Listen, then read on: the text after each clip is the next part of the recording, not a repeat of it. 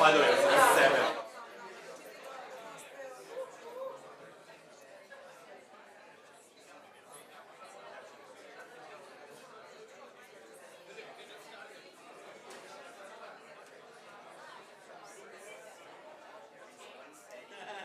excited? After such a long time.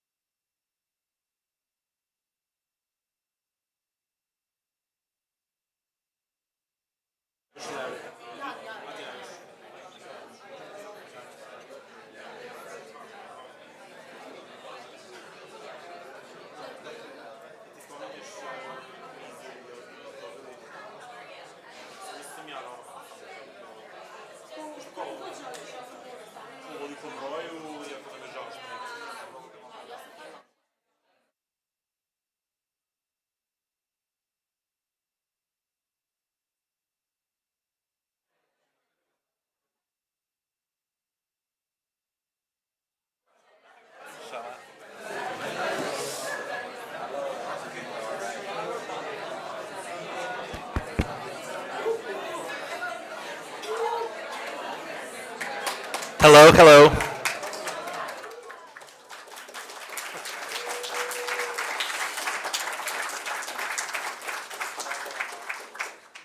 Can you hear me? Yes. Does streaming hear me? Yes. All right, got that covered. Hello, everyone. I'm Filip. You might know me, you might not. For those of you who don't, I'm Filip Maljkovic. I'm a board member of Wikimedia Serbia and Wikipedia and Education User Group, two entities that have organized this conference and that will continue doing so in the next several days. And I want to welcome you to this EduWiki conference 2023. Woo! We have a bunch of stuff prepared for you in this first hour and a half, so I'm not going to go too long. I just wanted to use this opportunity to, as yes, I have a slide. I wanted to use this opportunity to welcome you on behalf of both affiliates, on behalf of the user group and Wikimedia Serbia. We've worked tirelessly over the past several months, even years, one might say, to make this happen. So I'm really glad to have you all here because without you, this conference means nothing. So yeah, we have about 100 people here. Yes. We have about 100 people here, and some of the guests that were supposed to be here were not able to come here because of some administrative reasons, and we're very sorry for that. Hopefully they can follow us on the stream. And hopefully there are a lot of people watching the stream, either right now or after the fact, because we wanted to make sure that what happens here stays for the long run, because we believe that this conference will be impactful, and it just makes sense. So yeah, I don't want to take too much time. I just wanted to say hello, to open this formally, and to sort of give it to Sukaina, who is going to talk about friendly space stuff. Very important, so that's why we start with that, and then we'll move on with the program. Thank you.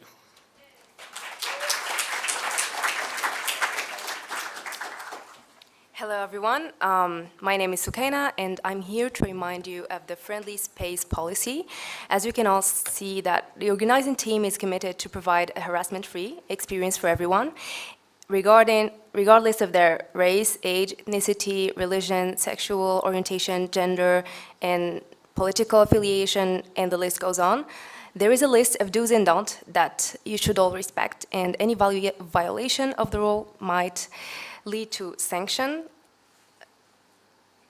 and that's not something we want to go through, so kindly respect the rules. The list of do's and don'ts is available on many flyers in the conference rooms. It's here. You can also scan the QR code and you will have access to the list of the rules. And something also to keep in mind is users or like participants with red, participants with red lanyards do not like to get pictured. So kindly keep that in mind when taking pictures. Something also to keep in mind is, please, when talking to any participant, keep in mind the respected names that they prefer.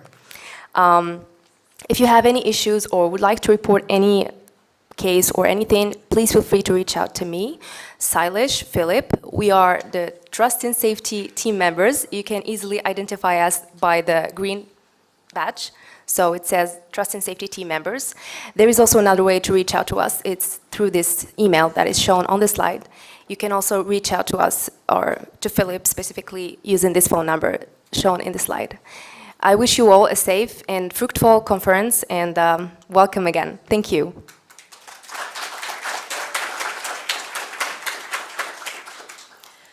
So, good morning, everyone, from me as well. I want to welcome you all to the EduWiki Conference 2023 on behalf of Wikimedia Serbia. Okay, yeah, I forgot that to do this for myself. We are really happy to see you all here, to see all familiar faces and to meet you in person. And we are looking forward to hearing from you and listening to you and learning from you in the next 3 days.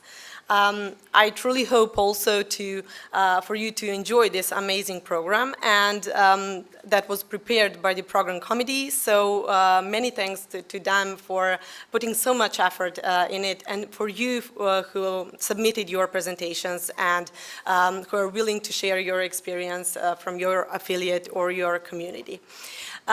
Also, I want to say thank to the Wikipedia and Education User Group, our partner in crime, who made this event possible and working. It was really a blast working with them.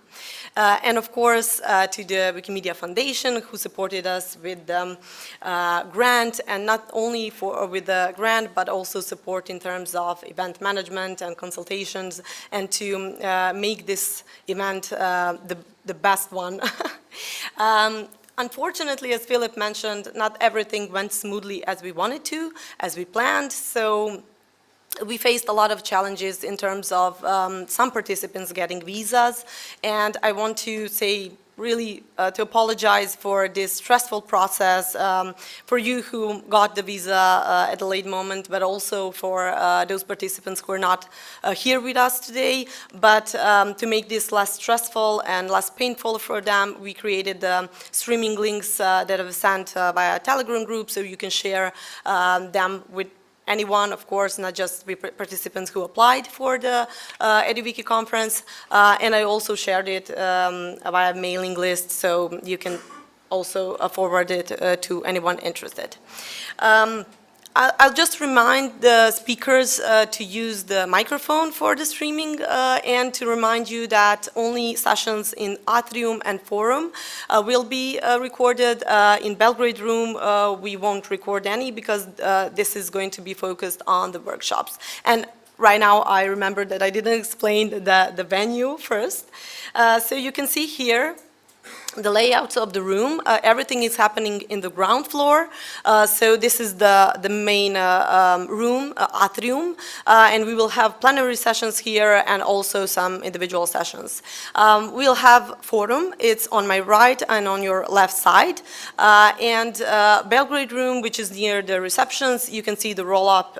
If you cannot find it, please reach out to us. As for the venue, you can use also, and I hope you used the restaurant this morning, but also terrace and balcony if you want some fresh air and if you want to chill and hang out with people in the next 3 days. I will also remind you, as Philip mentioned, that we will have people who are not, who don't feel comfortable being photographed, so they will have this red lanyard. Please pay attention to it if you are photographing them. And also, we do have volunteers with white lanyards, so you can ask them for help. They will be available in the rooms, but also at the info desk, which is the desk where you registered for the event. As for the, I just want to mention that we will have this quiet table in the restaurant. So if you don't want to talk, if you're feeling overwhelmed, you can use this table and just not talk and enjoy your lunch. And for the city tour, you probably noticed that we are going tomorrow at 6 p.m. I'll give you more information on the mailing list, but bear in mind that in the restaurant we will also have this room without music if you want to talk more with your fellow colleagues and, you know, maybe you don't enjoy music as much. We do have our team from the Wikimedia Serbia, so Nevena, Nebojša, Gorana, and Bojan. You all know Bojan, right?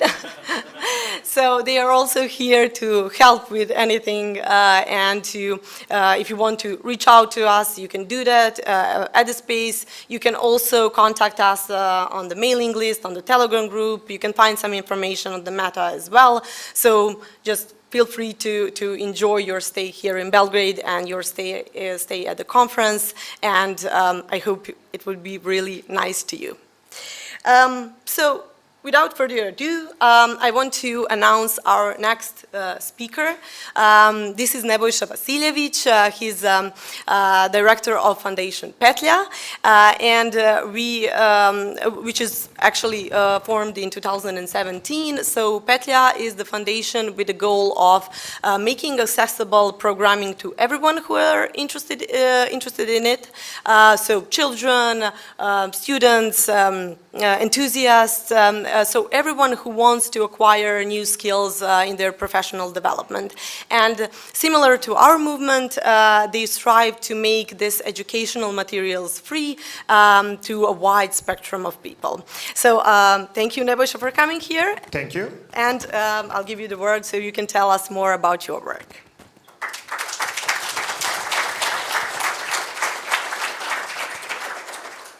Good morning, everyone. It's a great pleasure to me to be among so many people who are united in the belief that knowledge should be free, accessible, and open to all. As you already heard, I am director of the Loop Foundation, and we develop a lot of open educational resources, and most of them are related with support to computing subjects in formal education, in primary and secondary school. And what is also important to emphasize is that for different higher educational activities, training, summer schools or whatever, we always try to use educational resources as a foundation. So these resources then left for possible future use, and you can find on our website petlja.org many such resources. Unfortunately, many of them are on Serbian, few of them are on English, and I hope in the future more of those resources will be in English. And since this topic of supporting computing in schools is very important. I will start from some years ago, even before formal establishment of our organization. We had an idea that young students in school, primary school, should learn to code. And maybe you can remember these years, 2014, 15, 16, 17, there is a lot of things regarding learning to code with block-based programming, etc. But our idea was to try to move forward and to, in similar way, learn students to code in textual programming, primarily in Python. And in 2017, government decided to introduce computing as an obligatory subject in primary schools, and then government, IT industry, and organizations like ours had common goal to make this decision successful, to make computing in school successful, and we all cooperated very well. There was strong support from the industry, and there is very good cooperation with policymakers how to make all that happen. Loop Foundation made very important open educational resources that support the new subjects. There was very short time for implementation, and there was no time for regular textbooks. And also we provided a lot of trainings, etc. But I want to say here also that besides the pure support for the implementation, those educational resources had and also some other backup. So what is important, why I'm talking all about it? You have to put a lot of effort to make your open data, open educational resources, open source really open, and we do that all the time. Also, when we are talking about open, and we are talking about source, not only open source for code, but source of information, it is very important to mention open data. And it is, when you go from the education perspective, it is very related with the concept of critical thinking. Why? Because critical thinking always search for authentic source and double check any fact, any conclusion that is not obviously trustful, double check from some authentic source. And now we have a lot of open data all around us, and we need to educate people how to check conclusions and make conclusions from the open data. And many of our courses, online courses, open educational resources, are focused on that area. So, in this short introduction to our organization and values we share, I think that I have put some key focuses of what openness means for us and how we, and I think that it is pretty aligned with your values, try to fight for better open resources all around us. Thank you very much, and I wish you a pleasant conference.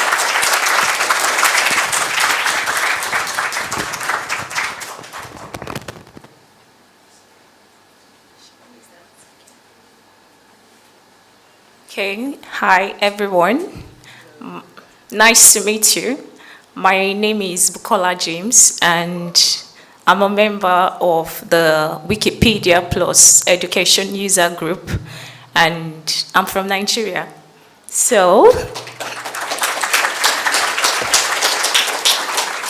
and this also happens to be my first international in-person meetup with Wikimedian. So I'm like, oh. Okay, so I'll be leading the Make a New Friend activity, and it promises to be interesting. Wow. Okay, so this is how we are going to go about this. It's titled Introduction at-on. So it's not an edit-a-thon, and you don't need to create a list of articles. But yes, you'll be making a list of new friends at the end of this activity. So I would like all of you to kindly stand on your feet. Thank you. And where is Bojan? I need pen and papers. What do you need? Pen and papers. Okay. Yeah, sorry to keep you standing, but please, I would like to get pen and papers for everyone in the room. Oh, no, it's paper, because yes, they'll be doing a lot of sketches. Oh, yes, or if you have your notepads, you can just... Yeah. Please kindly pick one paper, one sheet of paper, and then get a pen. If someone needs additional pens, Pen, paper. You don't have to leave where you are standing. Just pick a pen and a paper. Okay. Okay, so do we all have our pen and paper?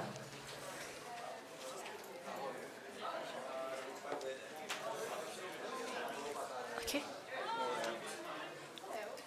Okay, fine. So while you're standing with your pen and paper on your seats, you can just keep standing. Please kindly walk 6 feet away from where you're standing and meet somebody. Yes, 6 feet or 4 feet. Meet somebody like that you've not have any formal discussion with. You don't? Yes.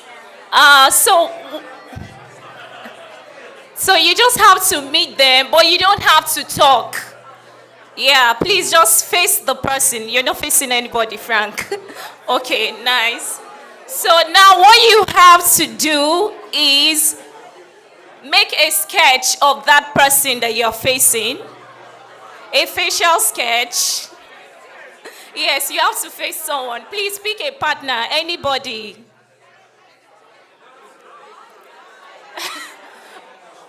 Okay, if you're not comfortable making a facial sketch, then you can... Okay, sorry. Sorry. Okay, so you make a facial sketch of the person that you're facing, and it doesn't have to take too much of your time. Just try to make a facial sketch. So once you're done, kindly exchange your paper with your partner and let them evaluate your sketch. Okay. My voice is... Okay, so once you're done making the sketch, kindly exchange your sketch with your partner. Oh. Okay, so once you've done the sketch and you've exchanged the sketches, then let your partner evaluate what you have done. And if, based on the evaluation you're getting from your partner, you have to now determine whether you are going to give that person your complimentary card, or you're going to just exchange your social media handles. And now your your numbers of connection is determined by the numbers of sketches of different people in this room that you can make. So you are good to go, and the time starts now. Oh, nice. I think you deserve a card.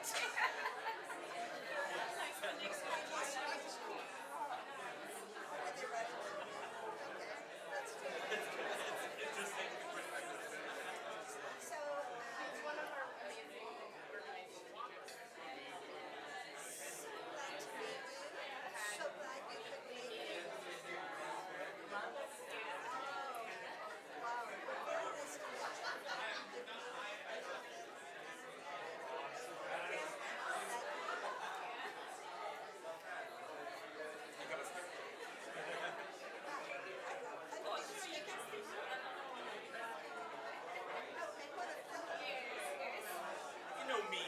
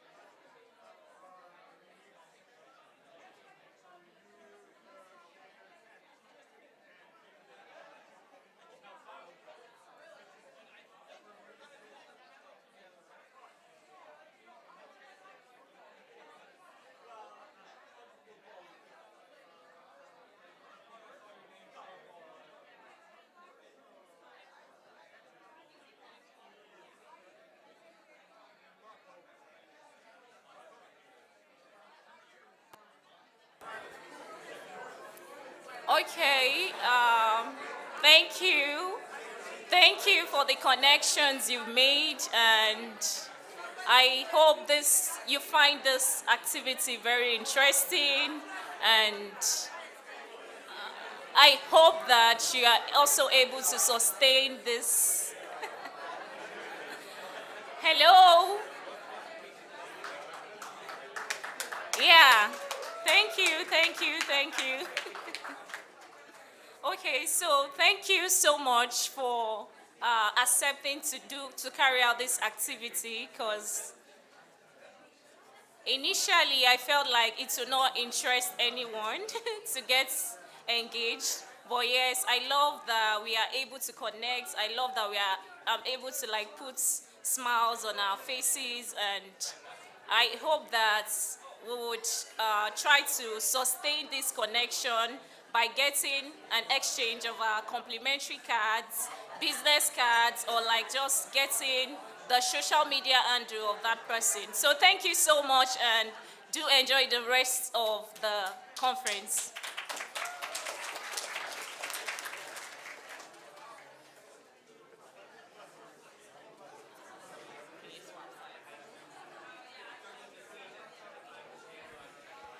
Hello, everyone. Let me make this microphone work here. I would like to also welcome everyone. I am Leanna Davis. I'm the chair of the Wikipedia and Education User Group, and I am so happy to see all of your smiling faces here today. It is my especially great honor to introduce our second keynote speaker, Shani, who I believe all of you know, but if you don't, you will get to know her today as she walks us through reimagining the future of Wiki and education. Shani is an educator specializing in technology and learning, a lecturer, a researcher, and a free and open knowledge advocate. She joined our Wikimedia movement in 2011 and immediately started work in both the education space and the GLAM space. And I had the honor of meeting her shortly thereafter and have appreciated working with her ever since. In 2013, she is one of us. She opened one of the first 4-credit courses in the world dedicated to Wikipedia, and later the first 4-credit course in the world to feature Wikidata. Her academic courses focus on missing medical content as well as knowledge gaps, highlighting and creating articles and Wikidata items from the Women in Red lists.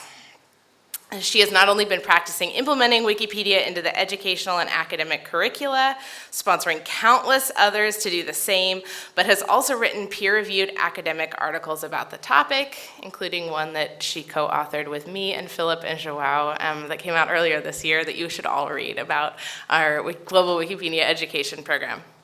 She recently finished her PhD, which she should get an extra round of applause for. And the focus of her PhD is on the semantic web as a learning platform, focusing on Wikidata as a case study. And she now pursues a postdoc exploring linked open data in the context of digital humanities. And she's also a great keynote speaker because in 2018, she served as the founding chair of the Wikipedia and Education User Group. And she served in that role till she joined the Wikimedia Foundation's Board of Trustees, and then Philip and I have taken over the user group chairship since then. But she was much better than either of us. And she currently serves as vice chair of the board of the Wikimedia Foundation. Please join me in welcoming Shani.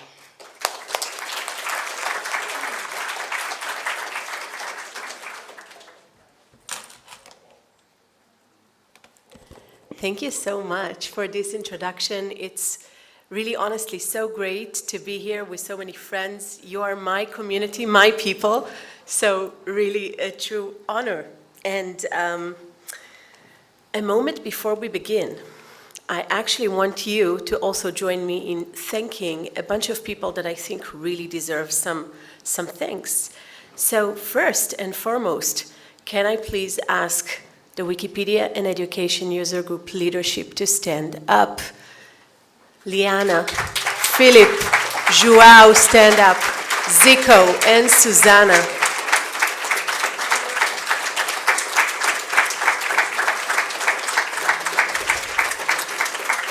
They are the spirit and the visionaries behind this conference. Philip mentioned it's been years in the making. It's true. He didn't lie there. He never does, actually. But Philip, and thanks to the work of Wikimedia Serbia, we were able to actually fulfill this. But before I thank them, I also want to acknowledge the Wikimedia Foundation staff members. And can I please ask you to stand up? Yael and Ben and everyone else and Sailesh and Melissa and Yop, right? They have been actually working around the clock in supporting the user group and Wikimedia Serbia in making this happen. and beyond, which I'm sure you'll hear about a bit later on. Third, I actually want to thank another entity, important one in the movement, and that is the Wiki Education Foundation. So I'm asking Liana to stand up again, and Frank.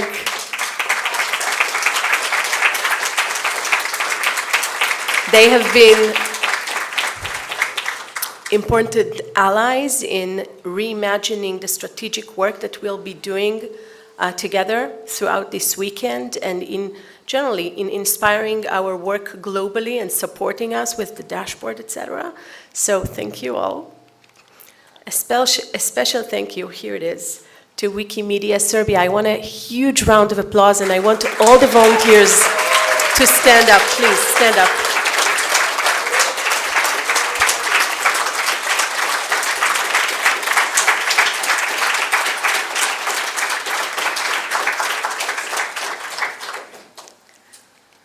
And lastly, I actually want to thank all of you, because this conference, as was mentioned, is not going to be anything without the participation of each and every person sitting here.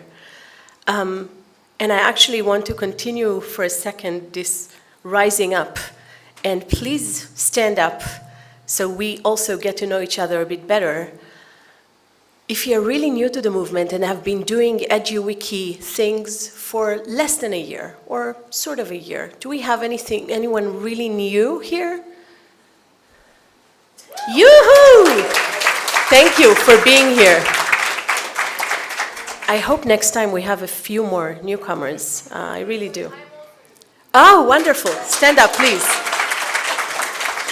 And a third, oh, we have 4 of them. Wonderful.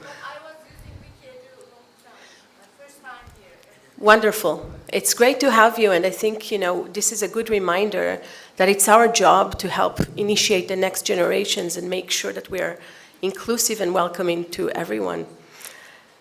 Stand up, please, if you have been doing this between 1 to 5 years now. Let's see how many of you are here. Woohoo!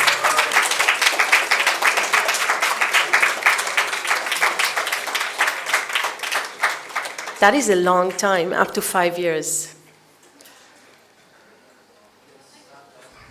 The next group. 6 to 10 years, people.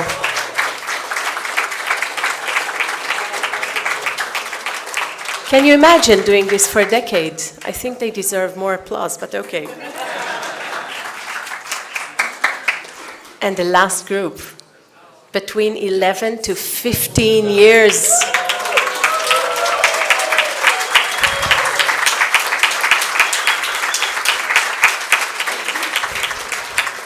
These are our veterans, the ones who showed us the way and who have inspired all of us. Do we have here someone, maybe, who's been doing it for more than 15 years?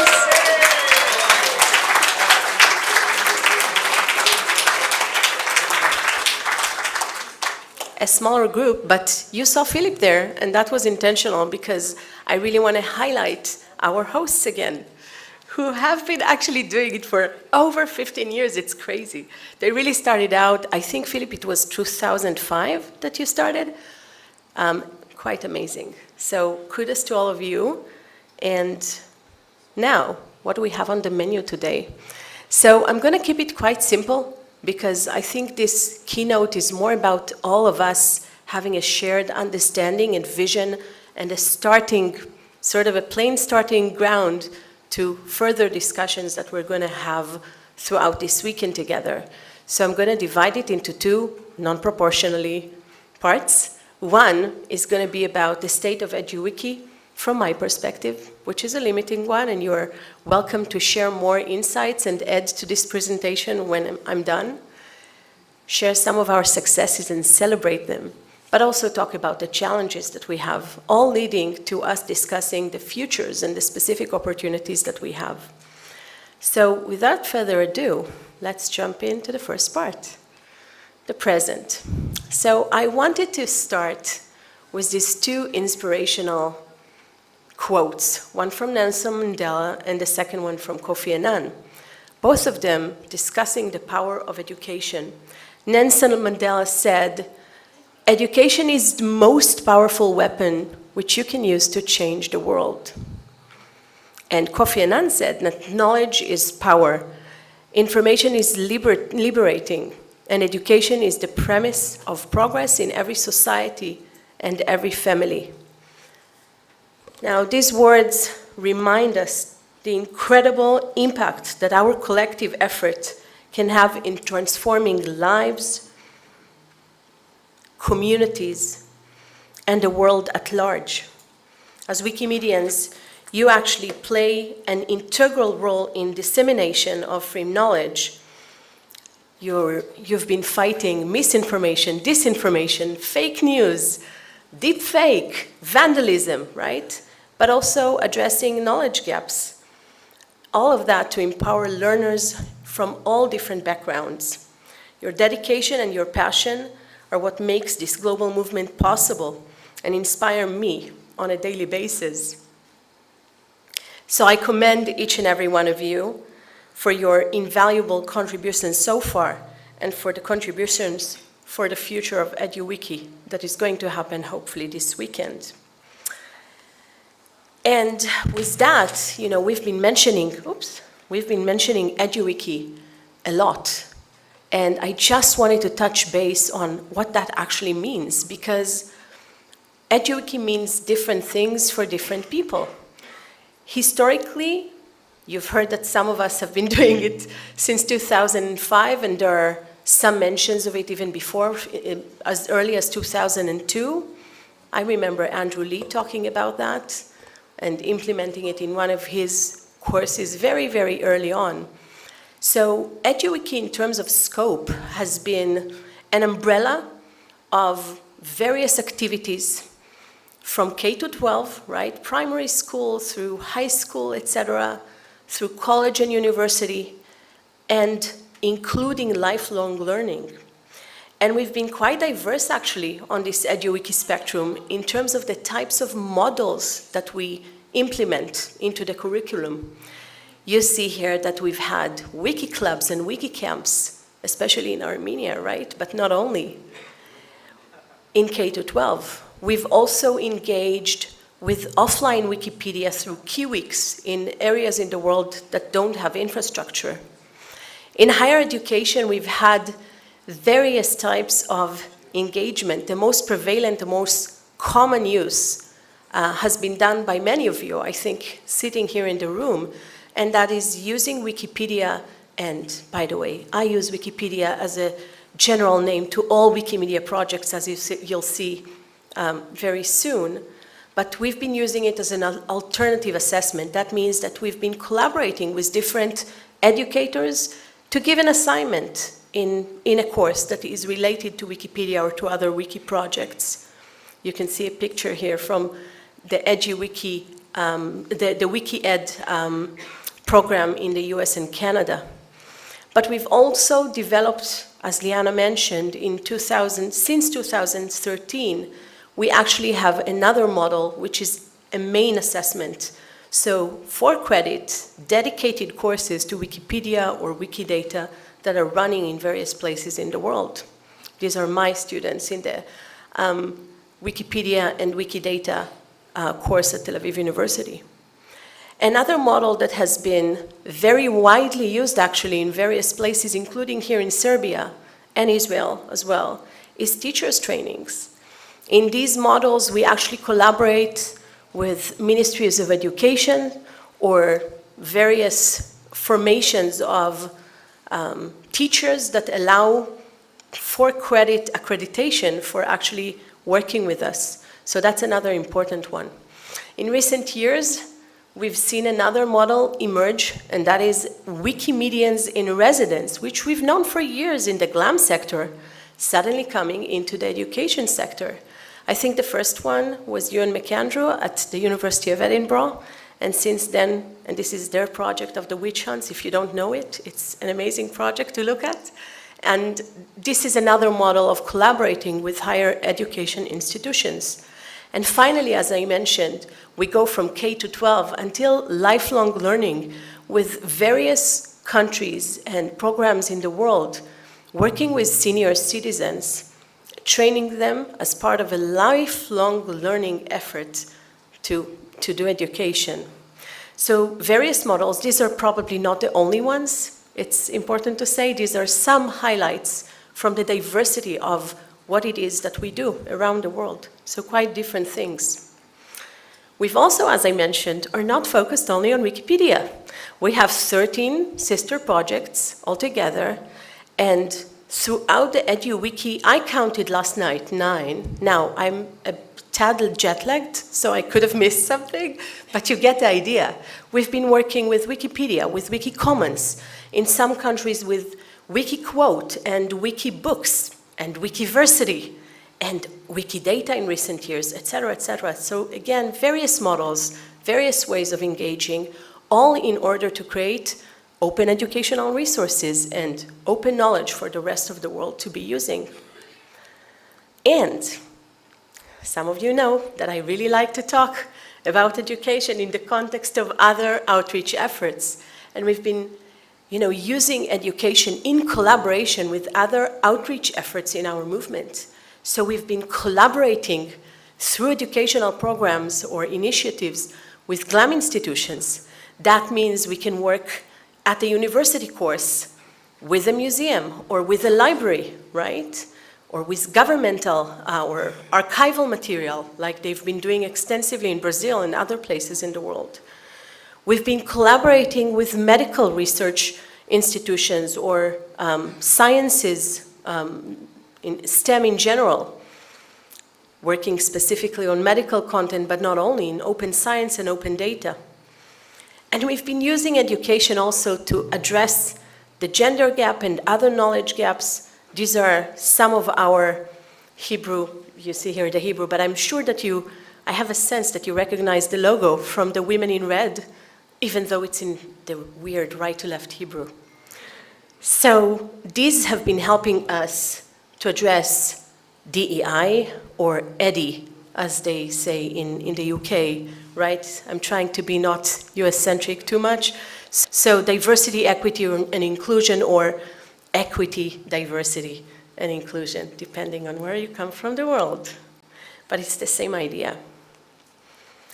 And we're not only doing outreach internally, right, or collaborating within different spectrums. We've actually been collaborating with external organizations like UNICEF and the World Health Organization as part of our educational efforts.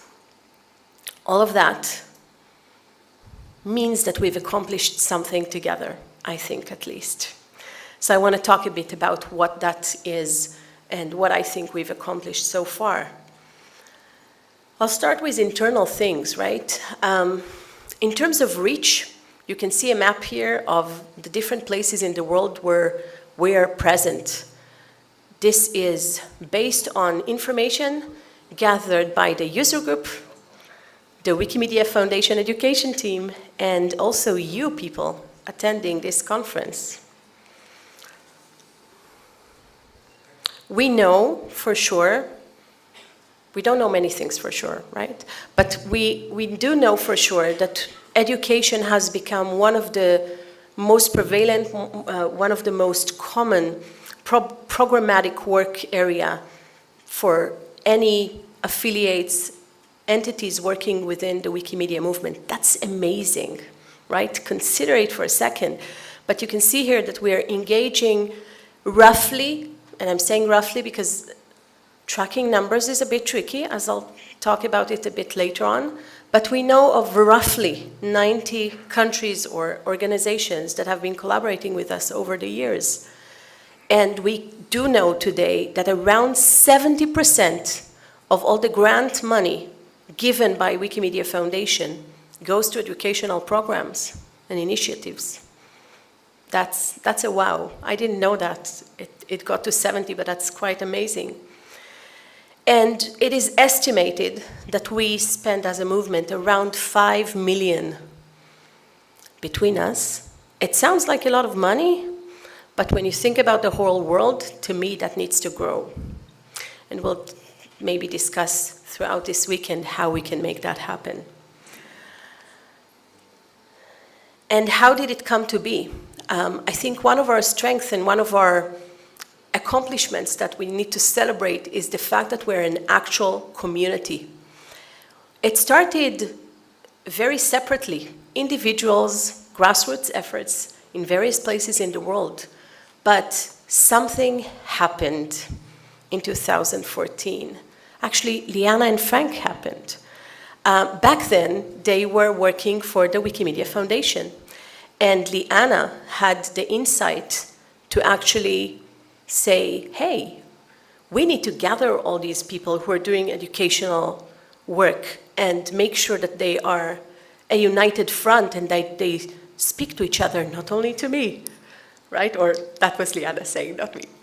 And actually, I owe a lot to Liana because she is the one who actually brought me in back then in Prague, recognizing that small me, back there in that tiny country called Israel, is doing something that is worthwhile, maybe. So we met in Prague in 2004, and that was the kickoff of what was historically known as the collab, the educational collab, collaborative collab in short. We ended up meeting later on that year in Edinburgh, and then later in Stockholm, and in Yerevan. And yes, if you're noticing, you can see the thread of me picking up or hiding behind people because I hate being photographed, as you can see from my red thread. So that was the beginning of our organizing. And I think we took an important step forward in 2018 when we actually moved from being just a collab to an actual recognized affiliate, a user group. That was an important step. I don't know why it's pounding, but let me see if I can.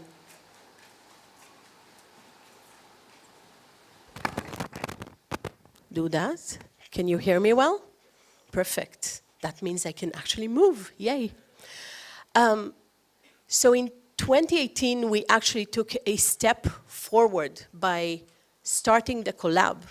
That was an important moment in time from where I look at things, and maybe other people may have different views, but to me that was an important moment that actually distinguished us as a community from other communities in the Wikimedia world, like the GLAM community, that did not organize as an entity. And there's a difference in terms of the maturity of our community because of that, and the impact that we are able to have because of that. Now, this was our first conference. Galder should be here, right? But the Basque, yay! But the Basque community hosted in 2019 the first EduWiki conference. And here we are, finally 4 years after, because of the pandemic.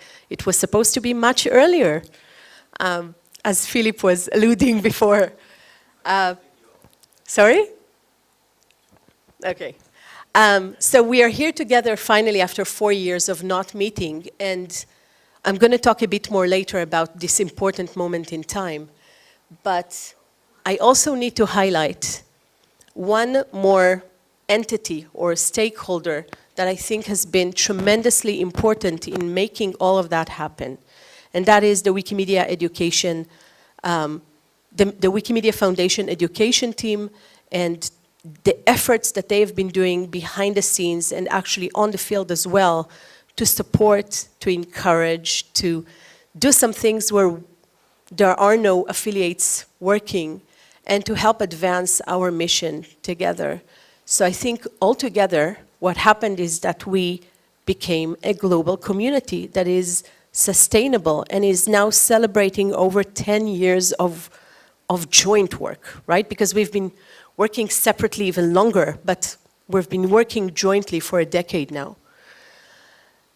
And I think our resilience really shine through.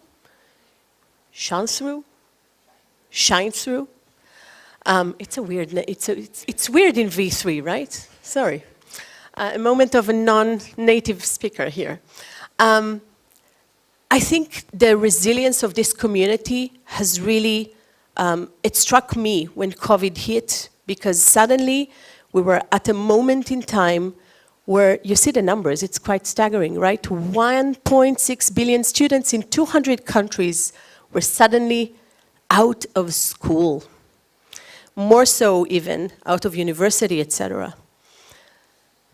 Yes, but education never stops, does it? Which is what makes our work so impactful as well. And we adapted, and we innovate, and we created new forms, and you can see a tiny fraction of the examples happening around the world during COVID. Another thing that is not on the slide but kept happening is that we continued to do research around this topic and publish papers despite the pandemic. And all of that helped us continue and push through and adapt to this new form of living. So that was a moment for us to actually celebrate our resilience as a community. Externally, I want to talk a bit about what we've accomplished in terms of research. Wikipedia has been research, and again, Wikipedia as a general name, for quite diverse work around Wikimedia projects, although Wikipedia is the most prevalent and the most well-known one, has produced tons themselves, producing academic papers, going to academic conferences, spreading the word.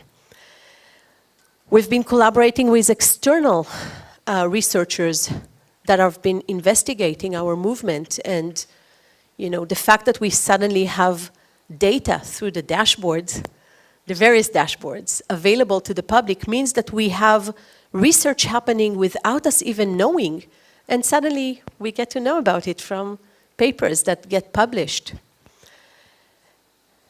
We have, all of that has been helping us to, in a sense, legitimize the work of EduWiki across the world. And we've seen a shift in the past decade, right? From teachers and many people that are decision makers saying, oh my gosh, to students, don't use Wikipedia in the classroom, to a growing number of educators, schools, universities, research centers, policymakers, ministries of education, wanting to collaborate with us on a growing scale. It also encourages the development of technological tools and offers a new model for engaging with our movement, because suddenly we have a model where we can show good editing, where the information is actually checked, sometimes by peer review and by university professors. So this has become a massive, important portal for people to join in our movement.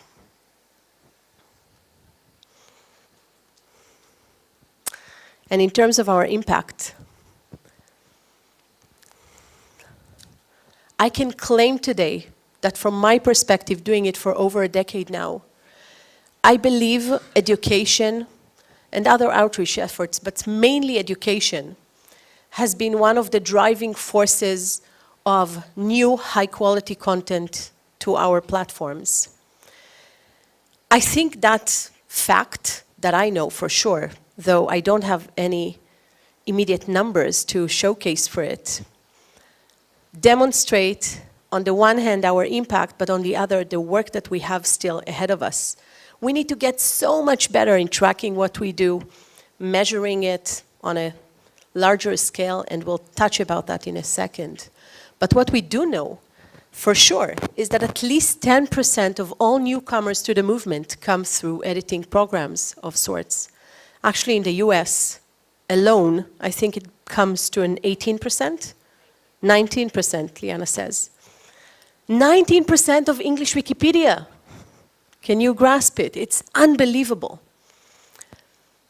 And we know that when teachers engage with us, good things happen as well. So it seems like a win-win.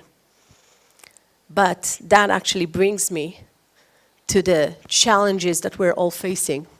We have some internal challenges that we will be trying to address this weekend, This is not a full list, again. I'm sure you can all come up with additional challenges, but these are some of the important ones that I wanted to highlight. First of all, despite the fact that we are a global community, I believe that from my perspective, we have been really struggling to strategically work together. We have had different entities in the movement doing amazing work, but we have not been as organized and as strategic in thinking about that as we could have been. So that's one challenge that we are hoping to tackle. We are missing some much needed technological infrastructure to support our work. Actually, we've been very thankful to have the dashboard, but at no point, if you reflect back, were we as a movement sitting down and saying, hey, these are our needs. This is what we need as tools. And hey, let's think about the matrix of what is it that we actually want to measure? What does success look like? And the fact that we haven't done that, despite the fact that we've been active for a decade, means that it's an opportunity for us to improve. We've been actually missing, and we know that outside the education world, right? It's a wiki problem in general. We were unable, as of now, I'm cautiously optimistic that we'll fix it at some point, but as of now, we're missing a system to curate all of our global efforts in a really nice and easy way. So that when newcomers come in and want to know, hey, can you tell me what types of projects are happening around the world, around K-12, or in universities that are targeting, I don't know, the gender gap, we will be able to answer that question. Right now, we really can't. It's kind of a word to mouth. You kind of need to be in this cabal of small communities, either on Facebook or on other places, or in Meta, or in these types of conferences to actually know what's happening. That's not sustainable. And we've been also missing resources for capacity buildings, because 90 countries, remember? You all know what that means. That means that we have some very strong chapters or affiliates doing this work, but we also have less developed, less mature entities in the movement working. We actually have 4 people that are new here, and when they want to start out or develop capacity in their own countries, where do they go? Right now, they can either go to the user group, they can go to the Wikimedia Foundation education team, but it's not organized enough. We don't have enough resources that are diverse and adaptable to the local needs. So we need to work on that. Externally, we also lack awareness in like-minded organizations and decision makers to the impact of what we do. Not many people, almost everyone use Wikipedia, but very little, as many of you know, very little actually know how it works behind the scenes. Not to mention what it means to actually implement it in education. So we need to be talking to decision makers, and we need to be talking to ministries of education and to universities, and they need to know about what we're doing and to understand how this is the perfect platform to implement some of their goals. We also have lack of recognition from like-minded organizations. You spoke about open educational resources, and I would say that we are part of the open education community, but that community rarely recognizes Wikipedia or the Wikimedia efforts in general as part of it. It's so weird to me, really, it is. It just means that we have a gap of education that needs to happen throughout the rest of the world. And I mentioned the OECD just because I've just, earlier this week I've been to Paris, and I was invited to give a sort of a keynote, right, to participate in a panel of experts that the OECD has initiated because they're starting a new network called Schools Plus. And to my amazement, honestly, they have framed our work, they brought us in as an example of wisdom of the crowd, but something outside of education. I'll let that sink in for a second. Us as outside of education. To me, that is such a huge, deep gap that needs to be filled that I ended up spending the 2 days that I had there trying to fill that gap in and trying to make sure that people understand that, hey, we're absolutely part of education. It's crazy to think of us as outside of education. What we do is education at its best, and we need more people to know about it. Finally, generative AI. Now, this is a challenge, but it's also an opportunity. It's a challenge, first of all, because it requires us to do a new type of educating the audience, right? Of making sure digital citizens that are out there understand some of the things about Gen AI today. Actually, we're better positioned to explain that probably than anyone else, because Gen AI is based on Wikipedia. So to me, the opportunity lies in the fact that actually when you contribute through educational programs to Wikimedia projects, you're actually making improve the world in general, but specifically you're making AI much better, because that is all the answers that it gives are based on us. And hey, we're the good guys on the internet, right? But we're flawed.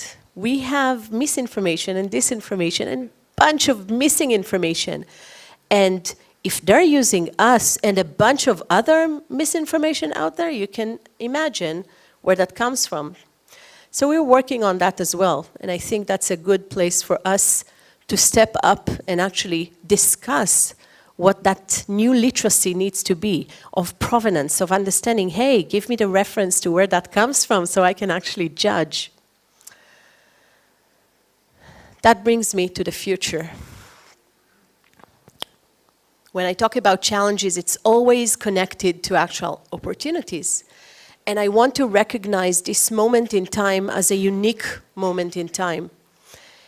As I mentioned before, as a movement, as a community of educators who are doing Wikimedia projects, we have been working tirelessly over the past decade. Partly we've been trying to join forces, but again, in a limited way. I want to recognize this moment in time where, from where I stand, it seems like the stars have all aligned now for us to be sitting here in this room in Serbia to be doing this work. It couldn't have happened a year ago or 2 years ago or 5 years ago. It can only happen now for various reasons that this keynote is too short to discuss. But trust me when I tell you that the moment of opportunity is now such that this is our moment. This is our moment to together think about all of that. We need to decide on a strategy. And for that, we need all of you to recognize that we're stronger together, right? We are all been doing our own thing in our local countries, but we do have global needs. We should have a global strategic agenda, and we should be driving towards it. And part of this weekend, as Liana is going to explore later on, is going to be discussing what the right structure is to do it. Do we need a hub for education? Maybe another structure? That's for all of us to decide together.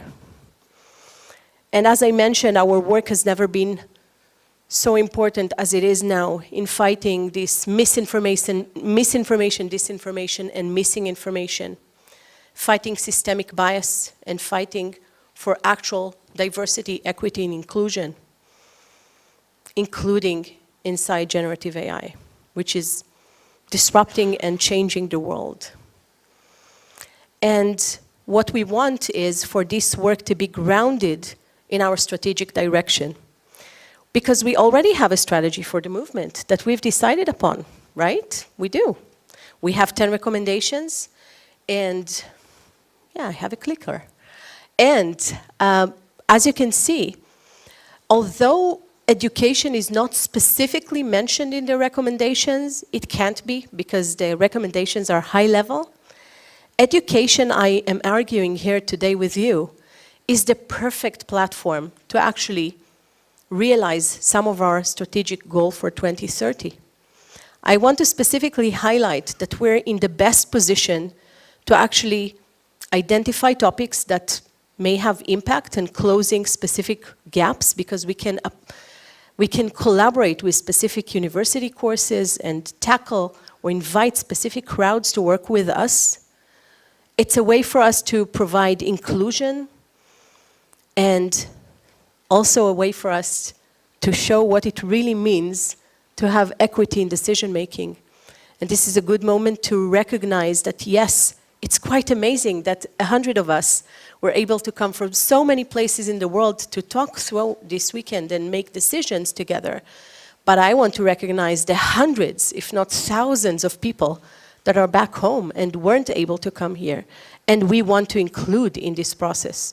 So whatever we do here this weekend is only going to inform a much larger discussion. And I'm so happy that the user group and everyone involved in spearheading these strategic discussions are so aware of it and planning and building towards that inclusion.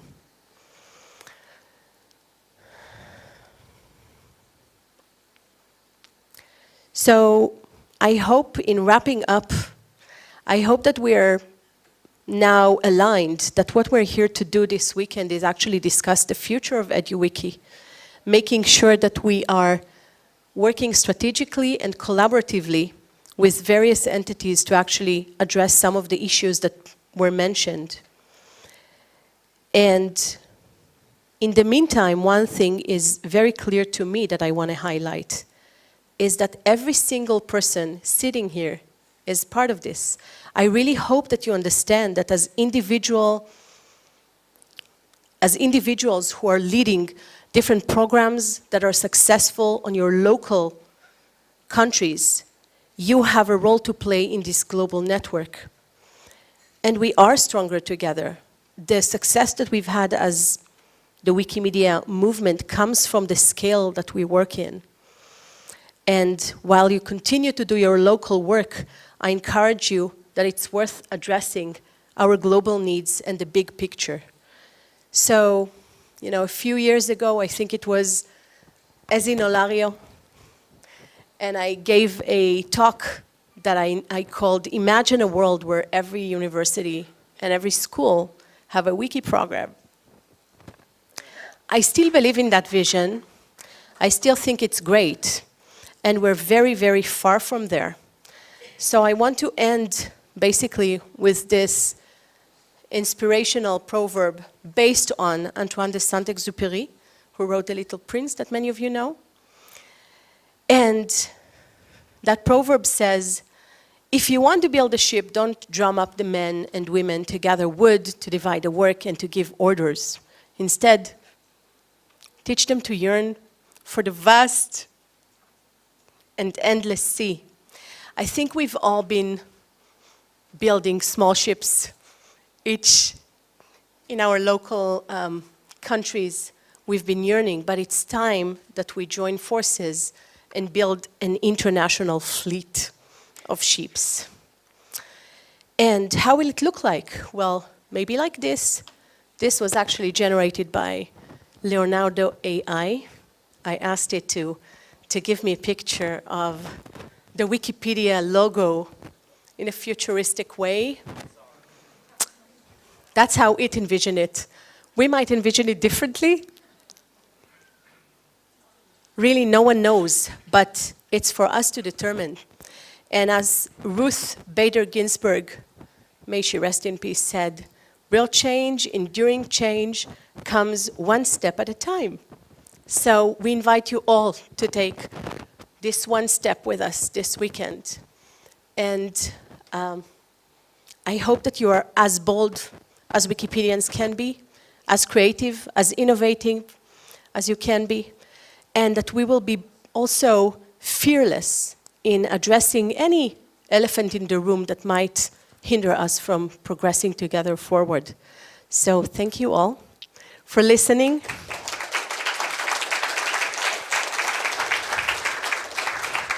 And let's discuss. Do we have time for questions? We don't have time for questions, so we'll carry on. Thank you.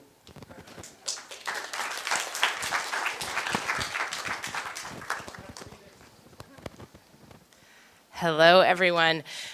So I respect I am what is standing between you and a break, and so I will try to be very quick with my introduction and overview of the program here. So I wanted to walk everyone through. I will take the clicker so I can actually advance my slides. I wanted to walk you through sort of how we have designed the program today and talk a little bit about some of the sessions that Shani mentioned in her keynote, where we are trying to determine the future of Wikimedia and education together here at the conference. So there's 3 general tracks for the program. The first track is sharing, doing, and learning. The second track is determining the future of Wikimedia and education. And the third track is connecting with others. The sharing, doing, and learning track, these are sessions mostly here in the Atrium and over there in the forum room. Almost all of these are recorded, and so if you are in one session but you would like to listen to the recording of another session, you can later after the conference. These are all led by you, fellow participants in the conference, and they're a mixture of lightning talks, global trend sessions, hands-on workshops, and a great panel discussion that I'm certainly looking forward to on Sunday, and I think many of you are as well, on generative AI's impact on Wikimedia and education. The sharing, doing, and learning sessions are the ones in the program in green and red. So this is the web view, but you will also see that on mobile as well. I encourage you to look at the mobile page on Meta for the most latest program. It had changes as of this morning. And then let me talk about the future of Wikimedia and education track, because this is a really important one that I want to make sure everyone here understands and is encouraged to and feels able to participate in. So there will be a panel discussion Saturday tomorrow morning, as well as sessions in the Belgrade room, which is the workshop room over there. These will not be recorded, and so these are all designed to be interactive workshops for those of us physically here in Belgrade.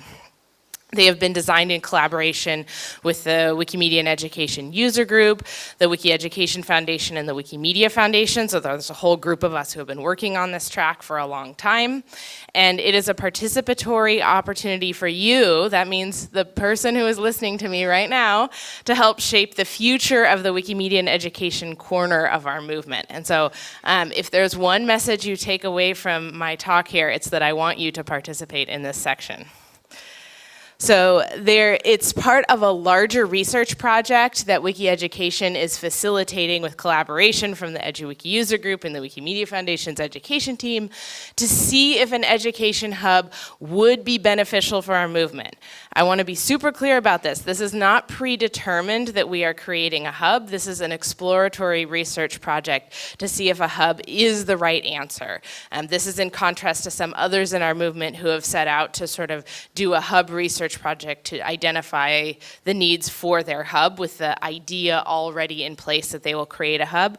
We are interested in figuring out how can we identify what our collective vision is, how can we see what our needs are as an education movement, and then figure out the right answer to that. And a hub may be the answer, but it is not necessarily the answer.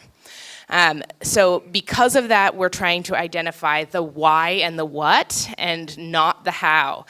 So this is super important. I know we as Wikimedians all tend to immediately go into the details of, oh, how would this work? And what would my affiliate's role be? And can I be on the governance structure? And that is not what we are talking about. I want you all to try to bring your conversations back up to the higher level of the why. Why are we doing this? this? What is the vision of this? And the what? What needs are we trying to meet? What needs do you have as a program that are the same needs as others in this space, and how can we collectively address those together? And let me reiterate here, we strongly encourage at least one person from each education program to participate. So if you are the only one from your program here, that means you. If there are several of you from your particular education program, different ones of you can participate, or whoever is most interested can participate in the whole track, but I strongly encourage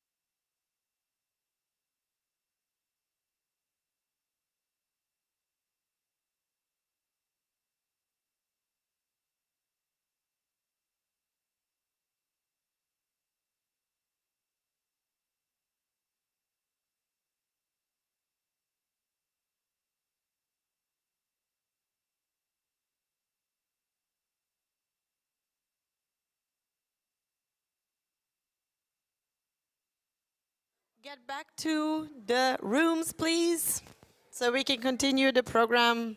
Thank you.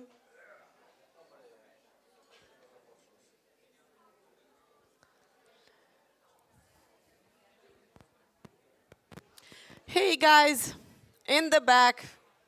Ah, nobody is hearing me.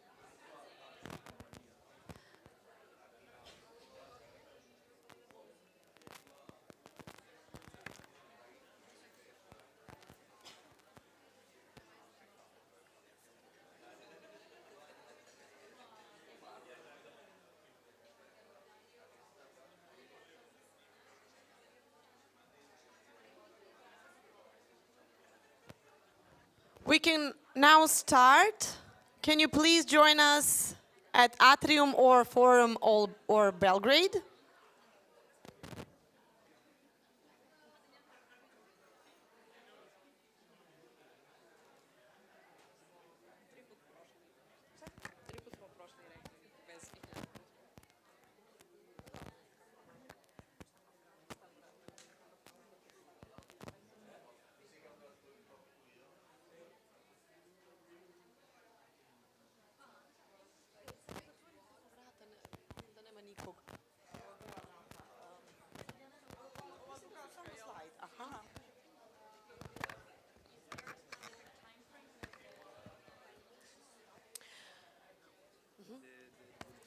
Budi ovdje, u prvim redovima.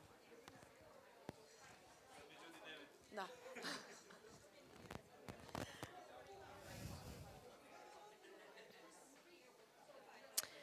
Okay, I think we can start.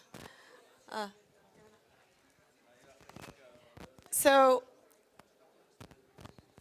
our first session for today, official session, let's say it like that, is Wikidata for Education, aligning Wikimedia project with school curricula. Today here with us is Sukaina, but Justice couldn't be here because of the visa problem, but he prepared a video for us, so we will be able to see his perspective. So this session discusses a pilot project using Wikidata to digitalize the school curricula in Ghana. So it can be easily accessible by teachers, students, researchers in order to achieve their learning objectives. I'll give the word to Sukaina and you enjoy. Thank you all. Thank you for being here. And as Ivana discussed, I will be presenting a very close project to my heart. It's called Wikidata for Education. And the main goal behind this project is to digitalize curriculums. Yeah, I know, it's a big word, but you will understand more in depth what we're aiming for behind this project. So, to start with, I will go with an overview of this project to have an idea about what is this project about and what was the end goal of it. This is like the summary or steps. We can skip that slide. And then I can just, start by giving you a small story or like a snapshot behind this project. So what is this project about? Wikidata for Education was an initiative that aims to improve the world's ability to access relevant data about school curriculum and to simplify and automate aligning open educational resources. But like how? It's via like digitalizing curriculums.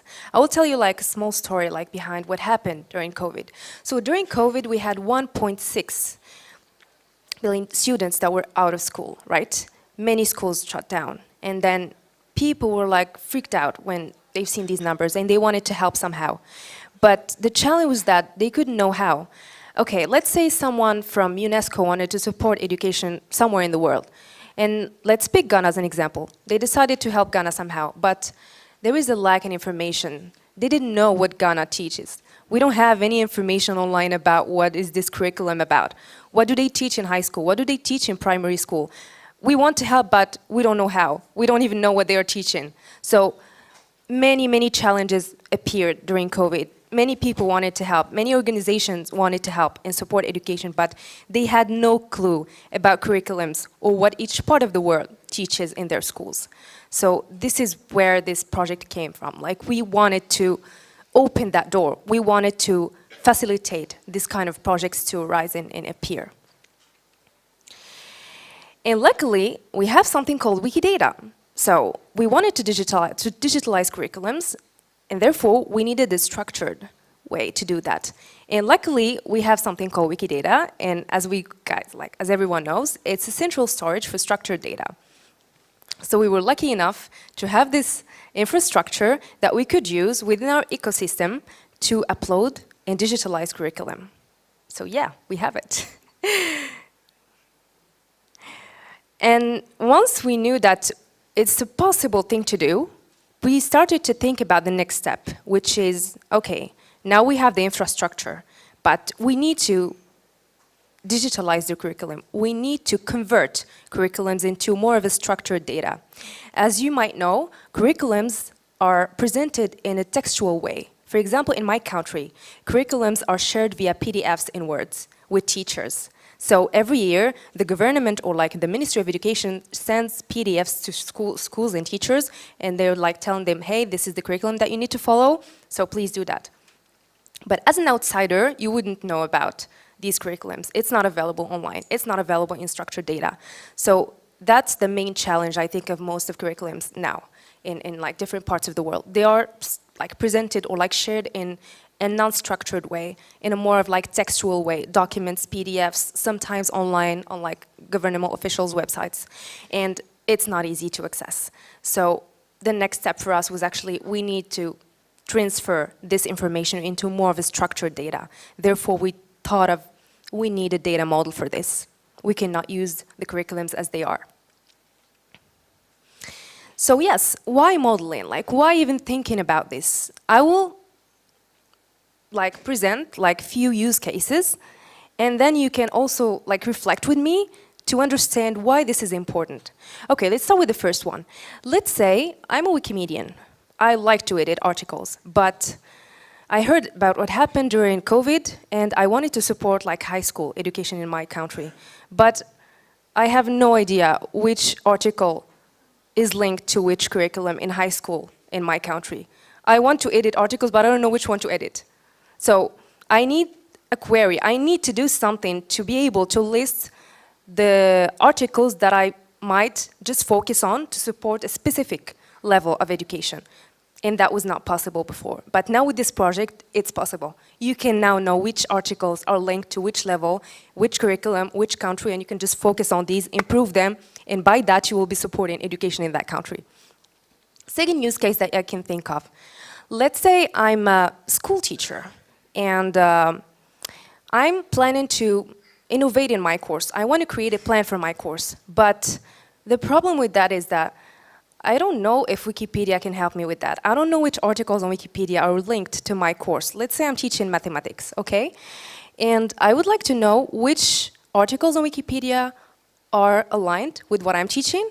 So I have no idea. But with this project again, it's possible. You can go as a teacher, have an interface like a website, an app, and then with a few clicks you can know which articles, or with one query, you can know which articles are aligned with the course that you are teaching, and you can just take these links, read the articles, and then you have a bunch of, information that you can use to restructure your course, to enrich your course content. Third use case that I can think of. Let's say I'm a researcher, okay?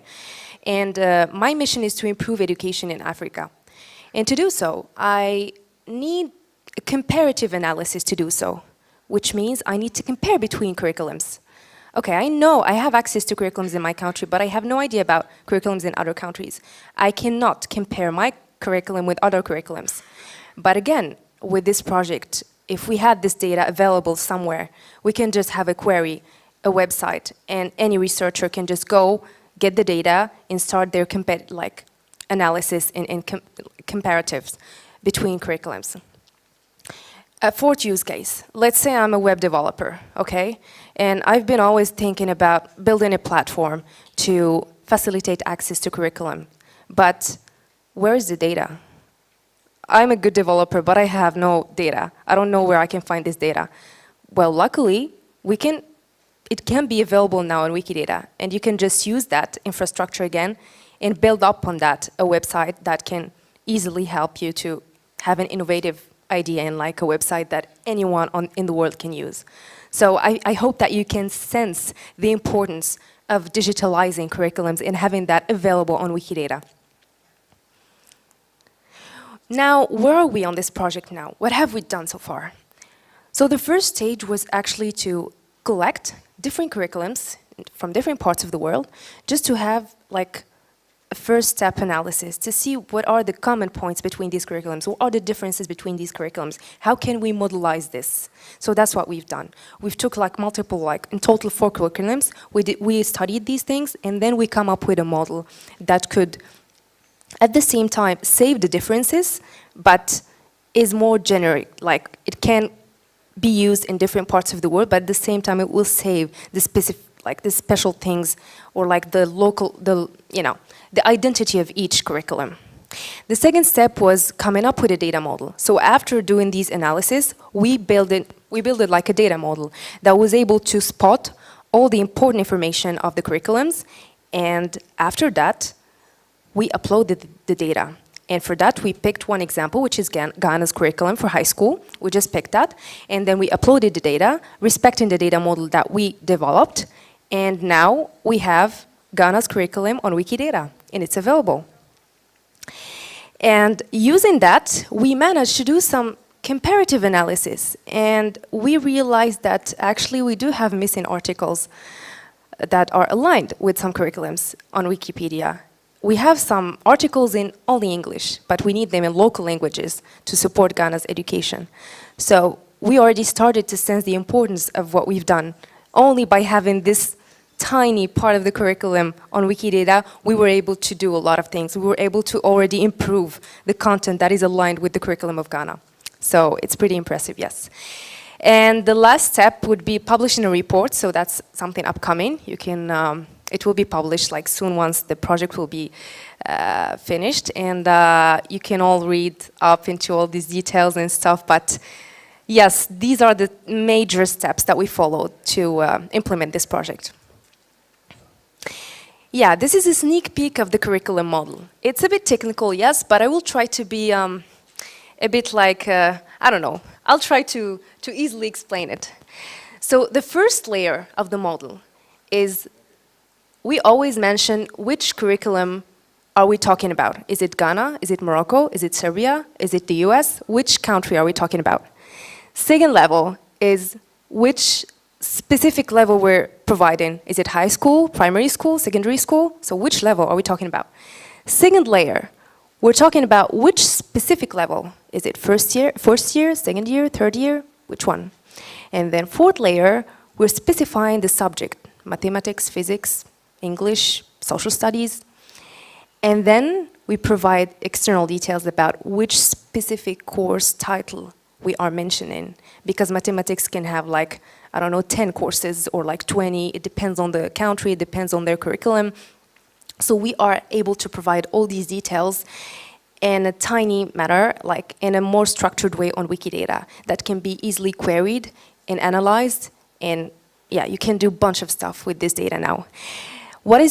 I think, what is important about this model, and something I want you to take away from this, is this tricky thing. It's called ICED. So what is ICED? I will easily explain to you what happens. In Morocco, for example, the name of the first year of high school is different than what Ghana names it. Each country names the specific level in their own way. Let's say I'm a researcher. I just want to compare between first year of high school and 5 countries. How would I do that if I don't know each name of each country, of each level? I don't have to do that. But luckily, UNESCO did their job, and they provided some standard notation, or like some standard codes for each level. So these codes are introduced on Wikidata as properties, and they will enable us to query the same level. You don't have to know details about what this country's name. You just need to know the code, and that's it, and you can use it. And we managed to run some queries that you can check that would show you the missing articles in different languages. I can show that later on. And this is actually a QR code that you can scan. It will show you the existing items that we have already uploaded regarding the Ghana's curriculum. This will show you how much curriculums can be complex, but how also strong the connection can be between items, and how many queries and ideas you can have. Now, what's next? This is important. For us to get the Wikidata property left approved. So this is something that the community needs to help on, especially the ICED one, the UNESCO one, that would help us to enable the comparison that we need to do. We have wiki data properties left unimproved, and these are crucial for our project. So this is something that I would like to highlight. We need to make sure that these properties are available. Second thing, we need to add more curriculum. So please, if you have an idea, or if you want to upload your country's curriculum, reach out to us. We can help, we can collaborate, and we can add more curriculum data. And we would like to build an app, but that's the next stage for us. We would like to build an app because we don't want our end user to be only Wikimedians. We need everyone in the world to use this. You don't have to be technical, you can just be a teacher. You have an interface, an app, and you just, with few clicks, you will have access to all the information that we are providing. And of course, we want to educate people, teachers, students about how to use these kind of interface like apps that we will be providing. And of course, continuous improvements, because curriculum are not something static, they change over time. So we are expecting that this kind of model will be improved over time as well. And now we will be displaying a video of my friend, Justice, who wasn't able to attend, and he will show you the campaign that were run by Ghana. These campaigns' main goal was actually to close the gap in the articles that we managed to identify using our queries, using the data that we uploaded. Welcome to the campaign section of the Wikidata for Education project. So essentially, this campaign is to close the content gap between the curriculum data that was uploaded to Wikidata and its corresponding Wikipedia articles. The campaign is happening in 3 subjects of the Ghanaian curriculum and also in 3 local language Wikipedia. So we are talking about the subjects are social studies, science, and ICT or computing. And then the language Wikipedias are English Wikipedia, Tree Wikipedia, and then Dagbani Wikipedia.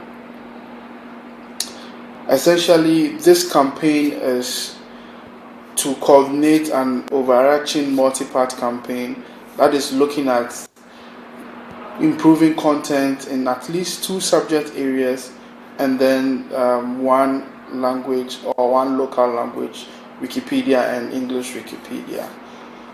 We are also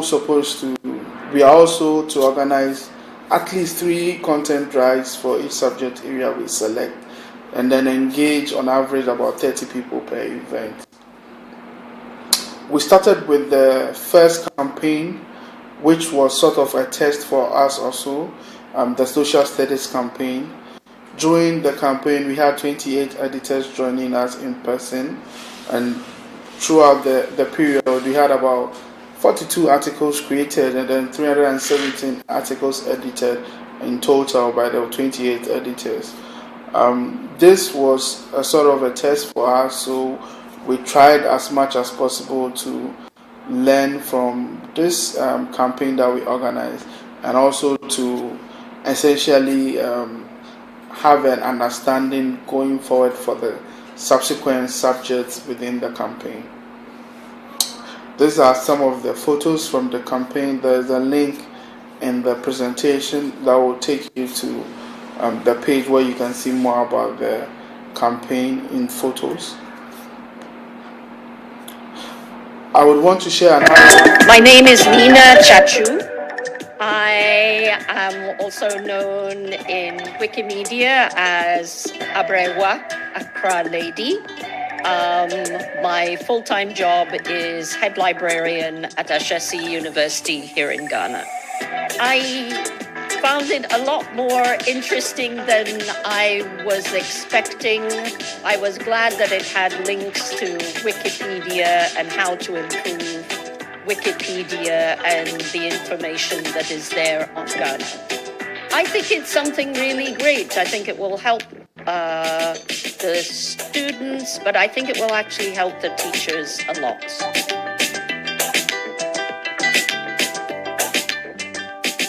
My name is Ezekiel Adi, and I'm a social media strategist for the Multimedia Group. I think it's very important, especially someone who is in the space. It makes information access easy and also helps with collaboration. And in our context, people are able to have access to much more information and create diversity in the kind of information they put out there. My personal opinion or view of this workshop, I think it has really further brought out the really important issue about diversity and the need for multicultural content on Wikipedia. Yeah. So this is essentially the video highlight of the social studies campaign that we organized a few weeks back. We are currently in conversation with 2 language communities in Ghana and to create, which is the Tree and the Gabani Wikipedias. Essentially, we are trying to close the content gaps between the English Wikipedia and then those 2 local language Wikipedias. When we did the query for the data models that was uploaded to Wikidata, we noticed a huge gap between what was found on English Wikipedia and what was found on these 2 local language Wikipedia. That is why it is essential for us to at least work on these local language Wikipedias to close the content gap that is involved for this project. We are calling on the English Wikipedia community to support this campaign, essentially by looking at the edits, especially those who are working on the English Wikipedia, to check the integrity of the edits that our participants will create, and also make sure that the participants are not unnecessarily having issues with vandalism, issues with IP blocks, and everything. And also, we are open to questions and suggestions on how we can make this campaign better. Thank you. Yeah, thank you all for listening, and thank you for paying attention to the presentation. Thank you again. I don't know if you have time for questions, do we? Yeah, of course. I know we didn't have much time to show you what we are finding with the queries and all. So today we have this common interest small group discussions at 4 p.m.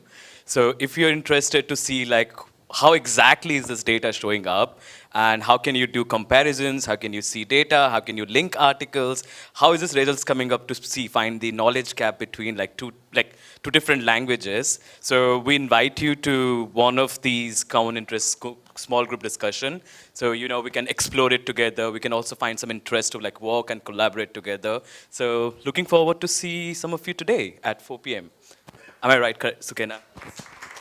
Absolutely. Please don't miss out. We'll wait for you at 4 p.m. and we will discuss furthermore. Yeah, well, thank you.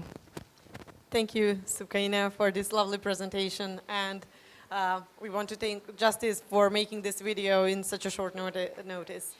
Our next presentation is also with some similar topics with Wikidata in secondary school classrooms.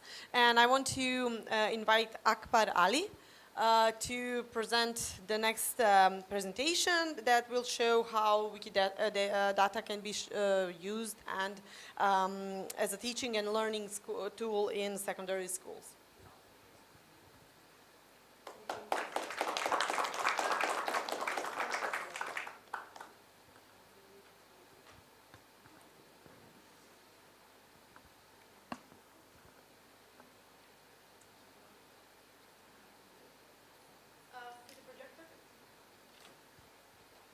Good morning, all of you.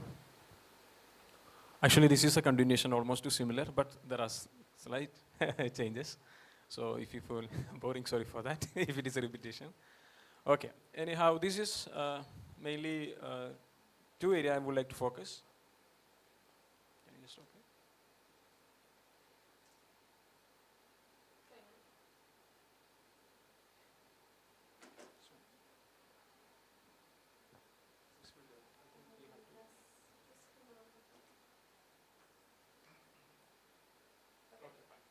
Thank you.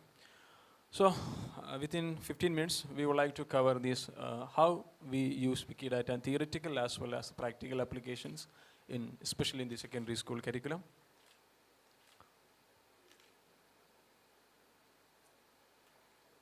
Okay, I hope you all are very familiar with Wikidata, so I'm not giving much introduction about the Wikidata. It's a structured data, and let us see how we are going to introduce, or how do we introduce the Wikidata in school.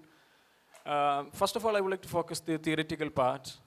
That's, as we know that everyone is talking about 21st century skills. As you know, these all are 21st century skills: communication, collaboration, information literacy, media literacy, and critical thinking, problem solving. So by involving the activities related to Wikidata or Wikimedia activities, you all going through these skills. We are providing this skill, or students are getting chance to acquire these skills. So that's a theoretical part.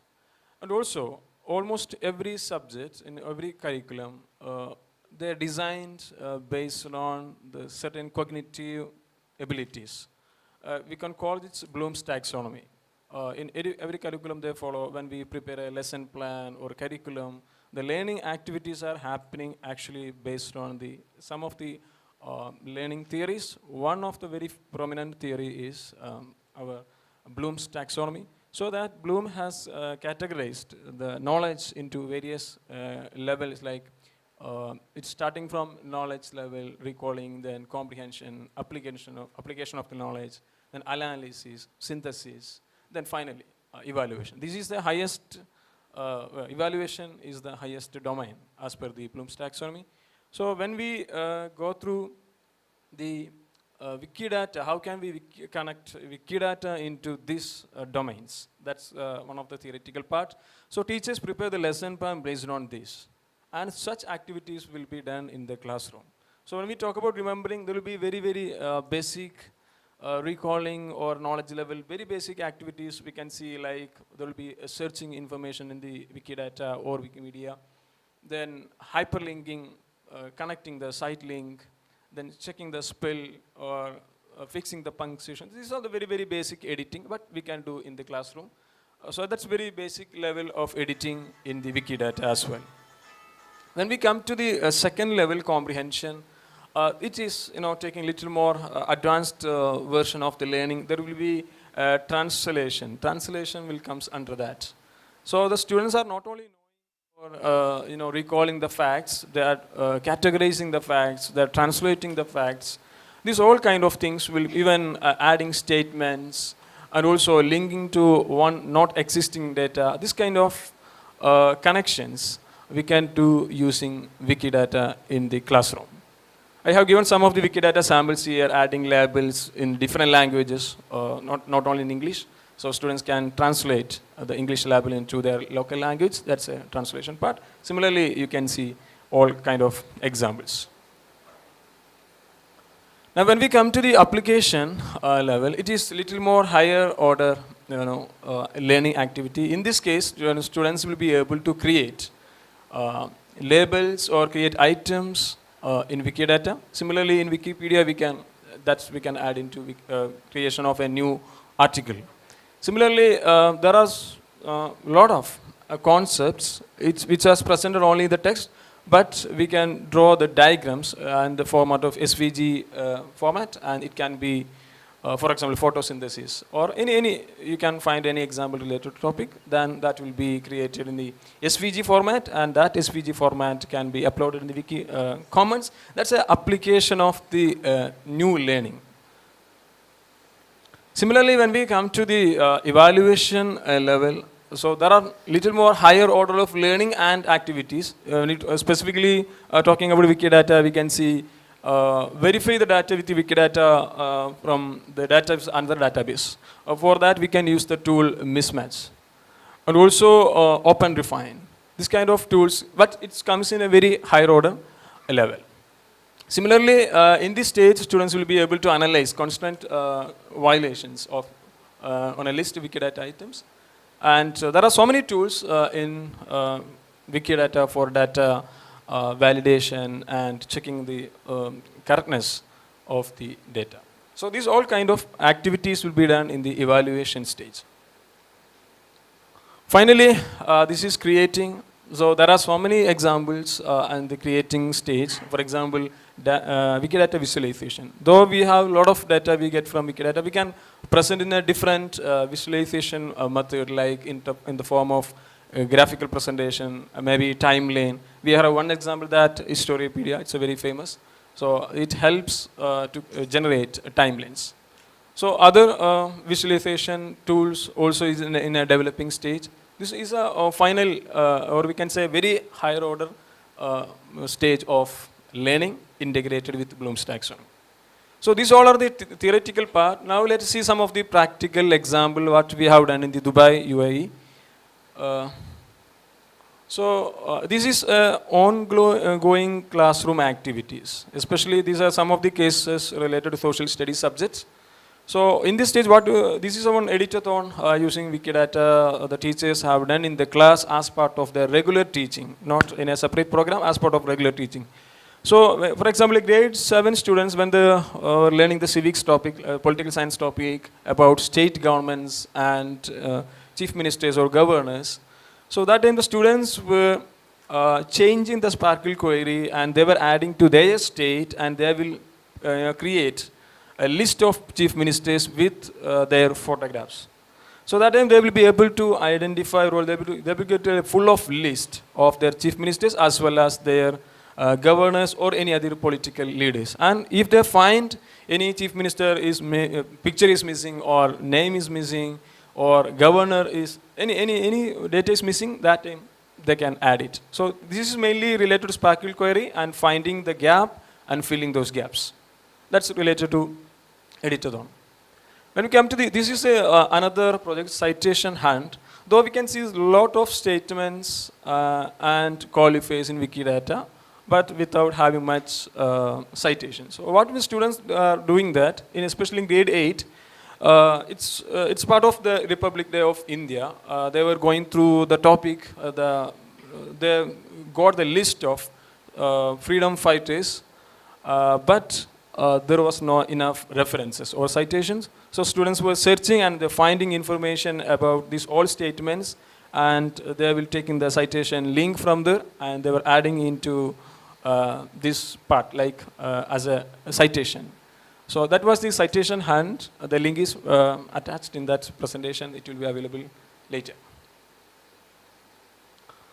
Then recently we had another program. It's called Datathon. There are a lot of pictures in the comments without having titles and descriptions. We have collected some of the images of Nelson Mandela and Adolf Hitler and Mahatma Gandhi. There are so many images. It's a part of their topic, especially in history. But when we came to geography-related topics, there are so many images of endangered species. Even the tigers as well, but without having captions and file names. So students were opening these images and they were describing these images as well as they were giving the titles and captions. So that was Datathon. Then that's a little different from Wikidata. It is related to Wikipedia, and students were received some assignments to create local history as part of their subject. And they were creating articles on that. That was another learning activity. These all activities were actually not a separate assignment. These were all the part of the ongoing day-to-day classroom activities. And this was another experiment we have done in the Dubai. Using the tools WikiShootMe, students were capturing the photos of their locality, especially their local towns, and those photos they were uploading in the Wiki Commons using the tool WikiShootMe. And finally, as an educator, we had some challenges related to this. One of the main problems most of the educators are facing that lack of awareness, and many of the educators are not connected with the Wikidata or Wikimedia.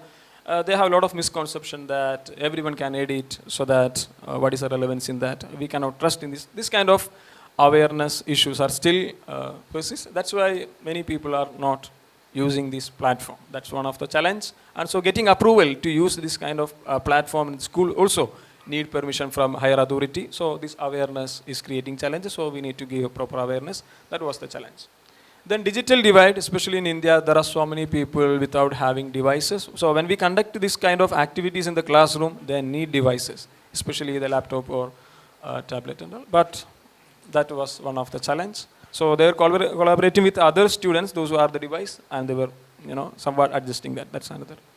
Then curriculum integration. So now we have seen some of the example that's related to only social studies curriculum. But integration with other subjects like science, maths, especially mathematics, how can we integrate Wikimedia platform into this subject so that those subject teachers can also take part? Otherwise, it will be mainly focused only in the humanities subject. This was the another challenge. That's all. Thank you. If you have questions, you can.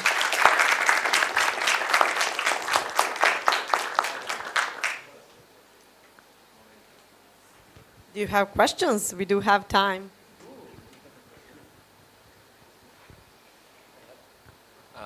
Dodi from Malaysia User Group. I'm surprised you teach all of this to secondary school students because on the Wikidata itself you show about query, image, name, list, referencing. Because do you teach them fully about Wikipedia first before going into Wikidata? Because I think all of this understanding comes from Wikipedia first, including the referencing, category, what to do, what not to do, even in comments, what to upload, what not to upload, respecting people's privacy, whether it is a freedom of panorama, is it public figure or no. This thing probably takes probably 1 whole year for them to fully comprehend before they can go using all of this as a query in Wikidata. Okay, thank you for that, asking that question. Actually, in my experience, COVID brought some positive changes. Go back a little bit. Okay, so COVID brought some positive changes that especially use of ICT tools in the school classroom is increased. So for various platforms they use for day-to-day teaching, learning activity, for assessment and conducting class, for collaboration, a lot of ICT tools used. So students believe that, oh, this is another platform we are contributing or it's a part of our learning activity. So we are not introducing separately Wikidata as a fresh.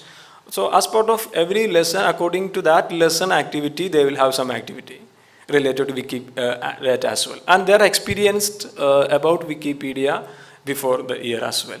Because in grade 7 onwards, the students are aware about Wikipedia because whenever the teachers get free periods, they will go and simply sit. Instead of that time we will use to introduce Wikipedia. Okay, we are going to learn something new today. There is a platform Wikipedia and this is the way of creating an account. The students will be created an account. The next, whenever they come to the class for the respective subjects and that topic, according to that topic, they will be working on that. So mainly, in short, I can say, it is not just teaching like Wikipedia, it is integrating with our lessons. So as part of the lesson, sometimes they use Google Docs for collaborating. They use quizzes or Microsoft Forms or Google Forms or Kahoot. There are so many platforms for assessment purpose. So this is another platform for research, collaborate, then contribute. I think this all can be done using Wikipedia and Wikidata, all our Wikimedia platforms. So we are also thinking to use Wikisource to integrate with we need to find out the chapter where we can fix this. So we need to design curriculum for that in all subjects. I hope I answered to your question. Thank you.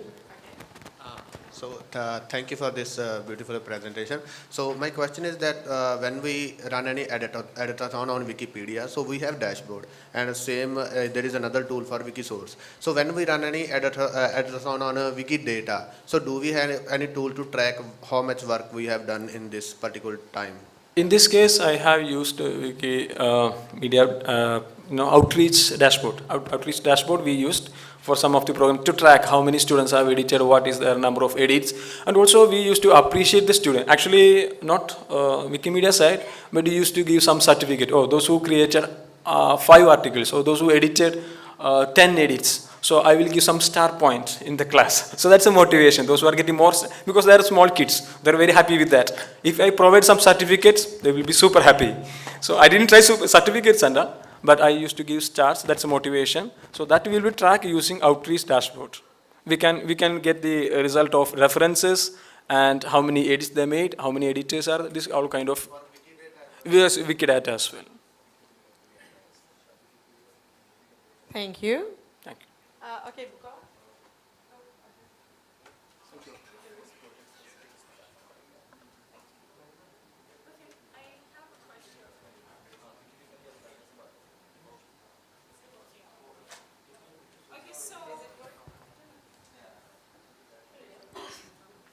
Okay, so my question, you made mention of the challenges you faced and you identified curriculum integration as one of them. So I wanted to know what was the solution? How were you able to integrate this activity into their classroom curriculum, or like were they just doing this activity outside of the curriculum? How did they align? Okay, actually the first part is about awareness. So I think the major awareness has to be done among the teachers. So I was so surprised that some of the user groups are organizing a lot of teachers training program. We have not conducted much teachers training program, but we would like to.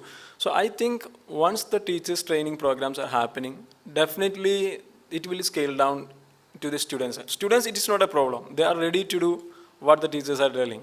But to introduce this kind of things in the schools, in curriculum, first of all, teachers should be ready. There is a misconception of the teachers that, I already said that, everyone can edit, we cannot. That mindset is there, many teachers. It has to be removed by conducting a lot of teachers training program and how this platform is helping for them to collaborate, how it's integrating. That's why I said in the beginning, the theoretical part, that is to be very clear. How this Wikimedia contribution will be connected with the 21st learning century skills. If that is convinced, I think the majority of the educators will try to use this platform. They should understand the scope of this platform. Similarly, you asked about the curriculum integration. So we are okay with humanities curriculum. That's okay, curriculum integration. We can go through chapter-wise, topic-wise. We can plan what kind of activities we can do using Wikidata. But there is a challenge that we need subject expert actually, subject experts. They should sit with Wikimedians and they should understand the platform. And then they need to, I cannot tell more thing about science or other subjects which I'm not familiar.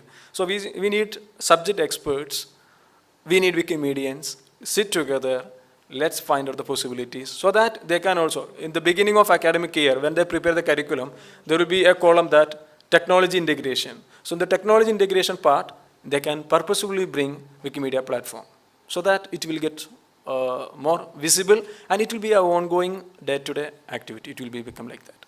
That's the only way. Thank you.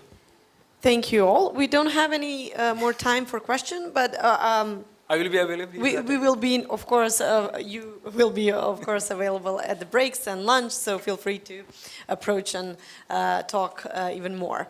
I will now ask Galder and Ayora, I'm sorry if I'm not pronouncing it good, to join us at stage and present their project Ikusgela.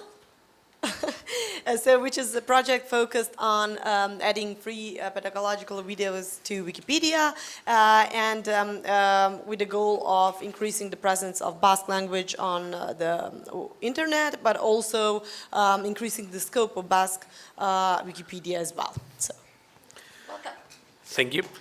Ayora is back there. You can ask questions also later. I'm presenting this. This is a project called Ikusgela. Ikusgela means ikusi in Basque means see, and ikasgela means classroom. So it's a pun between a classroom that you can watch or see. And the scope is adding pedagogical free videos to Wikipedia articles. So yes, we are known because we write an encyclopedia. We do a lot of other stuff, but we are known for writing an encyclopedia, but our readers want to watch videos. And this is not something that it's not something citation needed, it's something that we know.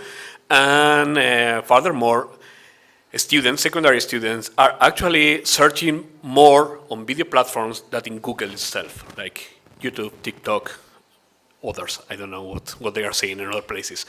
So students especially want to watch videos. Students are going to video platforms more than ever. And this is something everyone who is teaching knows. I mean, it's not something that, it's difficult to get the exact numbers for countries, but people is going more to video platforms. And there is a huge increase in, I don't know if there are teachers or learners who make videos like, I will explain you history, or I will explain you maths, or I will explain you anything. So these people who is learning there is not going to our platform. And we want to be the central platform for free knowledge by 2030. So this is something we should think about. The problem is that this content is not usually free. It's free to reach, but not free to incorporate to Wikipedia. Mostly because there is people making money from this, but also because there is people who actually they don't want to make money, but they don't know that they can freely license their videos in YouTube. And this is something that they don't know, and maybe if we approach them, they could change. And nor in most of the languages. We can find really good material in English, really good. There is also very good materials in Spanish, in French, and in all major languages, but in Basque this is something that is not happening. I mean, we have some videos, we have some teachers making things, but it's not something that you will find easily. So we created Ikusgela, that is also our project, that works in Wikipedia, but also on a standalone in most popular platforms. I mean, we are not limiting it to Wikipedia, we are also disseminating by social media, YouTube, and in the live weeks, TikTok. So how we did this? First, 3 years ago, or 4 years ago, we started giving some grants on digital humanities from the Wikimedia Basket user group. From the money we get from the government, we make like 2 projects on digital humanities that use Wikipedia and want to enrich the Wikimedia ecosystem. So there was a prototype of an idea to research on this. So we granted it, and they made a prototype, an idea. With that prototype, we went to institutions, mostly to the Basque government, who is the one who is giving us more, but other institutions too. And we got some funds, actually half that of what we pretended, but okay, we got some funds. So we partnered with experts for making these videos, communication experts. I mean, it's quite difficult to make a good video if you are not partnering with people who knows to make videos. There is also people who is scripting, and we have 2 layers of scripting. We have academics working on the script, and then we have communication experts translating it into a video. Because when you ask for an academic, like, okay, we want 2 pages about Nietzsche, they say, okay, here are my 25 pages about Nietzsche. So you have to summarize it and make a comprehensive video for a high school student, and it's not so easy. And we are partnering also with teachers from secondary schools who gives us hints about what students' level will be supposed to be. So we were producing series. We started with philosophy, economics, and Basque literature. And now we are in the 2nd season of philosophy and economics. And we are in the 1st season of ecology and nature. And we have started also some short fact videos that are most supposed to disseminate in TikTok. The aim is also to fight like fake news and fake videos. So we try to make some, where are the citations of this video? You can learn more in this page. It's not always easy, and more to come. So the main idea is to have a solid script. This is the most difficult part.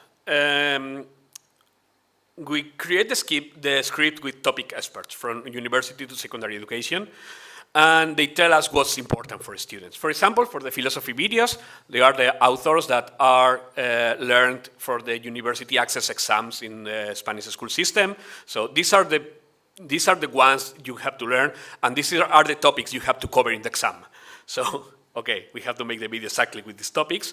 So we ask for feedback, and then we translate it, and when I say we, I say all the time, all the team, we translate it into a video script, and our communication partners translate it into a viewable video, and we have different kinds of videos, you will see later, and they have to find all the images at Commons or other free platforms, there are others, so the video can be uploaded to Commons and to Wikipedia.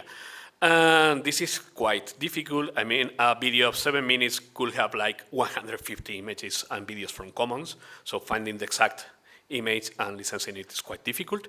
And in some videos, to make it easier, we use actors or topic experts, so they are free yet. I mean, they are working on that, so it's easier. And we have also videos with dubbed voices, I mean, like presentations with someone talking. The main problem is that video can't be easily changed after uploading them. I mean, once you make a video, it's like, okay, this is the video, and you are not going to change it, except if you make a fatal error. In this case, you can change it, but it's expensive to do that. So we create a page with all the credits and sources at our Wikipedia project for each video. There you can read like, okay, these are the 150 sources of this video. In some cases, we also have like some references where this information comes. And then we upload them to Commons, YouTube, and Source to Instagram and TikTok for some videos. And we add the video to relevant articles, and this is important because you can, in Commons, you can also add bits of videos, like start from here and end here.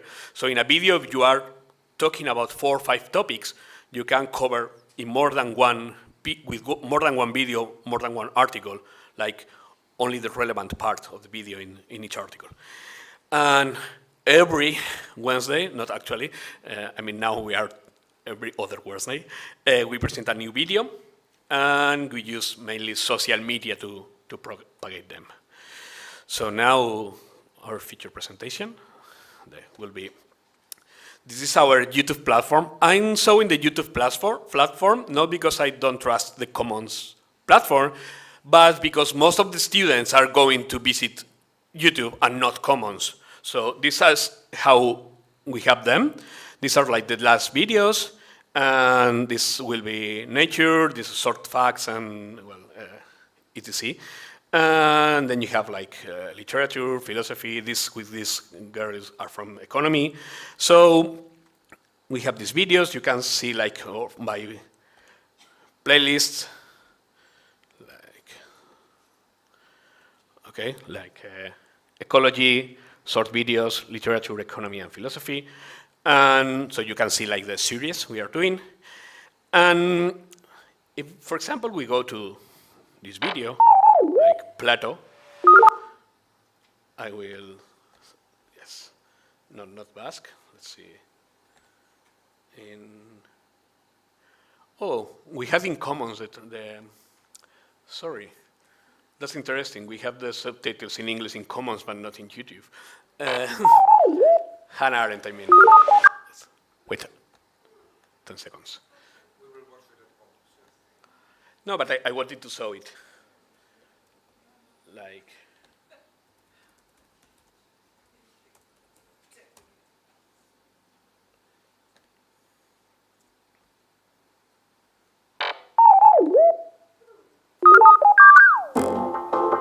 Garai ez egonkorrak bizi izan dituzula uste duzu? Nekatu zara une historikoen segida etengabeaz? Ez zaizu ziur asko arrazoirik falta. Baina zoritxarrez, ez gara garai zalapartatsuak egokitu zaizkien bakarrak, ez da gutxiago ere. Hannaharen filosofoak esaterako, nazismoa, bi mundu gerra, Errusiari iraultza, masa gizartearen garapena eta bomba atomikoa ezagutu zituen 20. mendean. Garai ilun horiek ulertzeko aleginak gidatu zuenaren pentsamenduaren bilakaera, eta gaur egungo mundua ulertzeko ere, pentsalari ezinbestekoa da. Nortzen ordea Hannah Arendt? 1906an jaio zen Hannoverren Alemanian. Jatorri... This will be an example of a video, like more complex video. And then we have this other schema that will be an expert, this not. In Commons you don't have ads. Kaixo, Aitor Zebidanez naiz, zientzilaria. Hasi baino lehen gogoraziko dizuet zer den hau. Zientzilarioi ingurumenaz egitezkiguten So this is a video about, in this case it's about losing of pollinating bees and insects. So there are like videos, you can see, 4 minutes. And so, no, this is if animals can bring things to other places. And then he explains that. And then they have like an interview with an expert in this topic, like a researcher in this topic. Hegazti hauek, parasitoak, virusak edo bakterioak sakabandatu ditzakete leku batetik bestera, eta hauetako batzuk garrantzitsua dira, bai gizakien osasunerako eta baita animalien osasunerako. Adibidez? Hegaztien gripea deritzona, adibidez, virus batek eragiten du eta hegaztien gaixotasun. This will be what we have been working in. You can see every video, they are also in Commons. Our future plans, we are trying to work something on music, musicology, like theory of music, because this is a topic that is very difficult to cover by writing, but it's easier to cover in a video. And this is something that is happening in our greater education project. This will be a part. So there are some topics that are quite easy to write about, but they are more difficult. I mean, they are difficult to write about, but you can have someone explaining it. And that's why we're trying with that. We are trying also with some kind of universal history, but let's think that it will take time. We are now starting to work in a universal literature course. It will be 6 chapters, and I have read the script for the Odyssey by Homerus, so it will be by Homer, sorry. So it will be available, I think, by September. And also some videos about technology, like discussion about how technology is reshaping our world and our education. We are also working in dubbing videos. In this case, we are trying to dub the philosophy videos into Catalan language. We are working on that with some professional dubbers. And we are also subtitling videos to other languages. In Commons, you have subtitles for the philosophy videos are in Basque, Spanish, Catalan, English, and 3 of them are in Hausa now. We have been partnering in that. And we are trying to get more person working on that, who is not here because he was a father recently. But so we have some fixed expenses that are not added to every video or each video. There are some of them that are cheaper. If you have an actor talking with a simple script, it's cheaper than getting 200 images from Common and remixing them. But actually, they are cheaper, but the time per second, the cost per second is quite similar because you have to record, pay the actor, etc. So yes, it will be around $2,000, sorry, per video. 2,000, yes, per video. This is important. The prototype they made in the first, they identified that videos from less than 5 minutes are not really useful, and videos of more than 10 minutes are too long to see, except if the video is more than 45 minutes, then it's again interesting, because it's like, okay, this is someone explaining something in deep. So people normally have like between 5 and 10 minutes to see a video. So videos tend to be inside that. Most philosophy videos are around 7 minutes, which is quite long actually, but you can divide them in like 4 ideas that are in each video, and each idea will be around 1 minute. So that will be it. For the videos with actors, normally there are around the 5 minutes. And for the short fact videos, they are exactly 1 minute, because this is the limit in YouTube Shorts and TikTok. Do all videos follow the same format? And there's a plan, for example, to renew videos in the future. Okay, maybe now? Yep. Okay, do all videos follow the same format? And there's also some, I don't know, plan in the future to renew the videos, or it's like one of this thing? No, each series has their own format. Like literature videos, for example, not the best example. Like literature videos. Sorry, I have to find that. Here, there are more childish and there are cartoons, for example. These are very expensive to make. These were made with another Bertsolaria grant. zela esan dizuet. Jakingo duzuen oski, baina azalduko dizuet bada espada. Zer da bertsolaritza? Ba, hauxe zioen Xabier Amuriza bertsolariak deskribatzeko bertso So bat these videos are made with animations. Other videos are made with one person, like a YouTuber, talking. Other videos are more like an interview between two people. We have the others that are images passing. And now, for example, in the literature, we are trying to make something that will have a part of someone explaining the literature topics and then two actors like making a theater of something that is in like the main topic of the literature work. So we are exploring different ways of doing that. It's serious. I mean, for us, it's important that this series has its own personality. Like all Basque literature should be.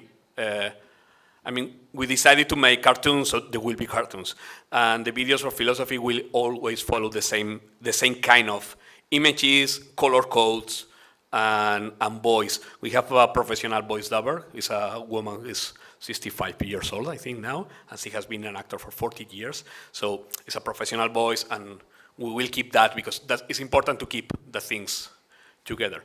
But, I mean, maybe in the future they will change. We don't know that because that's something we have to analyze, if it's working or not. So we can... Thank you for this presentation. It was actually very impressive. I was wondering, you explain your future plans, like you want to increase the content, right, into the technology and other topics. Do you have other future goals, like having more stakeholders to do it in other languages? Well, for us, doing in our language, I mean, we have money for doing that.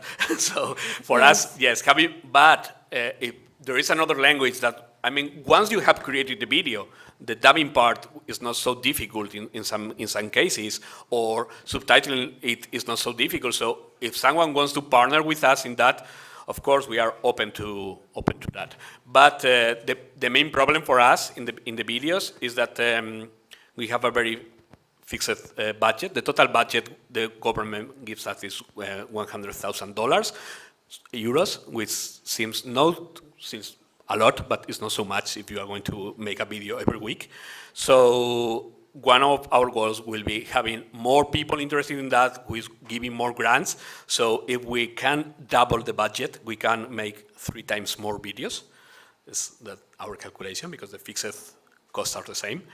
And if someone in another country is like, okay, I'm interested in that, and maybe I want to translate the videos, we can, of course, we can work on that. But that said again, some videos are difficult to be interesting for other countries. Like a video in Basque literature will be interesting for someone who is writing about Basque literature, but it's not something very aligned with the curriculum of any other one in the world.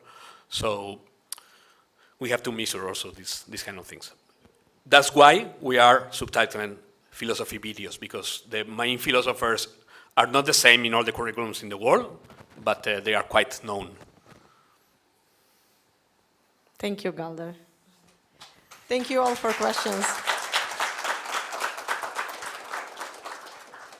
So within our program, we had a lot of submitted proposals, and since we don't have enough time to talk about every single one like in 15 or 20 minutes, we decided to have these lighting talks where you can in 3 minutes present your projects and ideas.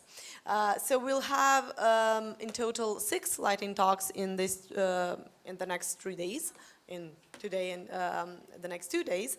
And I would like to ask Zafer, I'm sorry if I'm not going to pronounce this well, but Violka, Rita, Mehman, Daba, and Francesca and Stella to join the stage and present their projects within the lighting talks. And I will just ask you to keep in mind the time. We will all have 3 minutes per presentation.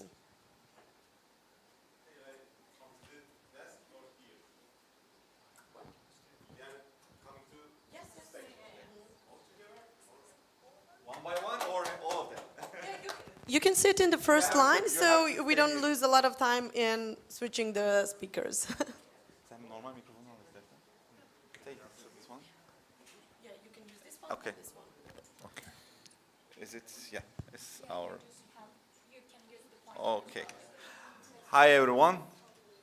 My name is Zafer from Wikimedia Turkey. Hello everyone, I'm Hakan.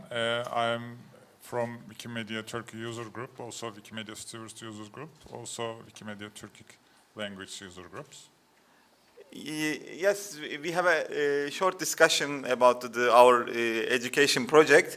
We have a huge country in Turkey. We have 11 town and 24 different university. We made it these classrooms, and the many topics. It is about the newspaper or the environment engineering or computer engineering. This is the many universities there. Almost more than 20 universities. But our strategy, I'm very fast for the 3 minutes. Our following strategy is here, but I want to talk to the last of the two things, because I'm very, I mean, this is a very important things. We are looking to the new pages and the recent changes on the Wikipedia, our local Wikipedia. When is some of the topics, there is too much the new pages coming there, the same subject. That means some of teachers giving to the homeworks to the without our control, and then we are reaching out to these students. Who is this teacher? Which schools is that? For example, I wanted to reach one of the high-level school in Turkey, Darüşşafaka. We couldn't take any appointment from there, but after that, once teachers give one homeworks to their students, now there is one focal teachers there, and then we are now going on to the very good relationship with them, and this is the good tactic for this type of thing, and I'm giving to the stage to Hakan for the other things. Okay, Zafer explained pretty much all the expansion in Turkey. It's been increasing very in high rate. I will shortly talk about our experience in Üsküdar University. Last year in 2022, we had an event in Üsküdar University which was focused on Wikidata. It was focused on Wikidata because we had a lot of engineering students who are interested in technical areas of the movement. So at this event, we had international guests who gave talks in technical areas, and after the event, students have reached to us and said they want to get more involved, and we showed them directions to establish a club. After much discussions, we have collaborated with them and started a student club in our university, which we think will be a model for other universities in Turkey. I have to also state a point that in Üsküdar University, majority of the students are female. I'm proud to say that like 70% are women. So in the club photo, that's the management, you can see only Only one guy. And I think we are very inclusive and diverse community in this club. Thank you. It's 3 minutes is very short. Thank you.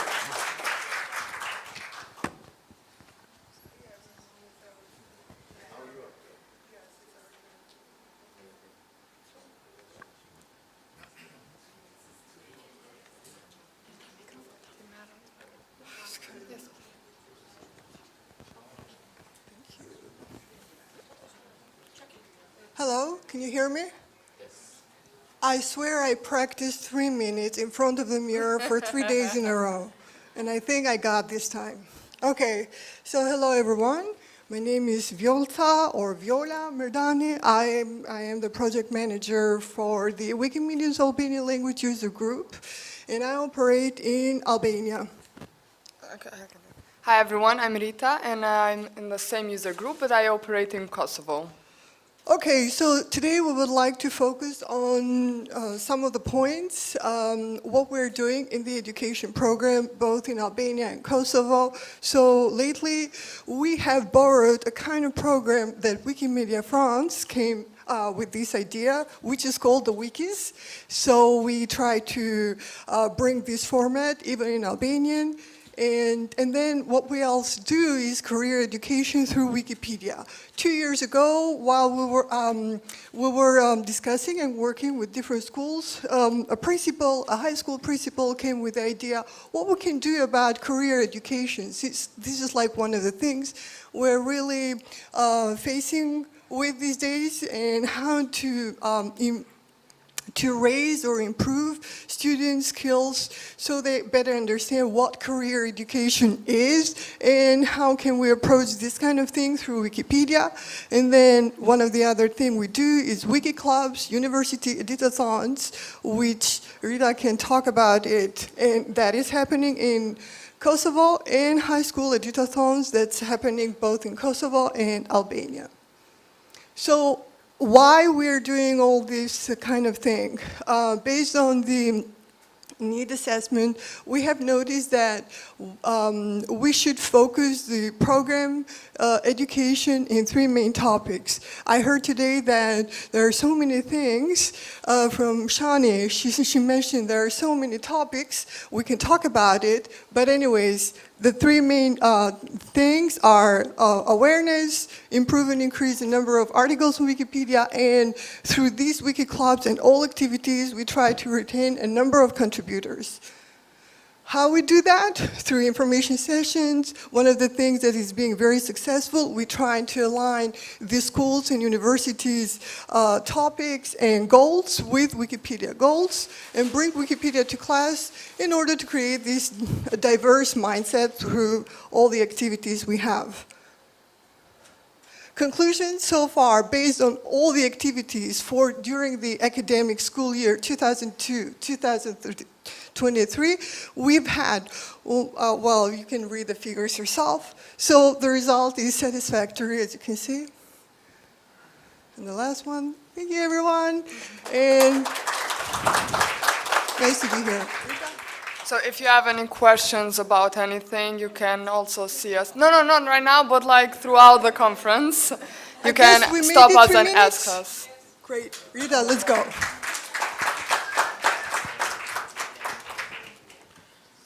So it will be difficult to make this presentation in 3 minutes into language, but we will try to do that. მოგესალმებით, მე ვარ ჯაბა, ქართული ვიკიპედიის wiki club's coordinator. Jabba is Wiki Club coordinators for Wikimedia Georgia and the founder of Wiki Clubs in Georgia. მოკლედ გაგაცნობთ მიზნებს, ეს იყო ჩვენი მიზნები იყო ვიკიპედიის კონტენტის გაზრდა, ცნობიერების ამაღლება, უფრო მეტი მოსწავლის მოზიდვა ვიკიპედიის საქმიანობაში და სასწავლო პროცესისათვის ხელის შეწყობა. The goal is listed, just read, but the main goal is to increase the Wikipedia content and involve in this the school students of Georgian schools. 2016 წელს გავხსენით სკოლაში ვიკი კლუბი არაოფიციალურად ვატარებდით ვიკიპედიის გაკვეთილებს და შემდეგ უკვე ვიკიპედია შევიტანე ისტორიის სწავლებაში. In 2016, Jabba started this work voluntarily because the Wikimedia user group Georgia it's not well functioned that time, and he started first Wiki Club and პრობლემები ბევრი იყო, არ ქონდა საკმარისი კომპიუტერი, არ იყო დრო, მაგრამ ჩვენ მაინც მუშაობდით. And this is issues what we have during that time. There is no technical equipment, there is no enough time, and there is no popularity of Wikipedia in schools. Instead of like just copying the homework from Wikipedia. 2020 წელს ჩვენ გავხსენით 2 ვიკი კლუბი საქართველოში, მარნეულში და სურამში. In 2020 we opened the 2 Wiki clubs in Georgia, And it's especially needs to mention that we open in different regions of Georgia, and one of the region is populated by ethnical minority, and our Wiki Club not just only for Wikipedia created, but also for integration the ethnical minorities in Georgia. დღეს ასეთი მდგომარეობა გვაქვს, სულ 7 ვიკი კლუბია საქართველოში. Now we have 7 wiki clubs in different regions of Georgia, and that we will help of Ministry of Education of Georgia, because when we started the 2 wiki clubs in Georgia, the Ministry of Education was interested in our projects, and from 2020 we are signed the memorandum of cooperation with Ministry of Education of Georgia, and now we expand this network of wiki clubs to all Georgia. ახლა რას ვაკეთებთ? პროექტში უფრო მეტი მოსავლის მოსაზიდად ვატარებთ ვიკი კლუბებს, წელს პირველად ჩავატარეთ ბანაკი მასწავლებლებისთვის და ბანაკის მონაწილეთა შერჩევისას უპირატესობას ვანიჭებთ, რა თქმა უნდა, ვიკი კლუბების მოსწავლეებსა და მასწავლებლებს. And now we are expanding our networks in the future, and also we are holding the wiki club wiki camps for the wiki club people to teach them how to edit Wikipedia. It's summer wiki camps. And also this year we start to holding wiki camps not only for the students but also for the school teachers, because the school teacher is the main person who provides the knowledge of Wikipedia for the students. ვიკი კლუბების მნიშვნელობა საკმაოდ დიდია, იზრდება ვიკიპედიის ცნობადობა, იზრდება მომხმარებელთა რაოდენობა, იზრდება ვიკიპედიის ხარისხი და არაფორმალურ განათლებაში ხელს უწყობს მოსავლების სწავლის დონის ამაღლებას. That is the importance of wiki clubs. It's help us to grow the Wikipedia and Wikimedia movement popularity in Georgia, and free knowledge importance within the community. პერსპექტივებში That's what we will do in the future. Thank you. For the questions and etc., you can find us here and ask the questions.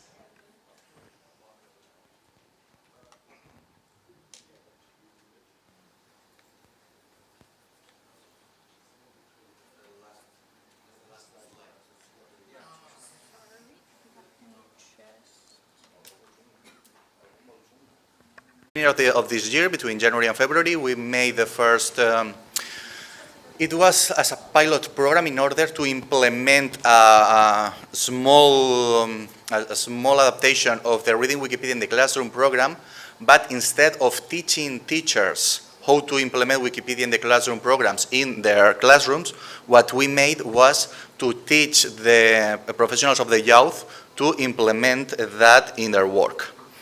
And then we got an offer that we couldn't refuse, which was to have, as a venue, you know, the Valencian Youth of the Institute, Valencian Institute of the Youth, they have several youth hostels, and they offered us for free a youth hostel in the city of Alicante in Spanish, to use it for a Wikimedia event that we are currently working to be celebrated in 2024. So we are still developing all those different programs that I tried to introduce in 3 minutes.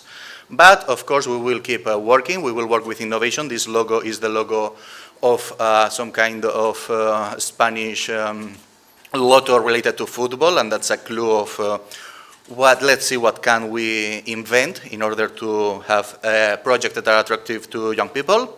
And that's it. So moltes gracias, and let's talk afterwards.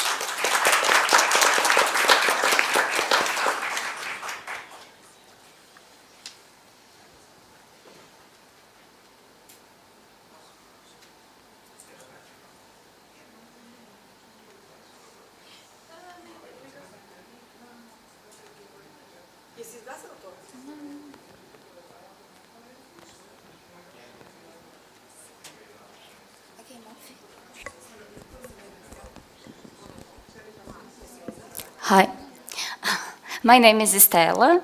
I'm a librarian and I work at the University of São Paulo, and I'm also a volunteer at the Wiki Movement Brazil user group, and I'm a part of the project GLAM Libraries at USP.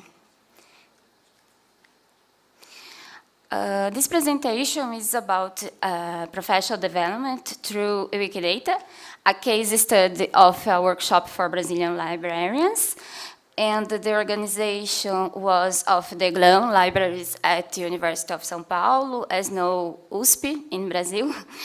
And we had support of Wikimedia Foundation because we apply a HAPPD grant. And we have 27 participants, like librarians, professors, students. And as instructors, we had 2 librarians and 1 systems analyst. The content we divided in 3 parts. First, we made a jigsaw method to present the concepts of web semantic, linked operator, Wikidata, and the GLAM.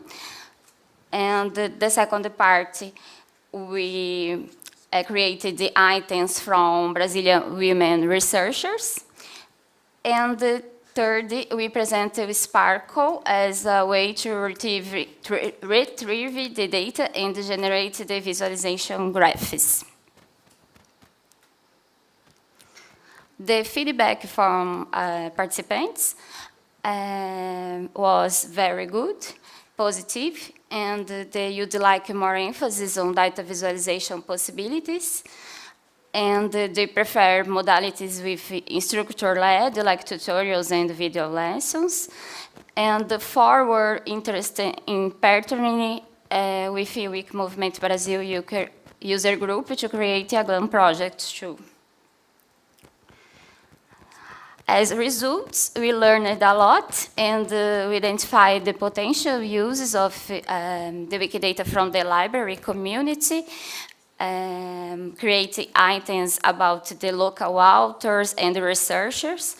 For advanced, it's very important the production learning materials in Portuguese for community development because 5% in Brazil English speakers.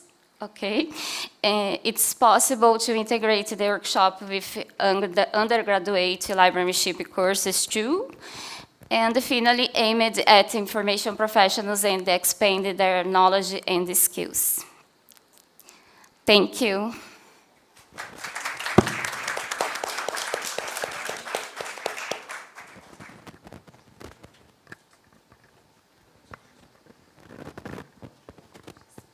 Sorry.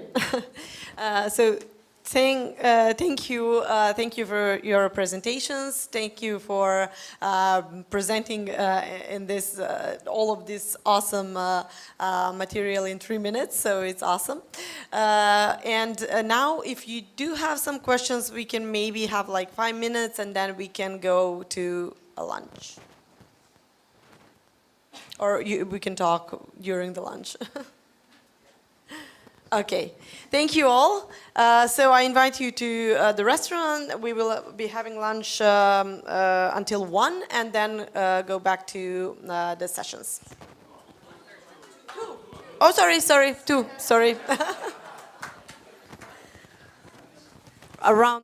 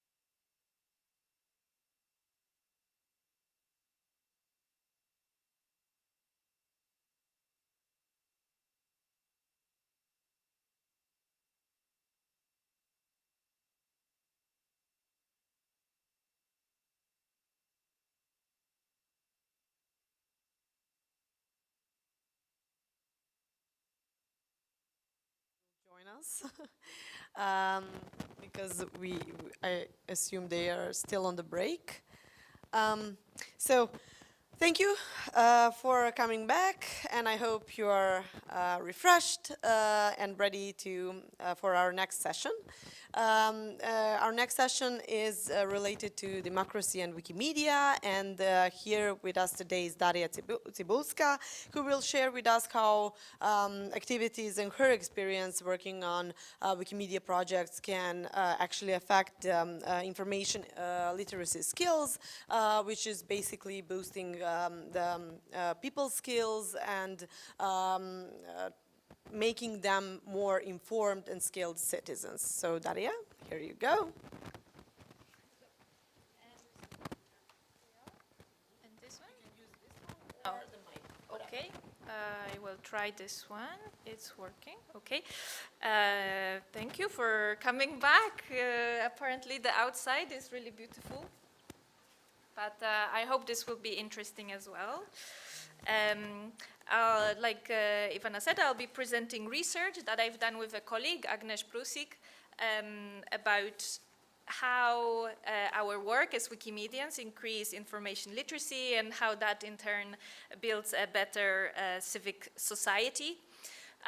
This is partly to inspire you, maybe to do similar research projects. It's also arguments to use in advocacy for our work in decision makers, also for fundraising, because I believe it connects some broad topics that funders, decision makers care about, like democracy, civil society, fake news, to our work. So it's quite an useful argument in the context also of the, I think, generally shrinking civil society space, there being less common space for collaboration, self-representation. All of this we can show that we can help with as Wikimedians.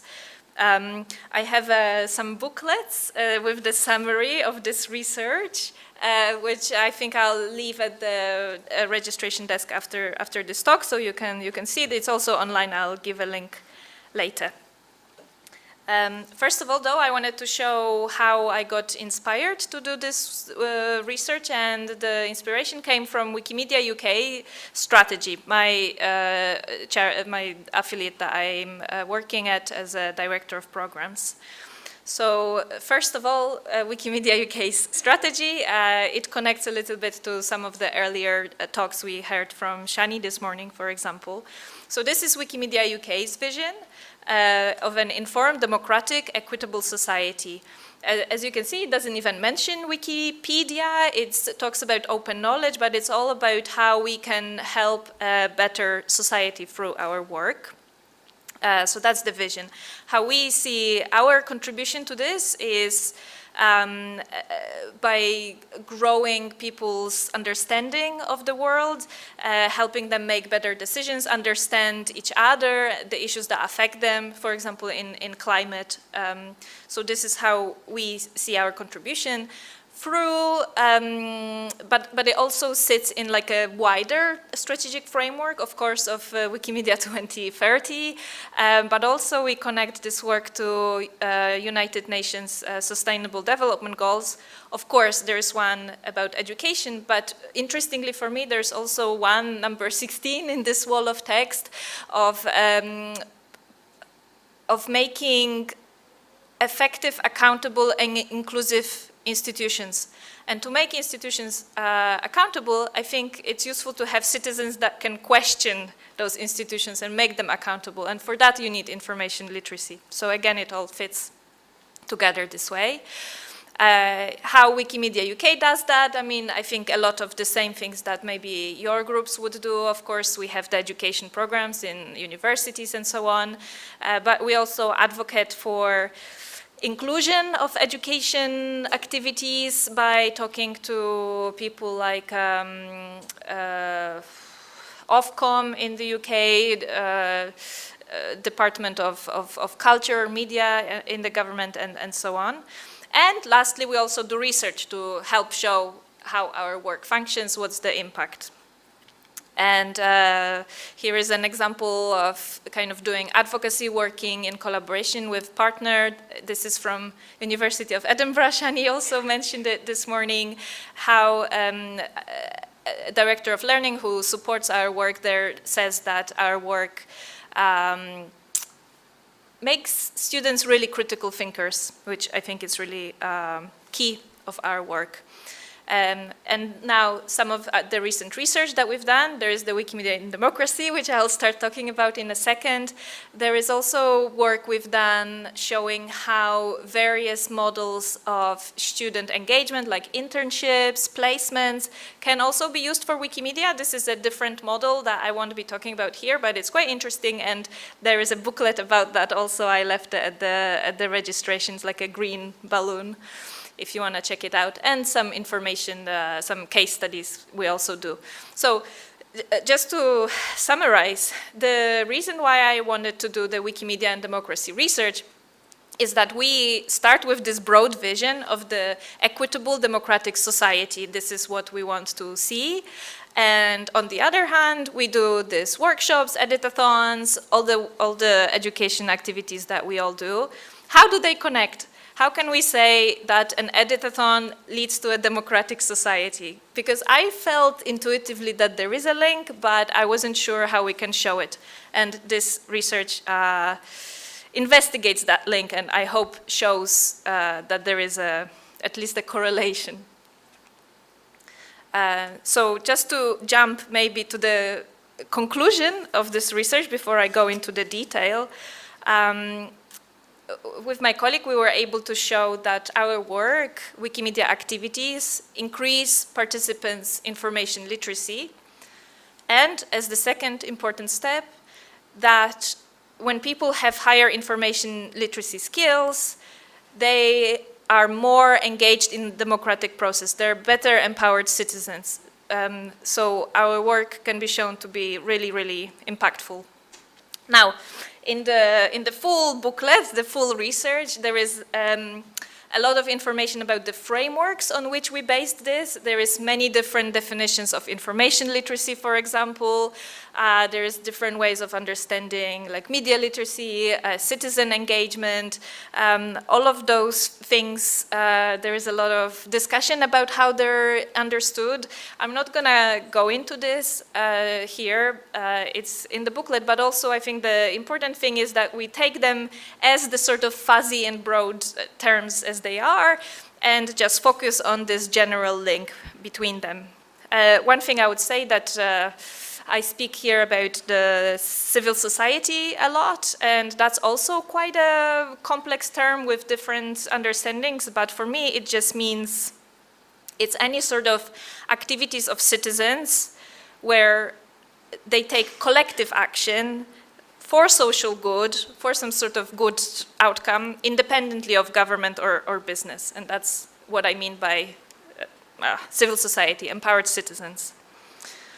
Now, as the rain started falling, quite a beautiful soundtrack, let me talk to you about the key sort of elements of that research. First is looking at how our work builds information literacy. Now, this might be quite obvious to us here, but again, it's important for this fundraising or advocacy argument that we can show exactly the elements of information literacy that we address through Wikimedia activities. There is, of course, the understanding of content. That's kind of investigating ideas, opinions, facts, thinking where it came from, so evaluating trustworthiness of information, verifying the information, fact-checking, and so on.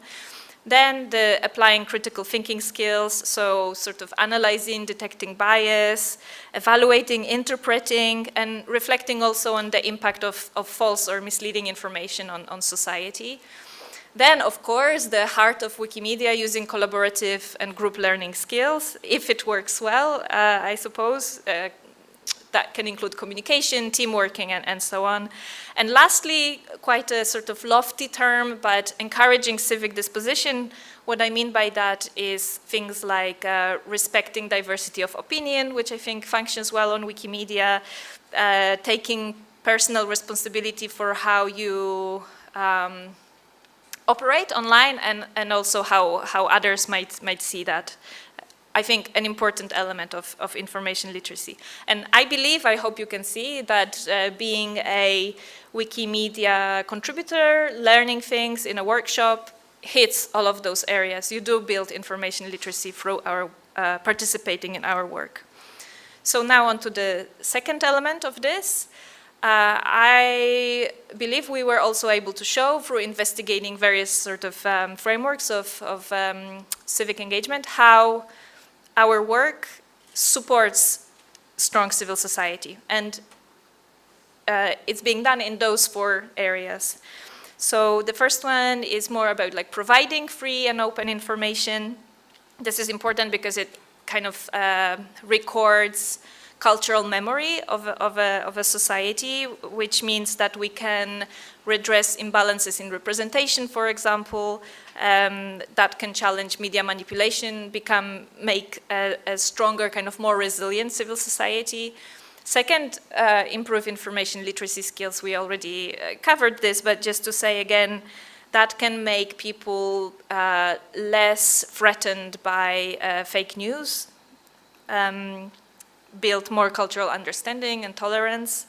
Then encouraging volunteering. Volunteering or participating in a society is an important area of civic disposition. You can become a better member of a democratic society. And the last point, providing accessible collaborative infrastructure, is a bit of a meta point, but what I mean is when people participate in an editathon, generating content online, they use our free collaborative infrastructure, which gives them like a direct experience of navigating community decision process, self-representation, participation.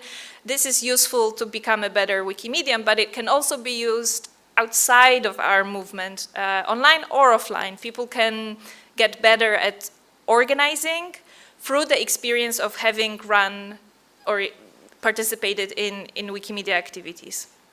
For me, that last point is really critical, actually.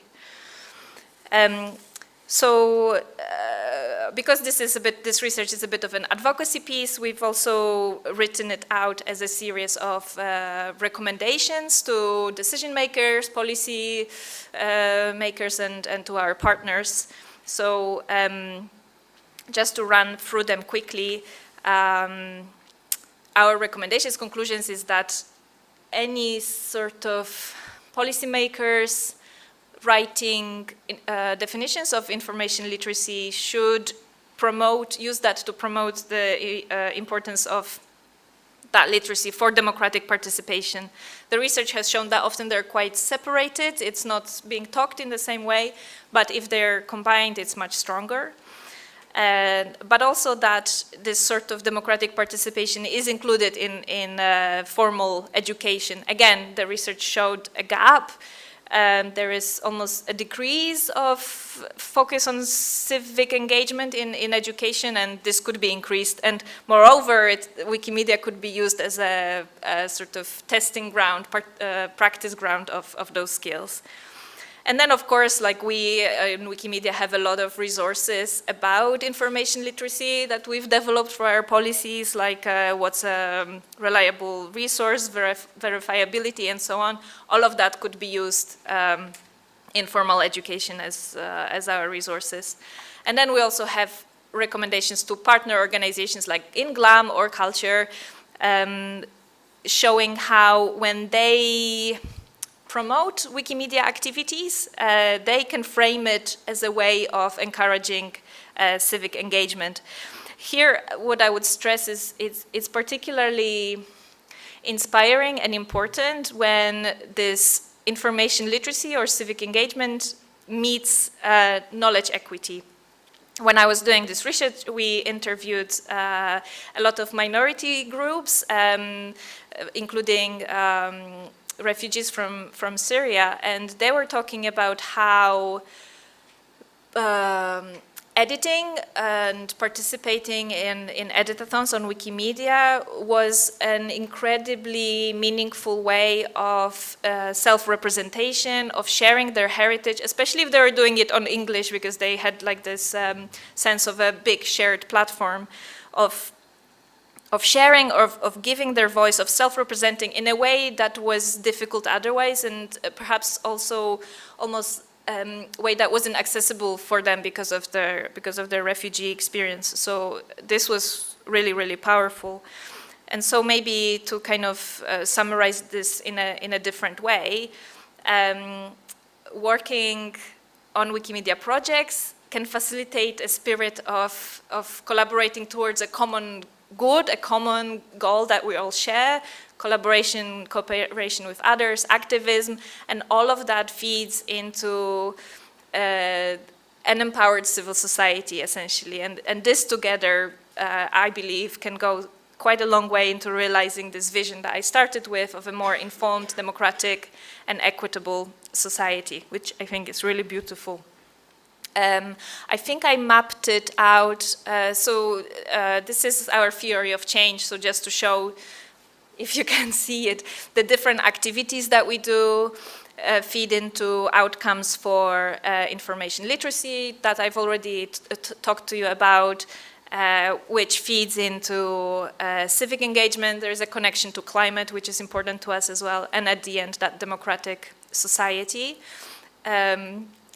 I'm pausing because one person's taking a picture. It's not such a good, but this next one is quite exciting. You can't see anything. However, in the booklet, this diagram is reproduced, and I believe it's quite powerful. So I hope you get to see it. It maps all of the different areas that I was talking about, all kind of converging into a informed and democratic civic society. And let me leave you with a link where you can find this research in case you don't get the book.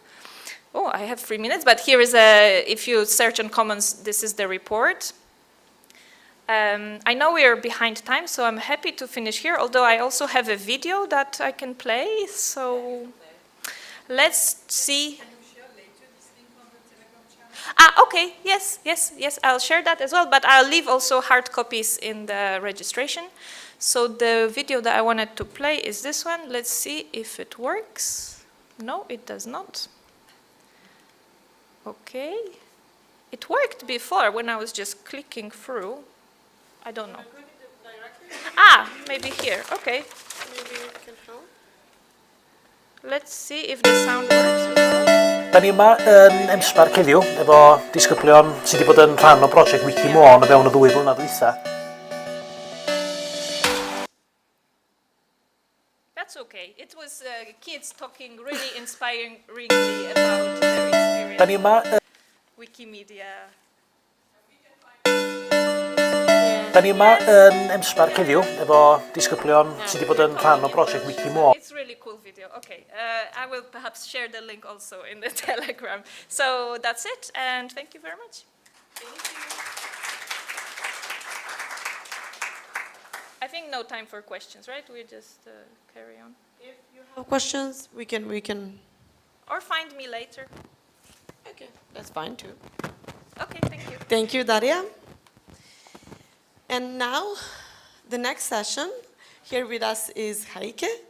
And she will tell us more about the challenges with the development of digital learning platforms in education, showing us a specific example of global trends related to the educational work in our movement. You want this mic? That's all right, huh? Okay. Thank you very much. I'm really excited to be here. I'm in the movement for 3 years now. I started working at Wikimedia Germany in 2020 when the pandemic hit the world. So I don't know anybody in person yet. So I'm really excited to be here. And I think it fits well what I talk about to what Daria just told us, because we commissioned a study. I will talk to challenging a digital learning platform, and we don't do that just because we do it, but because we, as Wikimedia Germany, want to challenge political reforms and projects with the aim to make them like more democratic, such as schools, teachers, students, parents, lifelong learners can access a variety of educational content, resources and tools. And if this project really works, and is supposed to work according to the government, we would have like this really big infrastructure that will shape the landscape of education in Germany for the next decade or so. So we think as Wikimedia that the civil society should take part in a discussion about how this platform should look like and how it should be designed and worked and governed. And this discussion didn't take place, so we took on the role to discuss this platform as a civil society actor. So our work was led by two basic assumptions, and the first assumption would be that infrastructure is always political.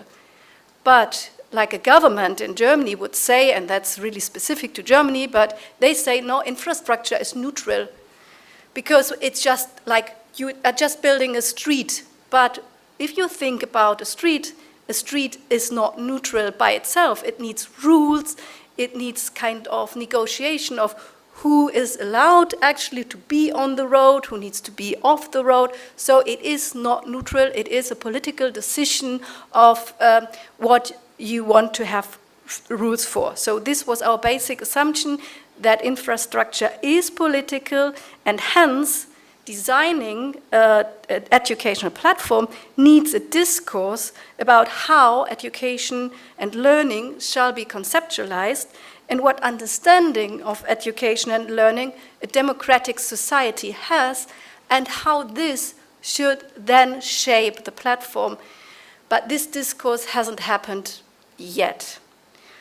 The second assumption which led us was that public money should be public good. And this national education platform is a really huge infrastructure program. It is funded with 630 million euros funding from the EU, so it's a lot of money. So we wanted to critically accompany this infrastructure project and work towards ensuring that openness and knowledge equity become part of all the design principles of the platform and are not discussed downstream, because we assume that it is a public good, so it should be freely accessible, open, and as open as possible. So we needed good arguments to take part in this discussion. Sorry, this is not a nice, because it's in German, I put it in English. So we wanted to shape the discourse as Wikimedia Germany, or initiate a discourse about this platform, and we wanted to link between the pedagogical values and ideas that are within the design of a platform, implicitly or explicitly, and the technical decisions. So we commissioned a study on the national education platform and its outlines to an interdisciplinary team of software developers, platform theorists, and educational researchers.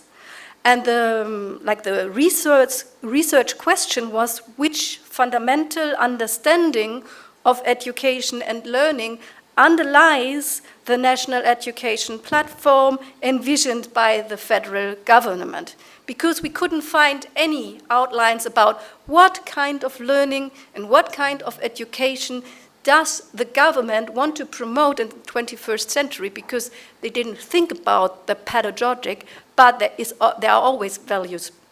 So what we found, and this is only a really brief summary, is our head of study, Michael Seemann, summarized the foundings. The implementation of the platform as it is conceptualized by now will lead to a cementing of a very narrow and instrumental understanding of education and learning, and this will have influence far beyond the national education platform. And the second finding is that there weren't any governance processes conceptualized until the first versions of it. So there was no idea of who will take responsibility as soon as the government and the funding runs out. It was about sustainability and responsibility. There aren't any concepts of governance yet, although, as we have our assumption, it's quite political, so there should be governance structures thought. So the study outlined a framework for a realignment of the platform, which are oriented towards our Wikimedia goals and core values. So we would argue that a national education platform must be oriented towards a common good, oriented, inclusive, and democratic education, that it should have a broad idea of learning and education that thinks process-oriented support of learning and education, not only like, okay, what kind of certificate do I get, but how do we work together, construct learning. There should be governance structures that are participatory and public welfare-oriented and take into consideration civil society voices and a variety of stakeholders who should use the platform. It needs the primacy of openness, like open code, open source, open educational resources. And we have to think about how data is used, who belongs the data that people put into the platform, but also like what is done with the data that is generated by using it. So like a data commons. And it needs to evaluate risks and safety. So these were our recommendations according to this study. So what we could do with the study was to initiate a discourse and discussion and offer an alternative narrative with a more holistic view that combines technical, political, and educational perspectives. And we could lay a basis for argumentation to initiate, change, and shape the political discourse about this huge infrastructure project. And of course, it's not easy to actually have impact with a study, but we could achieve some changes and our voices were heard. With the publication of the platform, November 22, we had a panel discussion, which was kind of high level because the chairperson of the Social Democratic Party of Germany, which is right now within the government, attended the discussion, as well as the head of department of the Ministry of Education. So they were kind of forced to read our study and to take into consideration what we recommended with the study. We had more than 1,500 downloads on Wikimedia Commons, and our study was widely discussed in different educational congresses. One of the parties of the parliament, Die Linke, they commissioned, it's called minor question, it's a way of parliamentarians can question the government on certain projects, though the Linke did that and the federal government had to answer. That was based on our study. And only in April 23, the project team for the National Education Platform had a survey run on governance structures and what governance structures are needed for the National Education Platform. So actually we could shape the discourse on the National Education Platform.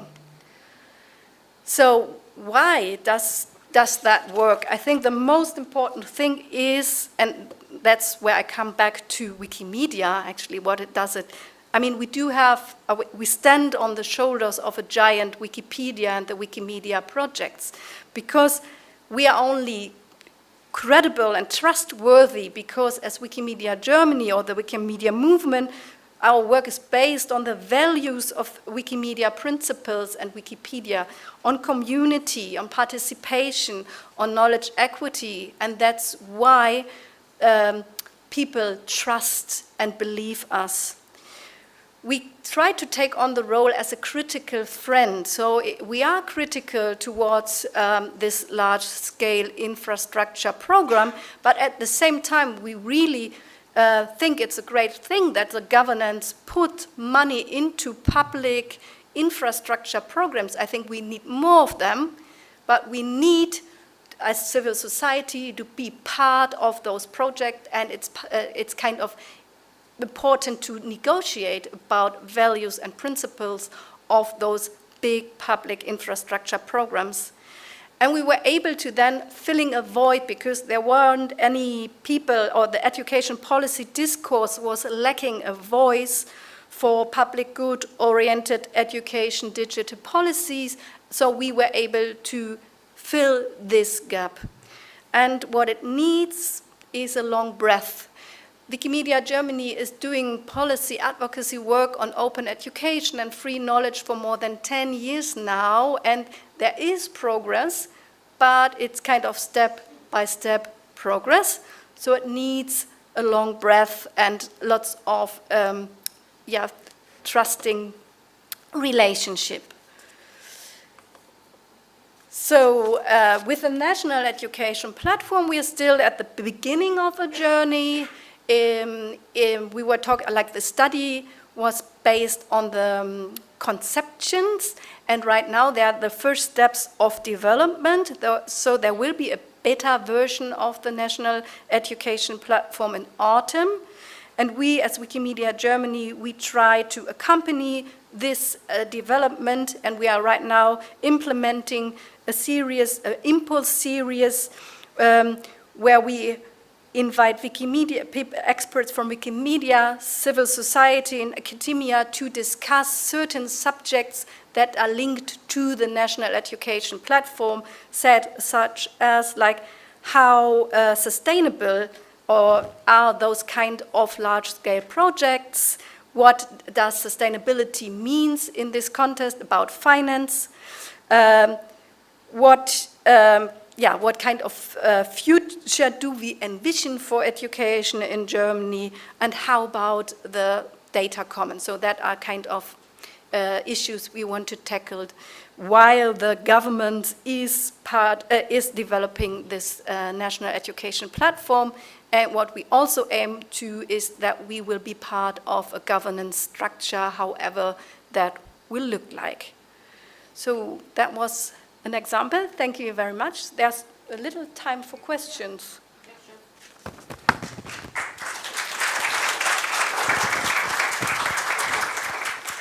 We do have time for questions, if you have them. If not, then thank you. We can continue talking. Okay, sorry.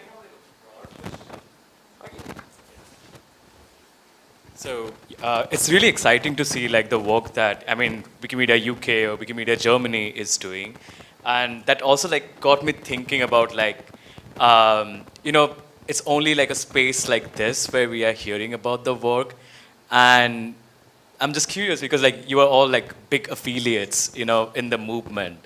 And there has been like challenge of like this knowledge sharing and like, because this is all happening in a background, and not like people who are not part of this conference are still not aware of like, how can they include or involve their governments in terms of like advocacy, because it's a different kind of a work. Like I always cite this Wikimedia Germany's work because their work for education is always about like advocacy.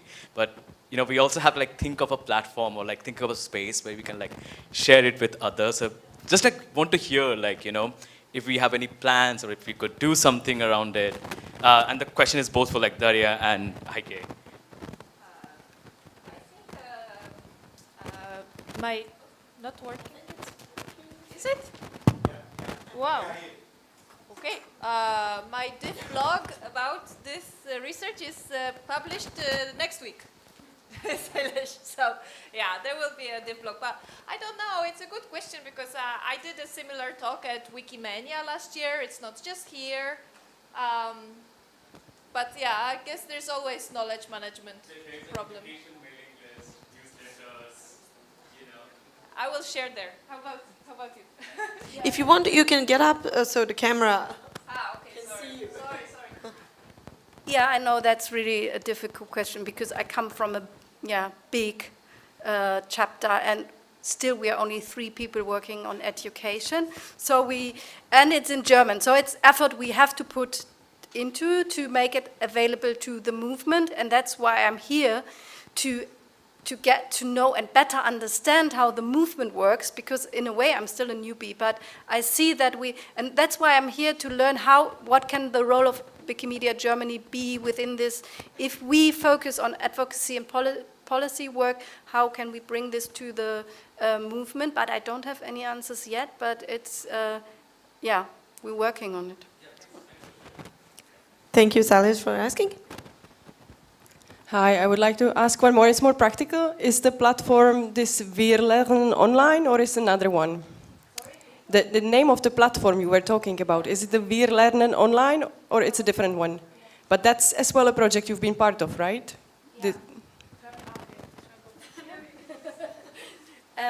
We were part of Wir Lernen Online, which was also funded by the federal government at the beginning 2020, and the new platform, the national education platform, like the content of Wir Lernen Online will be accessible via the national education platform. And right now we are not part of the Wir Lernen Online platform anymore. It's now done by EduSharing, which they do the kind of operation work. Thank you. I just want to reply you maybe immediately now, because I've been using your example with Lernen Online as an example to advocate for open educational resources in our country, saying, I'm from Czech Republic, saying, hey, our neighbors as a Wikimedia are participating in platforms which are not necessarily about them and about the product of Wikimedia, but about something which goes beyond. But that's the visibility and that's the understanding. So for me, what you do is helping me, and as well that was the same with the open.switzerland platform, so I could show an examples that in other countries around us this is somehow functioning, and we could be part of something bigger. So I don't know if that helps you, but I've been observing what you are doing, and I've been using it in my own work as advocating for it. Thank you. It really helps me, because we were challenged by our own organization being part of Wir Lernen Online, because Wir Lernen Online is a platform where you can get free content, educational content, but it was not exclusively open educational resources. So that was a problem, because as a Verein we are aimed to do like really only open educational resources. So that was a challenge within Wikimedia Germany. So it's good to hear that still it's used as an example in the Wikimedia movement, because I think it's better to be part of something which is not like pure, but at least we get open educational resources out into the world. Thank you. Thank you very much.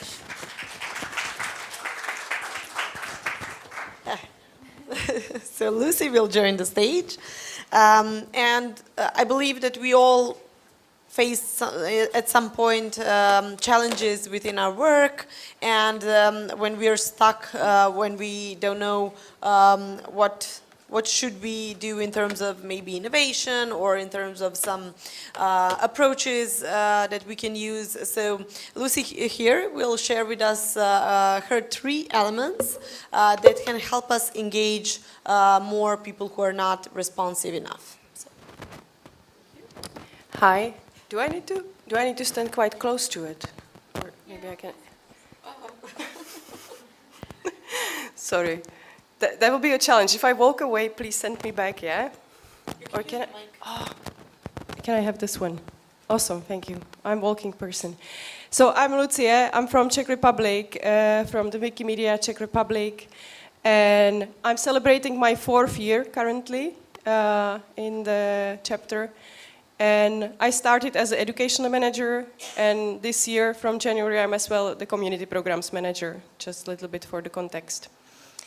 And I probably will not maybe say anything special. Maybe you will relate to it. Maybe you will find yourself somewhere on the way. But I thought it's maybe sometimes good to stop and to look what have happened and try to analyze it. I'm not sure I managed, but let's see. And I think we managed somehow finally to hack it, but I'm not sure entirely how that happened. So let's see. And yeah, from dissemination to cooperation, because I think we've been disseminating for a good part of the time, and that disseminating and pollinating, that doesn't always work, right? Okay.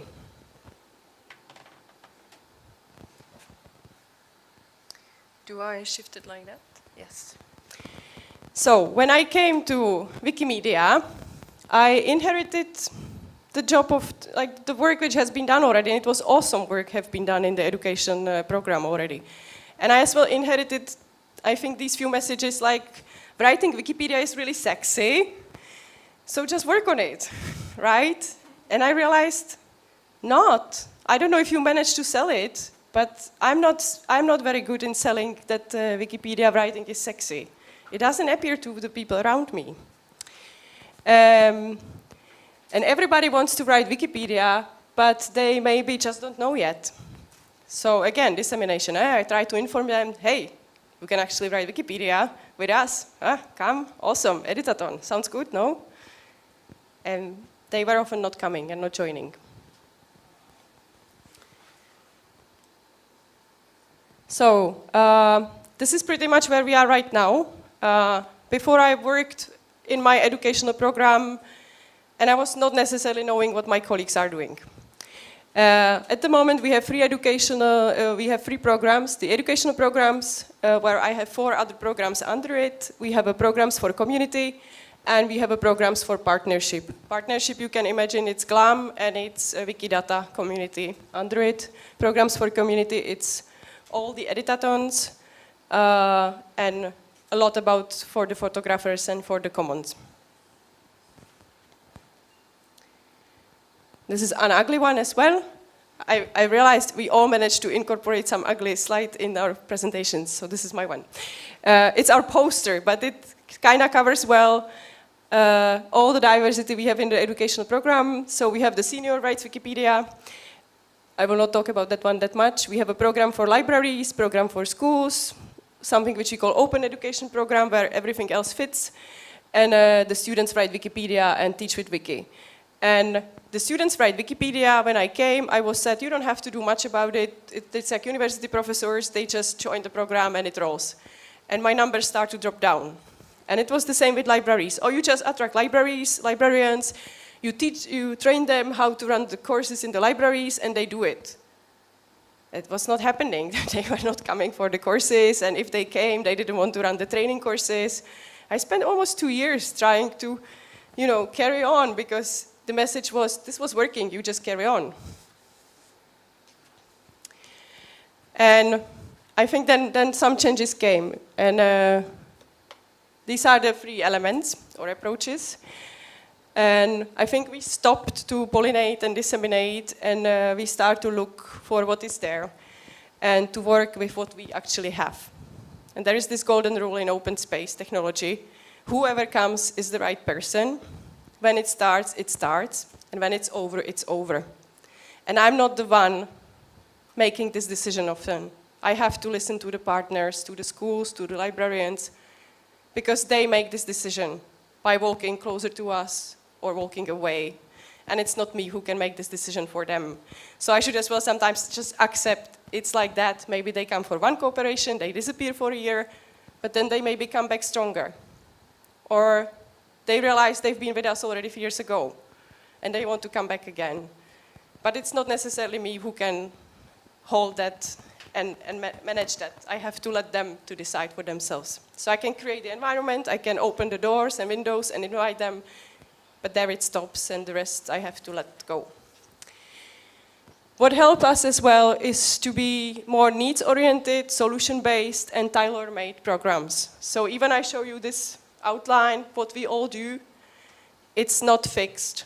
I know a lot of you have wonderful methodologies and you have like fixed programs, and I heard from many of you that it functions, that you just roll. In our environment, somehow I have to adapt to almost every university. I have to come up with different solution. To almost every library, I have to come up with different solution. So even I have some patterns, I have some offer, I still have to come to the dialogue, to hold the dialogue, and to see and to be very much like need-oriented and to look for what they need. Because if I skip that, we will not match, and the first essential moment will be lost.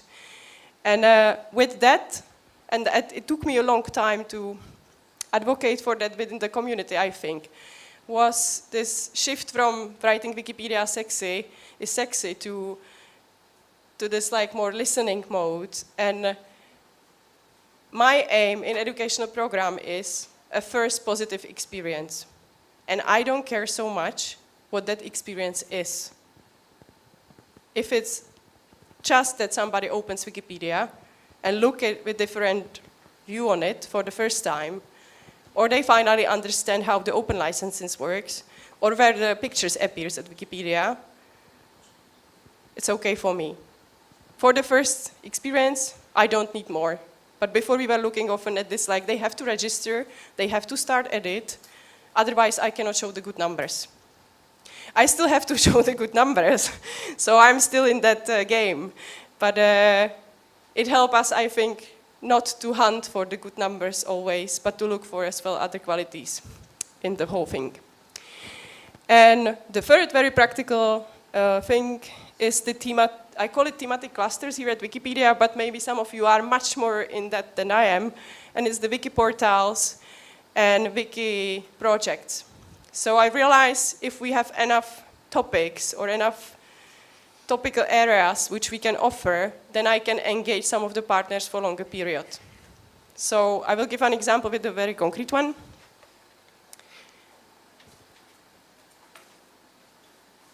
And it's a wiki portal, media literacy. In Czech, if anybody dare to understand at least a little bit, mediální gramotnost. In Polish, it would be probably gramotność or something like that. I don't know, I'm just making fun now.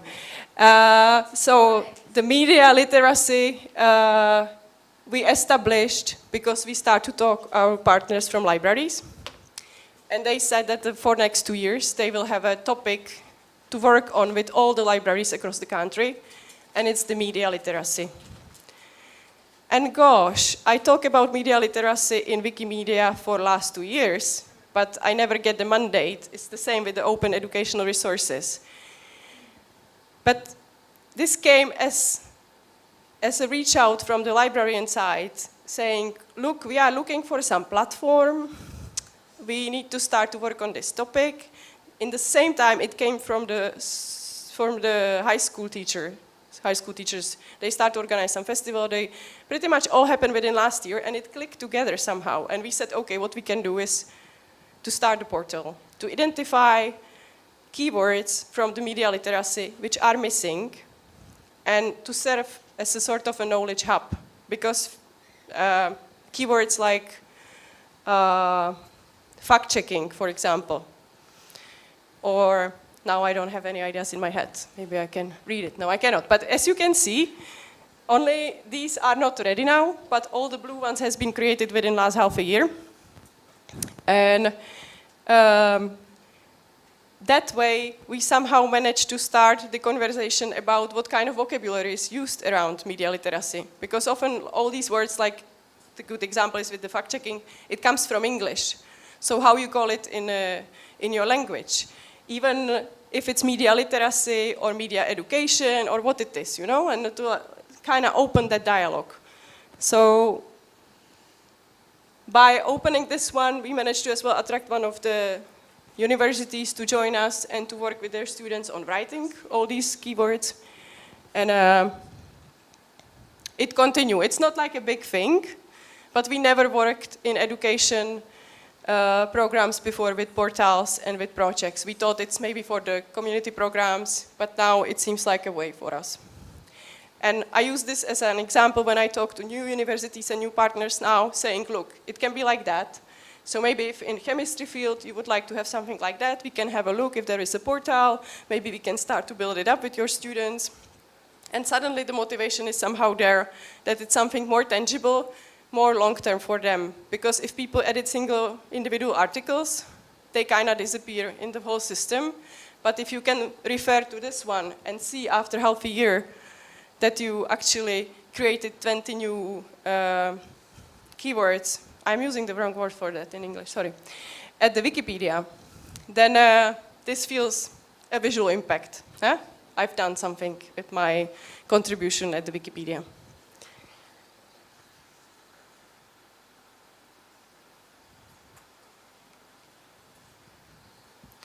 And so I had these three things, and then I think there was one principal change we did in our organization, and it's the way we co-create our work plan, our yearly work plan. And it's a structural change, and it took us as well a bit of walk from one step to another. But at the moment, we create it together, and I will show a terrible table now. So how our work plan looks like now. It looks like that. You cannot see anything, I know. But it fits to one page. Before, we would write like 30, 40 pages thesis, work plan, which I don't think somebody read before and after, but we still had to refer to it. And this one just says months, and in the first line, it says like it's kind of a backbone, a skeleton of the activities we have, and they are mostly the main campaigns we have in the community programs. And then with all the other programs, it comes the rest. So we all can see who is working on what through the year, but we all try to stick to the main campaigns. So for example, if we have a Wikigap, or if you have the Human Rights Month starting next week, if I'm doing something in the educational field, I try to communicate that with the partners or with the schools. So if I will be offering workshops in June, I will probably try to offer workshops thematically based on human rights. The same in autumn, we have a Czechoslovakia 48 to 89, like filling the historical gap at the Czech Wikipedia. Then again, I come to schools and I offer them workshops which are focusing on that topic. And same it goes with the libraries and with other programs. So in May, we have often trainings for librarians because it fits to their schedule. And it's wonderful because we have one lib and one ref running right now. So what they have to do through the training, they come for one day training to learn how to edit Wikipedia. They have to do at least one citation at the one lib, one ref campaign. So I'm killing two flies with one swap, how we say in Czech. So this was probably the fundamental change for us, how to combine the programs together and how to not keep working alone. Because sometimes we really didn't know what I'm doing in Edu, what the other ones are doing in the other programs. Now we talk about it and we try to, even in partnerships, even with Wikidata, to work on the main campaigns. And then the rest fits somewhere in between. Does it look horrible or does it look... I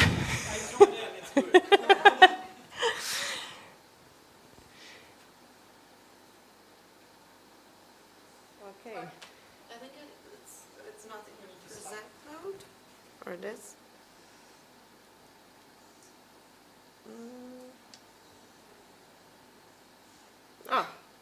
So this was actually a slide which was there in the presentation. And I was like, yeah, I like that one. Stick with the basics. It's like that, really. Stick with the basics. Don't overdo and don't overcomplicate it. And this is not to tell you. This is a reminder to myself that we tend to overcomplicate sometimes the solutions because we thought we will finally figure out how to make writing Wikipedia sexy. But maybe not. Maybe we just have to really stick to basics and to say these are the fundamental elements. For me, it's the first good experience. And if I sometimes tend to run somewhere away, I come back to the basic again. How do I do it? I think it will work. Anyway, so what is the learning there? At least for me, the shift or change is probably always possible, but you have to allow the change of perspective. So just to walk and to see it from the other angle. Iterate. If you have a solution, open to iterate it and to change it. Listen, walk the talk. With some of the partners, it took us a year and a half. I think it's similar to what we heard from you, how long it takes, like to be patient enough to walk the talk with the others in the system. And don't rush sometimes, because it will not help to anything. And yeah, less is often more, and small is beautiful. And I think This is it with my message. I guess there is not much more. I just wanted to say hello from my lovely colleagues. Of course, I will not manage that on my own. So these are my two colleagues. If you come across the presentation, you can contact me, or you can contact any of them too as well. The tall one is working for the senior program a lot, and Pavel, my chief trainer, is actually the one working with the media literacy portal, among many other things. And thank you.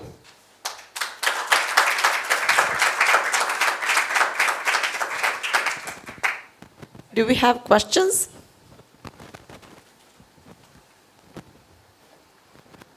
Yeah, I have a question on the work plan. So are the themes 1 month long, all of them, or how does that work? And do you do you then create activities in your different programs after those themes? Or how do you work? Can you elaborate a bit about that? I will try. I'm not sure if it's easier, but I can put it back. Since you like it now. So we kind of look at, I think we did this, we look at the work plan, we look at the strategic plan. The strategic plan is for 4 years long, which means we actually have to start work on a new one next year. But now we currently have a strategic plan which runs for 4 years, and that one is based on the strategy 2030 of the movement, so that kind of tells us roughly what we should do. And with the yearly work plan, we knew that some campaigns work for us and that we want to continue with them, like Wikigap. Like we finally, after 4 years, kind of know how to do it, so we don't want to finish with it, right? Even the Swedish are saying now that it might be finishing. And we as well know it about the Czech Wikifoto, which is our photographical contest, and with several others. So we identified like the main chunks, the main campaigns for the editors and for the photographers, which runs usually on a monthly base. Yeah, it's like a monthly contest. But as well, if the partners cannot fit within the month, and they say they still want to cooperate on human rights, let's say, but in June it's totally impossible, then we try to figure out somewhere through the year if it would fit for them somewhere later. And we turn most of the campaigns as well into wiki projects. So we have like a wiki project which runs through the whole year. There is a contest or monthly challenge, particularly given somewhere place in the year where we focus it more. But we are open now to as well receive orders, let's say, through the year. Is that the answer? Yes. And I think we have to reduce it a little bit. This is this year one, and it's a lot, to be honest, even with the main campaigns. This is already a reflection. It's a lot. It's manageable, but it's a lot. Do we have more questions? No? Okay, thank you, Lucy. Thank you.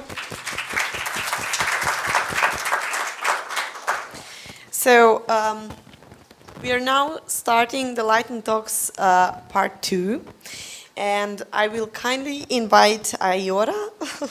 Irvin is not here with us, but we will have his video presentation. Then Jana, Mohammed, Matilda, and Zico. So you can, if you want, you can stay in the first lines. So you can have the 3 minutes for your presentations.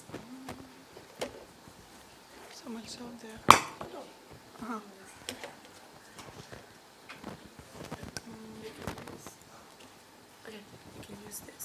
This mic or this mic, whatever is easier for you. It's okay. Yeah, well done.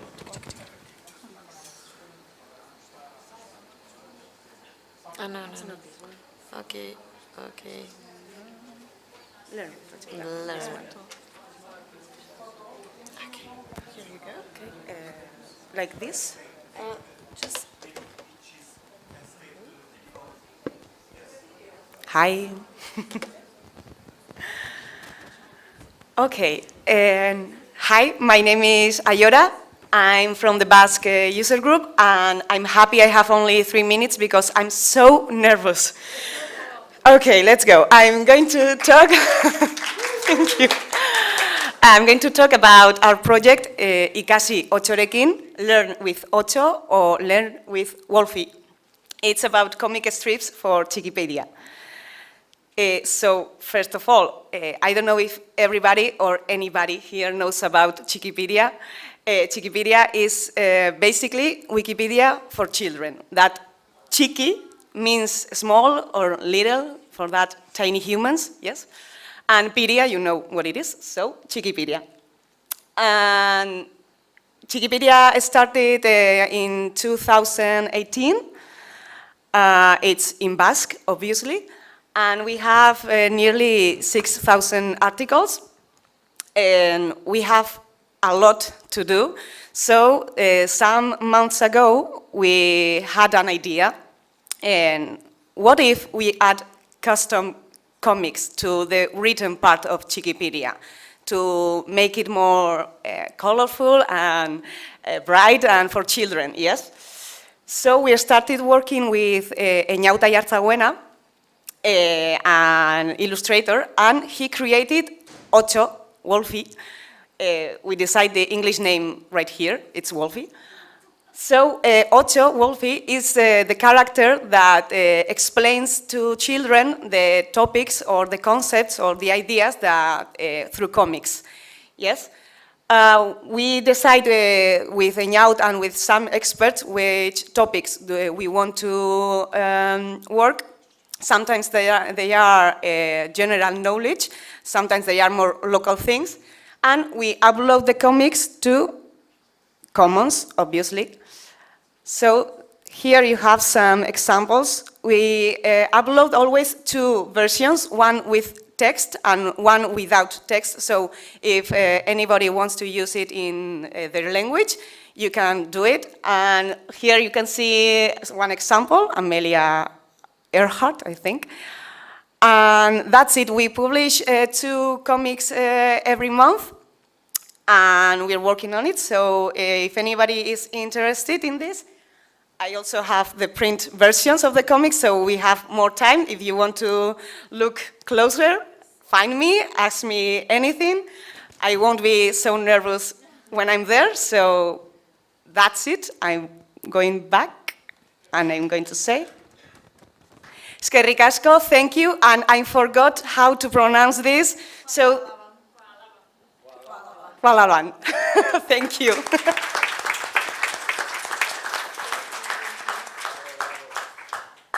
So the next one is actually Irvin's video.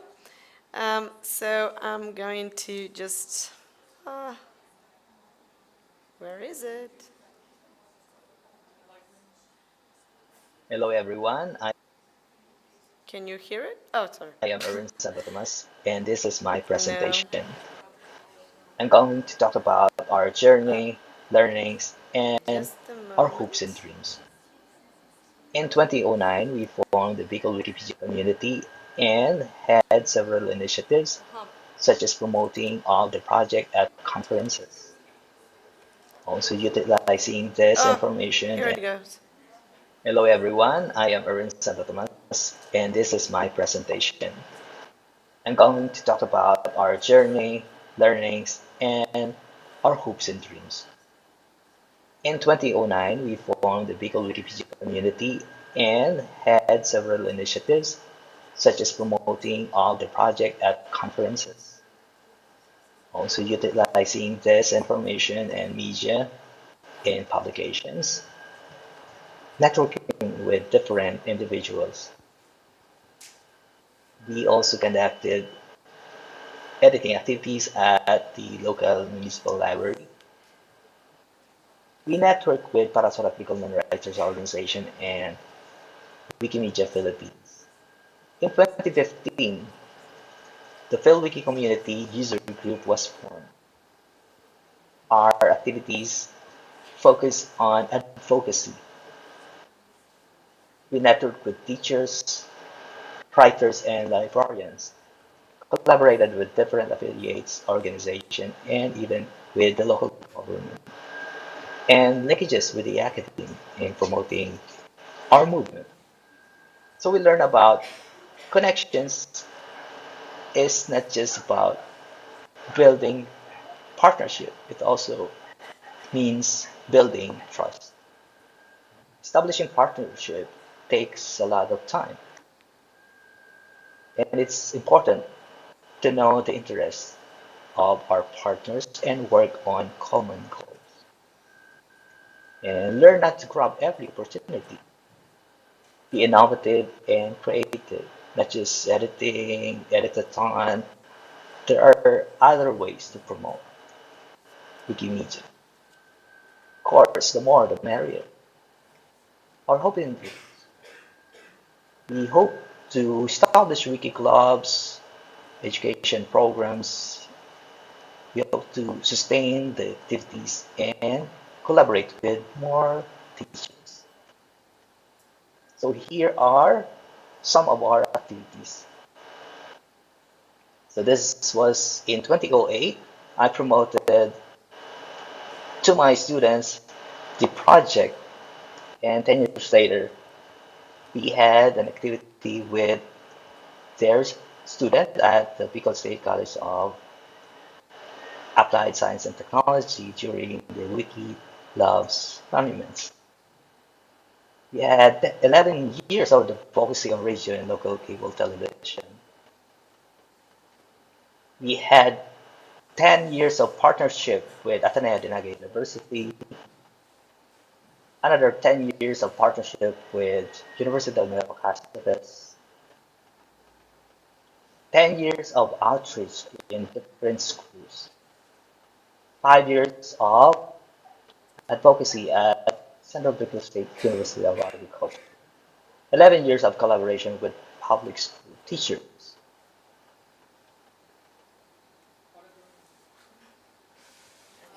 Okay.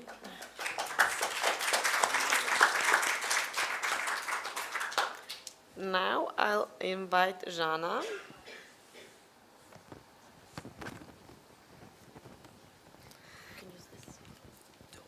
Gde ide ovo na nova strelica? A, desno? Aha, ok. Dobro. Hi everyone. I will speak about the wiki collaborations with embassies, what we are doing in Glab Macedonia, in North Macedonia. We started in 2019 and it was with the Hungarian embassy. Started to collaboration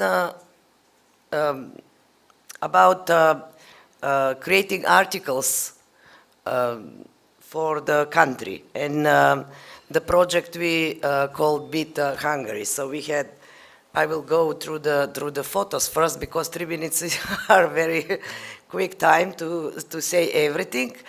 So Meet Germany, we had Meet Germany then in 2019 in May. February 2021, Meet Russia. This is the ambassador of Russian Federation in Macedonia. This is Meet Sweden, the ambassador of Sweden. She gave the rewards to the best participants. Then we have Meet Serbia with the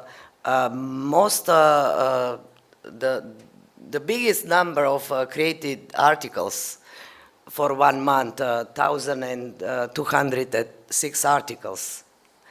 And the last one was Meet Italy. It was in this March, from 1st to 31st March 2023, 50 participants. We ended up with 836 articles.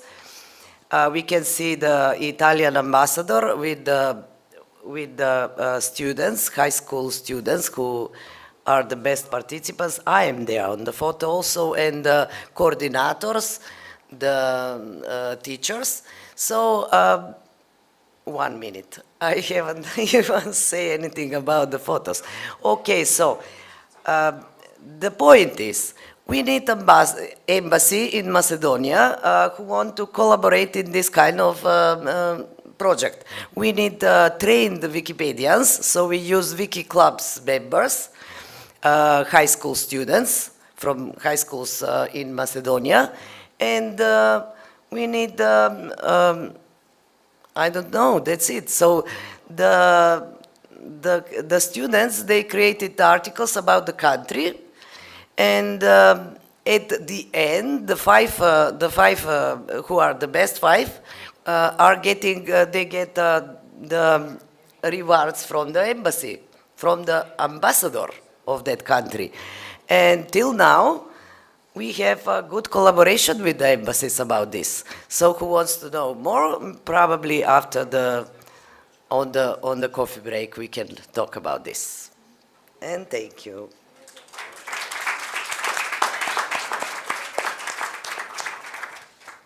Okay. Is Muhammad here with us? Okay.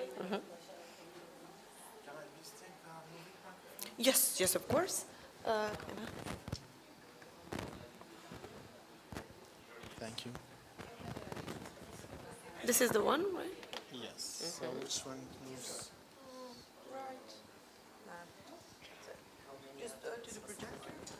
Yeah, sure. Thank you. Hi, everyone. I'm Muhammad from Palestine. So I'm going to be presenting how I improved my students' editing quality through following the techniques of data science and data analysis. So the most important thing here is data. Data, which is the gold of 21st century. Without data, I would not be able to solve the problem.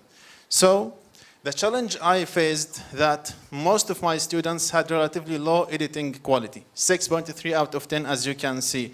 And this quality is rated according to their layout, the references that they added to the articles, and also the internal links and all these things. So I was able to identify that there is a problem in the training sessions I gave to the students. There is a problem in the educational resources.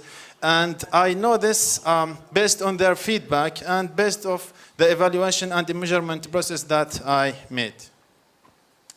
So in order to solve this problem, I use the techniques of data science. There are main 3 key steps I followed: collect data, analyze data, and modify the training sessions, the educational resources according to your findings. And the whole process is called data-driven modification, data-driven enhancing, data-driven improving. So let's start first with data collection. We had a WhatsApp group where students asked the majority of their questions. More than 600 questions were asked on this group. So I gathered all the data from this group. And then using Python and using Google Sheets, Python specifically, what PY library, this is the code over there, I was able to sort, filter, and categorize the questions that they asked. And as you can see, these are their messages, but sorted in a Google Sheet. And as you can see here, this is, it might not be clear to you, but this is, each rectangle here represents the size, the size of these rectangles represents the volume engagement of each participant in the group. So as you can see, Mehmet, or my name in Turkish, I'm the only one. Or I can say that I sent the most of the messages and I replied to most of the messages. So I was the most person who helped the students in the group. And I was able to identify also the most active students. Here is Abdurrahim, here is Noor, and I made a meeting with them, and I asked them about the challenges that the students faced. By the way, isn't it nice? Yeah. So after collecting all this data, after analyzing all this data, I adjusted the educational resources. I adjusted the training sessions based on the things that students face challenges with. Are you ready to see the results? Yes. Yeah. Okay. So in the following edition, we had a bunch of new students. Their editing quality increased to 8.7 from 6.3, and this is a 38% increase. Also, the number of their questions, as you can see, decreased from 600 to 184. So, as you can see, I succeeded in improving their quality by following the techniques of data science. And for sure, this is not a one-step process. It's continuous, and we have always to collect data, analyze data, and modify our educational resources, modify our training sessions to meet the expectations of our audience, to address the challenges that they are suffering from. Thank you so much.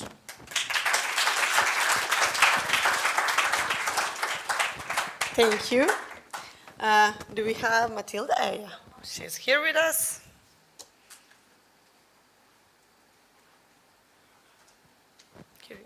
Thank you. No, Okay, if you want to use this. Okay. So I'm Mathilde from Wikimedia France, and I'm going to tell you why we promote the use of Wikidia instead of Wikipedia for our education program. I'll first introduce, explain this, the context of Wikidia in France.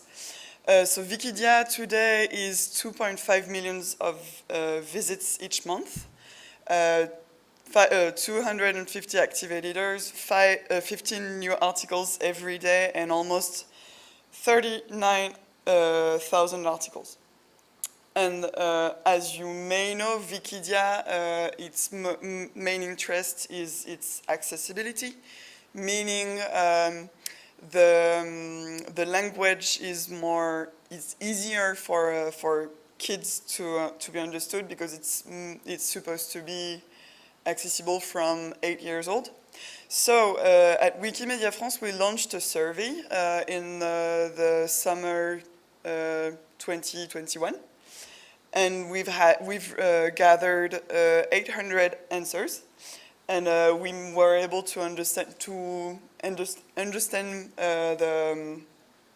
the community, meaning the readers and the editors, and they were rating the accessibility of the articles. So as I was telling you, the interest is that it's supposed to be accessible from 8 years old, and this graphic shows that it is accessible. The blue part is really important for every ranges of age, and also for the teenagers. Also, the interesting part is that the survey showed that the age the age was actually matching the age of the audience, or the targeted audience, and so we saw that editors were actually actual teenagers, majorly from 14 to 18, but many from 8 to 13. And it showed also that girls were they were here, they're present, they're editors, and there may also be some bias about who answers surveys, but we were really happy to see that on Wikidia it's a lot of girls too. And so what it's telling it, what it tells also about Wikidia is that if we have more teenagers on the encyclopedia, it means that it's also people who just started with editing. So it means that the community is most likely to be welcoming, and this is also what this graphic shows. That majorly the community is quite happy with the way they have been welcomed on the encyclopedia. So all of these reasons to use Wikidia as a teaching tool for our education program. And that's an invitation for you guys also to use it, and it exists in 16 languages. And that's all. I wanted to stay with the time. Thank you. And Zico, please join us. Yes, thank you. Someone who can pass this to me later? Okay. Okay. Hello, can you understand me? Too loud? Like this? Thank you. In a Wikipedia course, I made my students unhappy, and I'm proud of it. As I visited schools, universities, and museums, I couldn't help but notice that I needed a solid theoretical background. So I dived into further studies and applied my newfound knowledge to wikis and Wikipedia, which led to the creation of my book, which I forget to take with me, but on my user page you can find the link. Picture this, a typical Wikipedia course at a university. Two students are supposed to write one article together. But in reality, they divide the work, and when they are ready with their parts, then they bring it all together, click of a button, article delivered, nice. But they do that all the time. What have they really learned about collaborative writing? To tackle this issue, I delved into the literature and developed a scale with different levels of collaboration. I also pondered why people shy away from collaborative writing. It turns out we humans have this deep attachment to our own words. We take pride in our accomplishments, ask for recognitions, and hold a sense of responsibility. It's not easy to accept that others are tinkering with our texts. You might think that the students are simply too immature, or that it is just a symptom of evil capitalistic copyright thinking. But let's be honest, it's not just the students who avoid collaboration.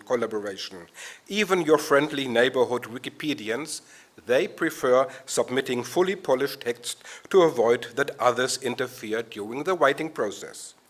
So how do we encourage collaborative writing in the classroom? Let me share an experience. I once assigned students to write articles for a German wiki encyclopedia. These university students formed groups and they had to research specific topics, and then I had other groups compose articles on that basis, so etc. So I aimed to encourage collaboration by breaking down the writing process and then divide it again and again. What did the students think of this approach? That was awesome. No, of course not. In the final discussion, it was obvious that they were deeply dissatisfied. They wanted to keep working on their own text to the end.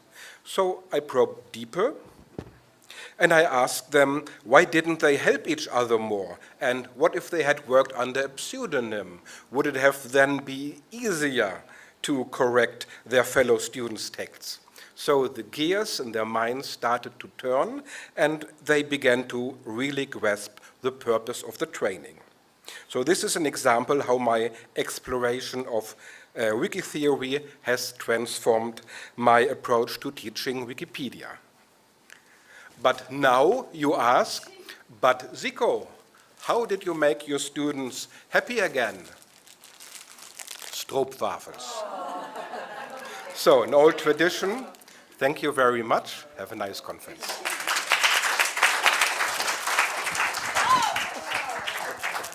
At the table there.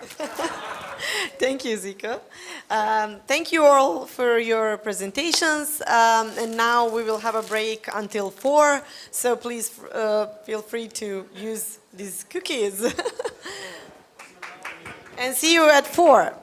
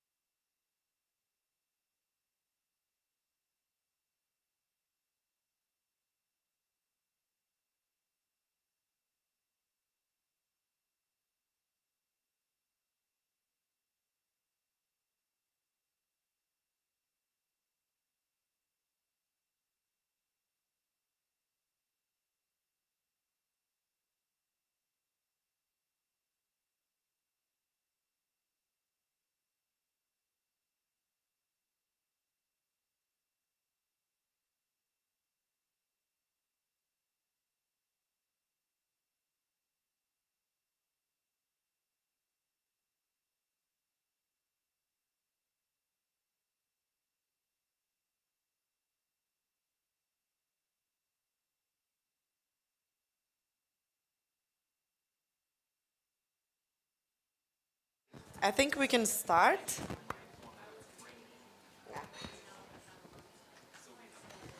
So welcome everyone again. This is the last block for today before we have our final finishing session. And now,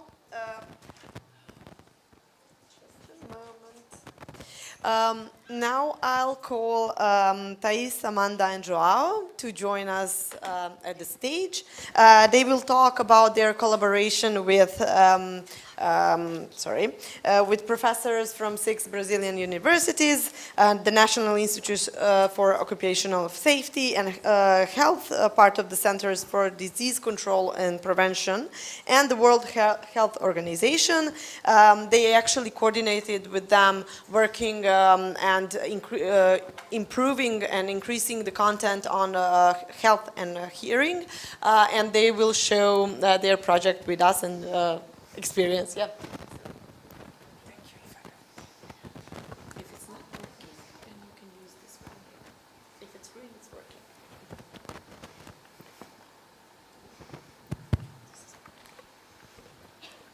Okay, then hello everyone. This presentation is called Campaigning for Hearing Health Through Wikimedia and Education. This is Thais Morata. She is a senior researcher at the Centers for Disease Control and Preventions.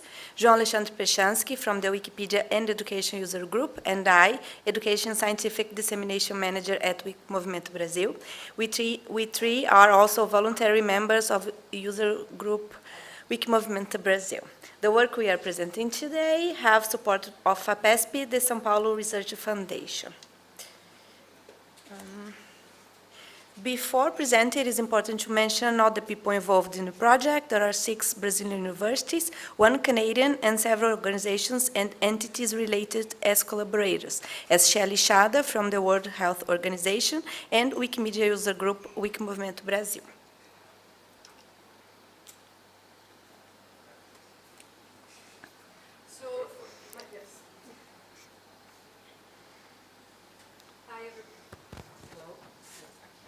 Hello? Hello, everybody.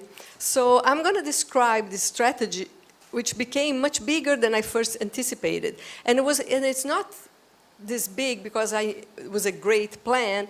It was because I didn't know where I was going.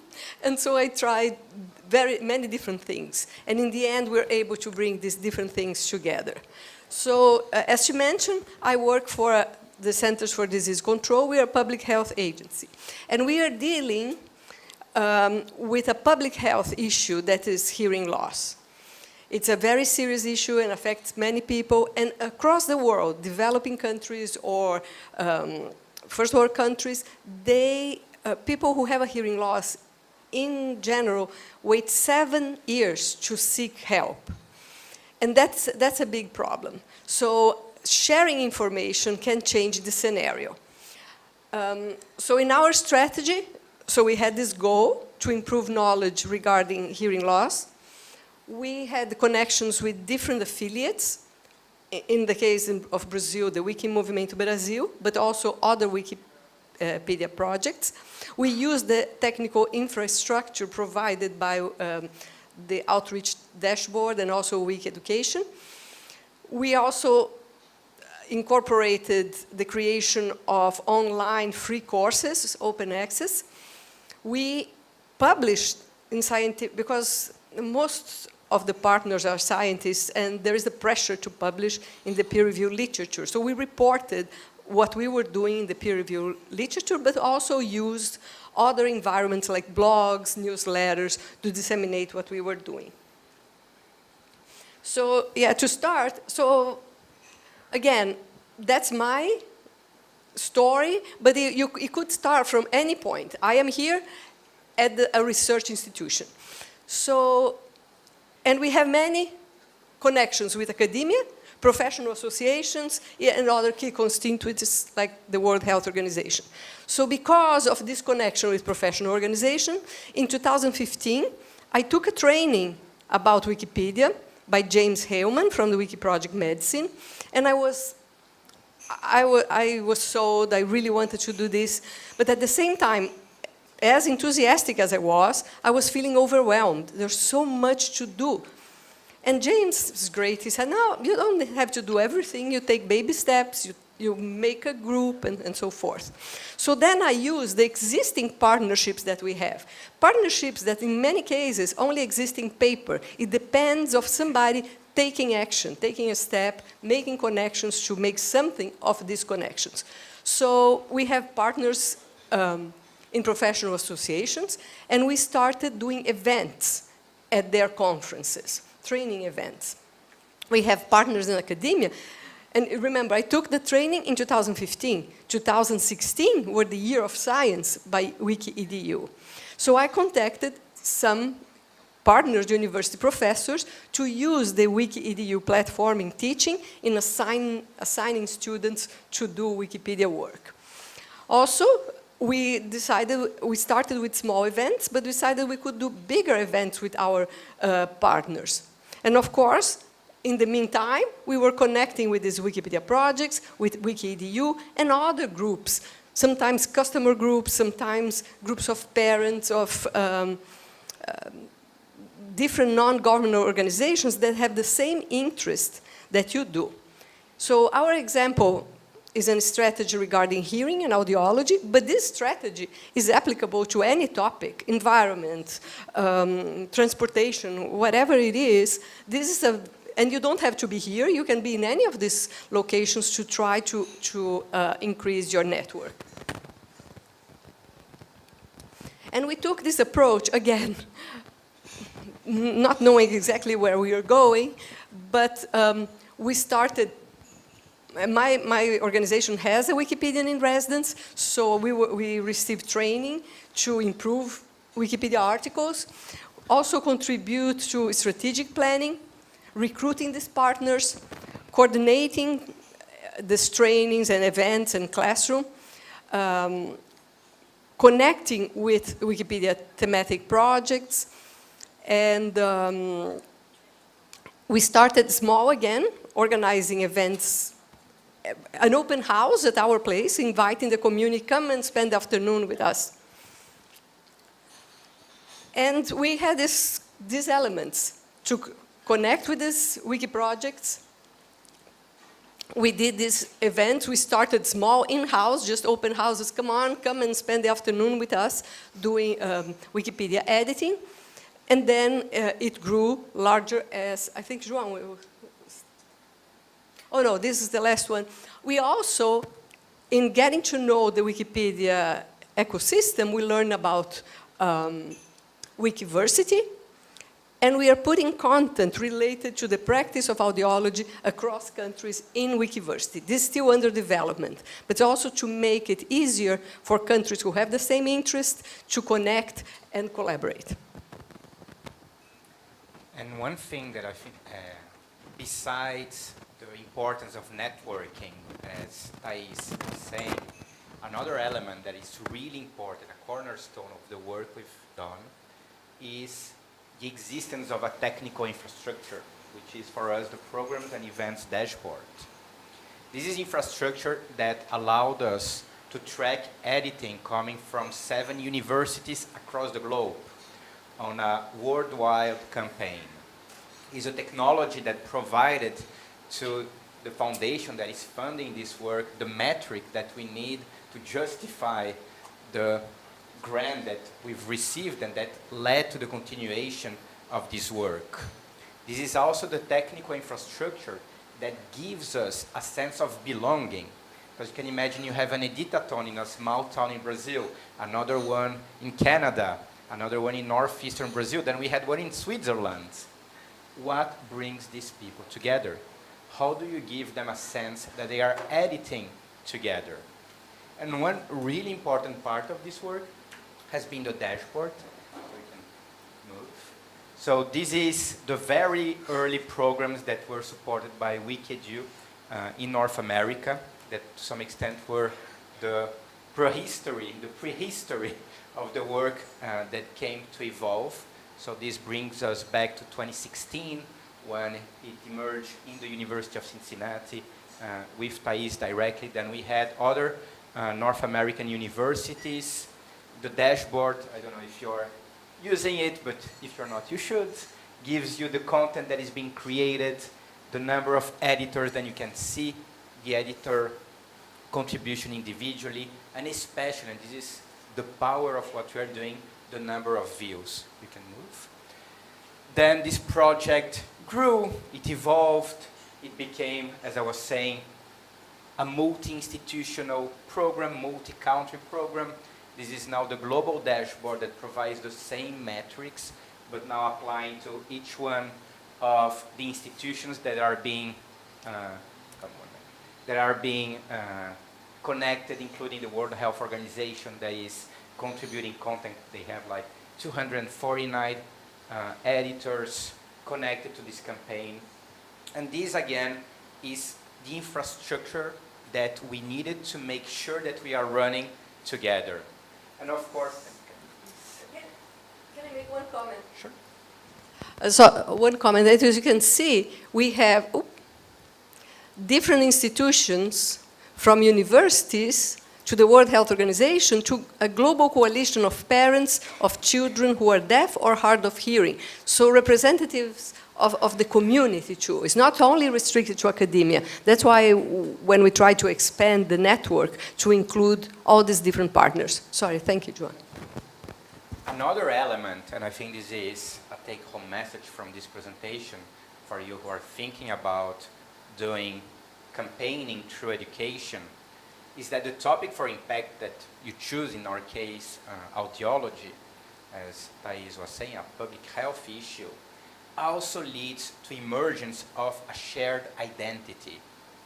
And we've been working around this shared identity throughout the year, so starting in 2019, but up to 2023, in which this leads to an emerging digital activism around this campaigning.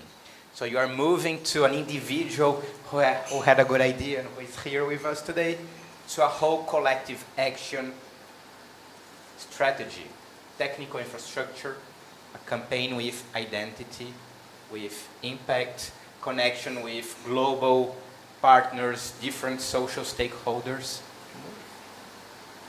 And for us in Brazil now, giving our specific project, we were able, through the leadership of a professor called Lilian Jacob, to establish a proposal to get local funding for this project and be in a situation in which our affiliate is able to support this coalition of 6 universities in Brazil, 1 in Canada, that have joined together to improve content with their students on public health, on audiology as public health.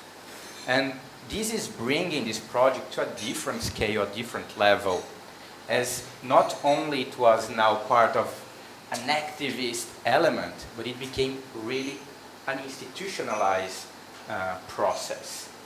And the dashboard, again, and the identity that was built through the campaigning became really fundamental for us to report to this funding agency.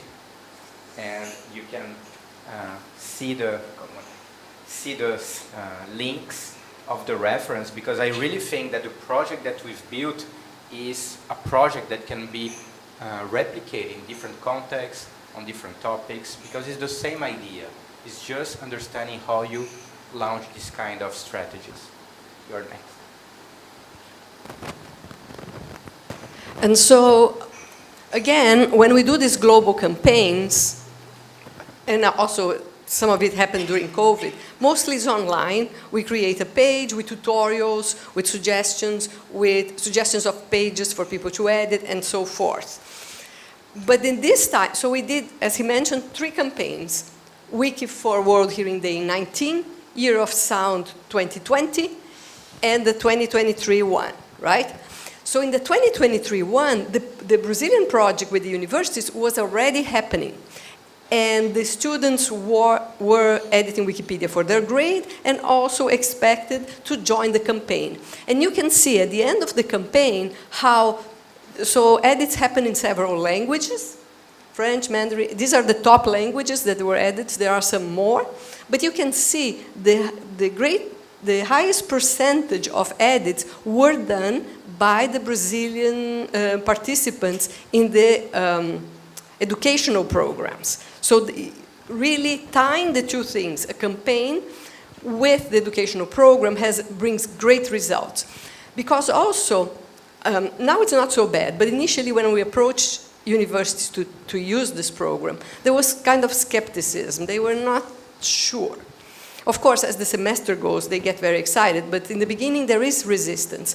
When they are part of something bigger, they see the context, they see the importance. It's much easier to recruit other participation. So the bottom line is educational programs help campaigns, and campaigns help educational programs. And so, as you can see, this is the final workshop, the closing of the Wiki for World Hearing Day campaign.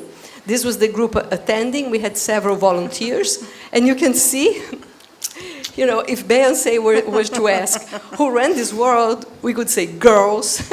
That's another, you know, we didn't set up to do that, but we know that Wikipedia wants more women editors. And because of the nature of audiology and hearing care, we attract a lot of women editors. And now I think... So, in a large country like Brazil, training and education in hearing health are critical for facilitating remote and virtual audiological interventions. Wikiversity enables the hosting of MOOC, massive open online courses that may mitigate health instructions inequity. This is a work in progress made by several hands that is going to help improve hearing health information. So we are creating this innovative technological system at Wikiversity. With this experience, we have learned that Wikiversity can be a powerful venue for creating courses like that in many other knowledge areas. Since initiatives like this one involve other levels of institutionalization, it is important to have a previous planning to be able to coordinate all the stakeholders. The process of building and developing the course's information architecture also needs to be anticipated and planned. That said, we can definitely say Wikiversity has everything we need to create and institutionalize courses of any area of expertise. The project has also been systematically documented by presentations in conference and peer-reviewed academic journals publications, such as this few. And it was also published in other venues like DIF, blogs, and websites. Besides documenting the project, it also helped to publicize it and legitimate it through academic and educational lenses. Now it's John. And talking about reaching next levels, I think it's really important when we are thinking about this community to understand that we can't reach the global level. So this is a process that we are telling that started in the US, in Cincinnati specifically, that moved to Brazil, that is reaching now Canada, Switzerland. But through the World Health Organization, we understand that there is the possibility of reaching the global, a global impact. And we are very happy that this process has actually led to bringing the World Health Organization, at least in the team that works with audiology, closer to the Wikimedia movement and closer to establishing a partnership that could eventually benefit each one of us, each one of our programs, each one of our volunteers. To provide some conclusions and take-home message from what we are presenting, and we are not necessarily just telling the story of what we've done, but also trying to establish an abstract or more abstract understanding of how we could do it, all of us. It started with understanding our environment, our strategic environment,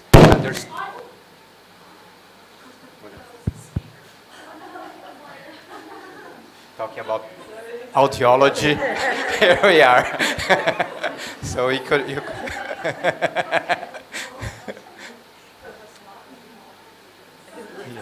Okay. So it's a really interesting aspect of the work we've done is to understand that each one of the institutions we work have their own missions and that we can create an alignment that leads to networking. We've also understood that through this networking, we are establishing, as Thais was saying, a new layer of motivation. Like for a Wikimedian, you are working with the university and the World Health Organization. So this sense of belonging is actually establishing a different level of motivation for the individual contributors, independent on the institutions that they are affiliated with. We've also learned from this process that Wikimedian affiliates are actually a backbone support element for this kind of campaign work whenever you reach to them. So I'm speaking here on behalf of an affiliate. And affiliates, their mission is to provide the support that is needed for this kind of work. Another learning point that we have established is the relevance and the need for improvement on our technical infrastructure. Because we need to track edits, we need metrics, and we need to establish connection between stakeholders that are scattered around the globe for this kind of structure. We've also learned, and this was the painful learning, on how to develop local fundraising strategy, because this is not being supported by funding from the Wikimedia movement. We've reached through the university. And materials, resources, and quizzes, tests for everybody. We understand this is not really, it will not give anybody a degree, but will give the information.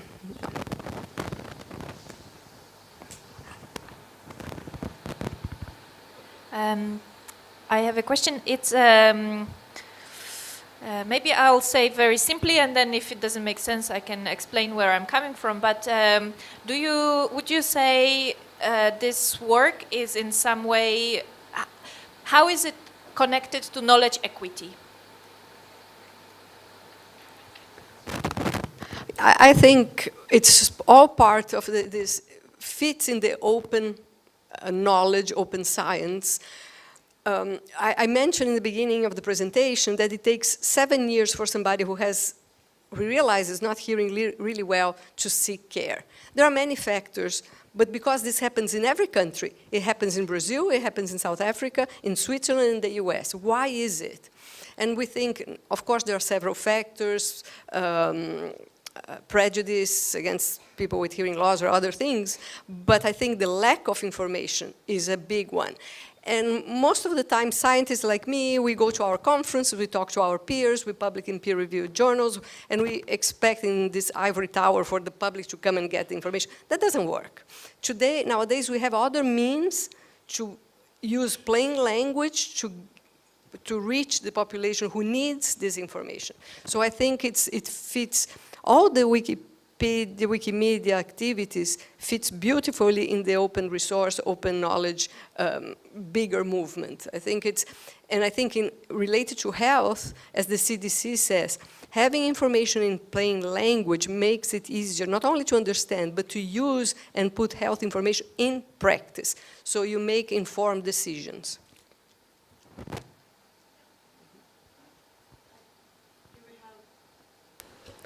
I think, do we have other questions? No? Okay. So thank you very much for your presentation. And before we start the next session, I have a just quick question. Do you feel cold? Yes, okay. So we will turn down the air condition, sorry. Okay. So I'll ask now Olga, Melissa, and Elvin to join us. They will showcase how the design principles and implementation pathways of the Reading Wikipedia in Classroom curriculum can actually have global and local impact. So please join the stage. Thank you. We will fix the air conditioning in a minute. Well, Thank you, everyone. Good afternoon. My name is Melissa. So yes, today we will talk to you a little bit about the Reading Wikipedia in the Classroom program, especially the details around how we built this program in a way that goes from the global level to the local applications, therefore the word glocal. Do you want to introduce yourself, Elwin? I'm Elwin Woman. I come from Peru. I'm from a Quechua community, and my main goal is always to bring Wikimedia projects to the Andes, which I think it's important to localize all the resources that the Wikimedia project has to local communities. And I'm Melissa. I'm part of the education team at the Wikimedia Foundation, and I was part of designing the program and helping other people implement it. Our colleague Olga is unfortunately not with us today. She was one of the unfortunate victims of the lack of visa processing for Bolivia, but she is leading the Wikimedians of Bolivia user group, and she has been involved in the Reading Wikipedia in the Classroom program since its inception, since the pilot. And she's also our Wikimedian of the Year. So in this presentation, we will just briefly go through what is the program and how it is scaled globally in the past 3 years, and what does it look like in the local level in the examples of Peru and Bolivia. And we'll leave some spaces for questions. So what is the Reading Wikipedia in the Classroom program? I think some of you are already familiar with it, but it's basically an attempt to design a program that can help teachers take advantage of Wikipedia as a pedagogical tool by aligning it to the Media and Information Literacy Framework proposed by UNESCO. So through this program, we present Wikipedia to the teachers, and we present them how Wikipedia can help them to access information, evaluate the information they access, and then participate in the creation of this information. It's a program that is designed as a professional development training for teachers who are already in the classrooms, and that presents them with practical knowledge and resources that they can later integrate in their own practice. We created this program through a collaborative process with trainers from 3 user groups in 3 affiliates in Bolivia, the Philippines, and Morocco back in 2020. Originally, we started thinking about this program in 2019. We envisioned it as a face-to-face experience, in-person training, but the pandemic made us change our plans radically. We also built this program with adaptation in mind. We know that in education there isn't a one-size-fits-all kind of solution, and the presentations throughout this conference make that very, very clear. The multitude of solutions and initiatives that come from the Wikimedia and Education Network show the importance of adaptability, of responding to the context, and so when we were designing this, we were very mindful of that. And finally, we try to ground this on open pedagogy principles. Collaboration being one of them, but also designing for the real world. So giving teachers assignments, reflection questions, homework, practice that actually relates to the topics that they are interested in that they will later use in their classroom. And the way that, as I mentioned, we started with a pilot experience in 3 countries. We reached out to teachers in these 3 countries through a needs assessment. We launched a survey. We started by inquiring, what do teachers know about Wikipedia in the first place?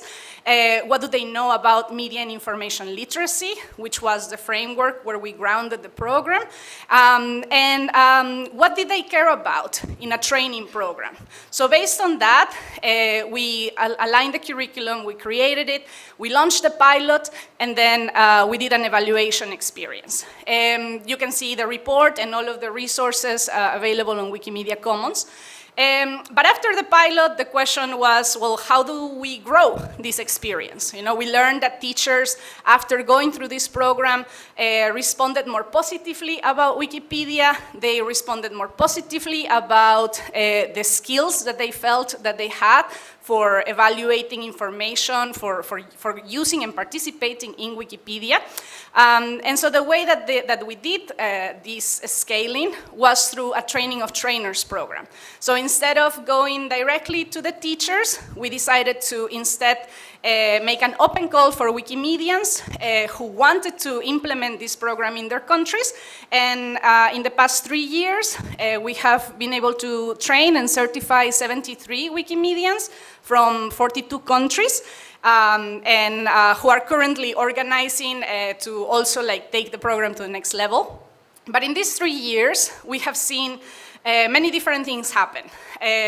For starters, we have reached thousands of teachers through outreach campaigns that these trainers have done, through the needs assessment as well. And out of these thousands of teachers, a few hundred have actually completed the program. A few hundred more have engaged in the program as participants, but maybe they didn't complete it. And we have seen this from more than 10 implementations led by certified trainers, by Wikimedians themselves, who have engaged in very important partnerships as well, with local UNESCO offices, with districts, education districts, local instances of the Ministries of Education, and also teacher networks. And these trainers themselves have also translated and localized the resources so that they can better respond to their context. We have now these open educational resources translated in more than 10 languages in the shape of complete modules of the program, but also quick booklets and training slides and even more educational resources like videos and infographics and resources that you can print and bring to the classroom. So this is kind of what it looks like globally, but to give you a little bit more of a picture of how does the program work in the ground and what it takes to bring this and adapt it and implement it to a local context, I'm going to pass the mic to Elwin, who's going to share the experience from Peru. Yes. Exactly. How many of you have been in Peru? Raise your hands. Okay. How many of you have been in Peru? Peru, South America. Okay. Nice. And how many of you have speak or talk with Quechua people? With Quechua people. In English with a Quechuan. Okay, now we are talking, right? That's a good. Yes, so for giving a context about this program, so the implementation of reading Wikipedia in the classroom in Peru, it was such a grateful journey and also a challenging journey, because probably most of you know that there were a lot of protests and demonstrations in Peru the last months. So I think also show to the world that the Quechuas and Aymaras and all minoritized communities are in danger there. So how run the program, or how we plan the program, how to run the plan of the program? Well, we started in January, basically, and then we started planning it and more or less figuring out how we can plan it, because the situation was really hard, but when we planned that, we hoped that it would stop somehow, the demonstrations, the protests, and so on, or there will be some solutions. But it didn't work well, so until nowadays there are some protests and demonstrations. They are lower, but they are still. And what we did was first after the planning, we started we asked the teachers whether we can implement it in person. And they said, yeah, we can do it. And some of the teachers, they really went through all this, let's say, adventure, because we prepared the program in a specific place, which is Puno, the capital of the region in Peru, one of the regions, and they came from different districts, but the protests and demonstrations, they were basically stopping the transport, the means of transport, so there were no way to communicate one town with other towns, so it was really hard. And then in March, we ran this implementation, and we realized that these problems were affecting our program, so we switched into the hybrid mode, so where we basically did in presence with few teachers, but then we also leveled up to online mode. And so we ran the first online session, the on-site training, and we did some project monitoring to see whether the program can somehow be really moved to an online course. Then afterwards, in April and May, we did some assessment there and see about we track the needs assessment results and say, okay, what is going with the teachers? Are they interested in the program, or are they following the program, how they are doing this, all the course and the program?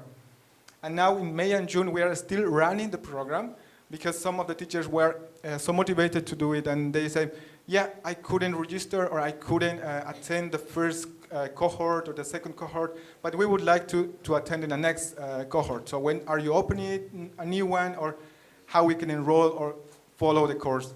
So, and this is how we plan it from January to June. So you will hear from our project soon, also in Div, in Wikimedia, around some posts.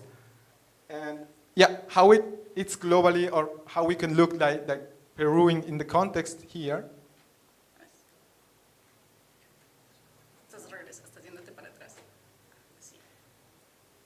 Okay, so in Peru, we focus on a specific region, which is called Puno, and then we decided to run the program, the implementation of the program, not the planning, the implementation between March and June, and the target were secondary school teachers, and we had reached more than 500 teachers, and we had a registration of 126 teachers. Active participants are 40 teachers, and the program is online, on-site, and hybrid as well.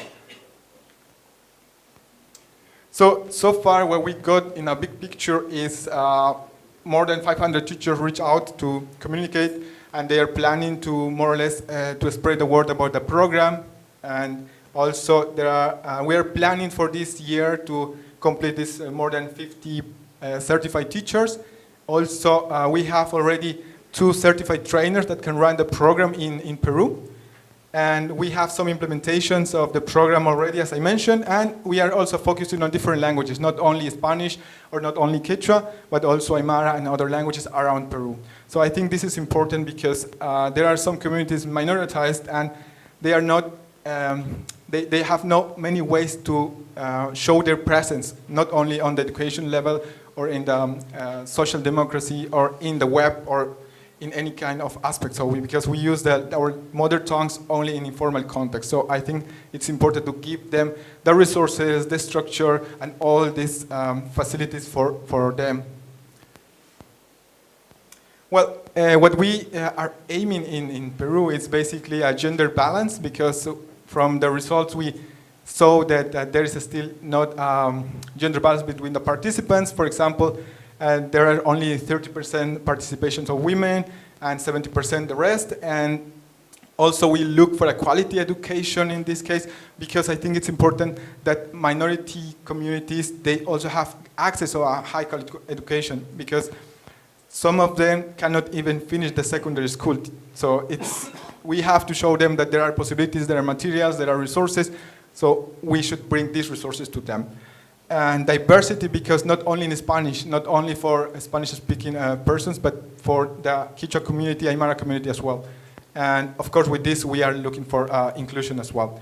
And how we are looking this for towards Wikimedia 2030? Well, we are seeking to drive and facilitate innovation that can improve the user experience regards to Wikimedia projects and so on, and ensure equity in decision-making, skills and leadership development, and innovative in free knowledge. So all these projects come together, and we are not only, for instance, just focusing on reading Wikipedia in the classroom, but we are also leveraging to, for example, Wikisource, Wikidata, and so on. So, and as I told at the beginning of my talk, well, there was a story about running the program in the region of Puno, and this is the picture. And as you can see, the software or the material, the structure is not the best, but still we decided to run it. And I think this is important because even some teachers couldn't attend directly. They made it impossible to attend and come to the courses. And they are actively asking when you will have the next version, when you have another course, when you, is this, for example, when we are running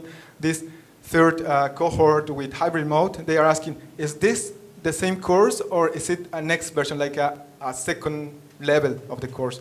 So they are looking for this kind of resources and courses. So I hope we can do that as well this year. And with this, I change the mic with Melissa. Oh, I can use this. Gracias. Thank you, Elwin. I forgot to mention, Elwin actually is a certified trainer who graduated from the second cohort of training of trainers, and then he became an assistant facilitator for the third cohort. So yeah, I'm super honored to share the stage with him. So Olga couldn't make it here, but I'm just going to briefly share some of the work that Wikimedians of Bolivia have been doing.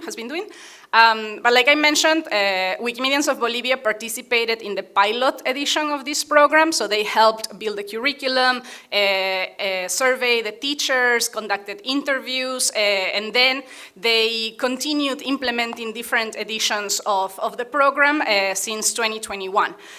This is their plan of implementation for 2023. As you can see, it goes from January through December, because as a user group, they have already incorporated this program as part of their education programs that they offer. They have many, not only reading Wikipedia.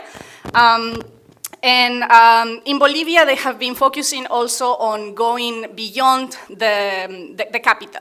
The first experience with the pilot, it was completely virtual because of COVID in 2020, but since then, they have made it a point to actually transform the program into also 3 models, like Elwin mentioned, online, in-person, and hybrid. And they have been going to municipalities in more rural areas of Bolivia, where even access to internet and digital tools is something, a novelty for teachers, and where they see that teachers are struggling to incorporate these tools into their classroom practice, but they are forced to do it since COVID. So they have reached over 1,000 teachers in these few years, and they have also expanded to adapt the program to work more directly with the students. These are some of the big data pictures. They have also made an effort to translate the resources into, like Elwin was saying, in languages beyond Spanish. So Quechua, Aymara, and Guarani. They actually were finalists to the Open Education Open OE Global Awards last year because of this effort. They have 3 certified trainers in the country. And they are also working on a leadership development model with the teachers who participate in the program, so that then in the next implementation, these teachers become mentors to the teachers who are participating for the first time.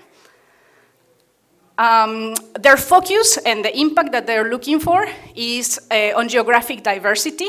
Bolivia is a small country, but the gaps in access to, the disparities in access to technology are very, very big. They also are looking into community building. They're really emphasizing in using the program as a way to bring teachers to be part of Wikimedians of Bolivia. So they are opening up the program and enabling spaces to do workshops with the teachers, to invite the teachers to participate in campaigns, so to really build that network and engage them beyond the ending of the program. And like Elwin mentioned also, on equity, diversity, both in terms of gender, in terms of subjects that the teachers teach. They have teachers from teaching many courses. And they are looking to facilitate innovation as well.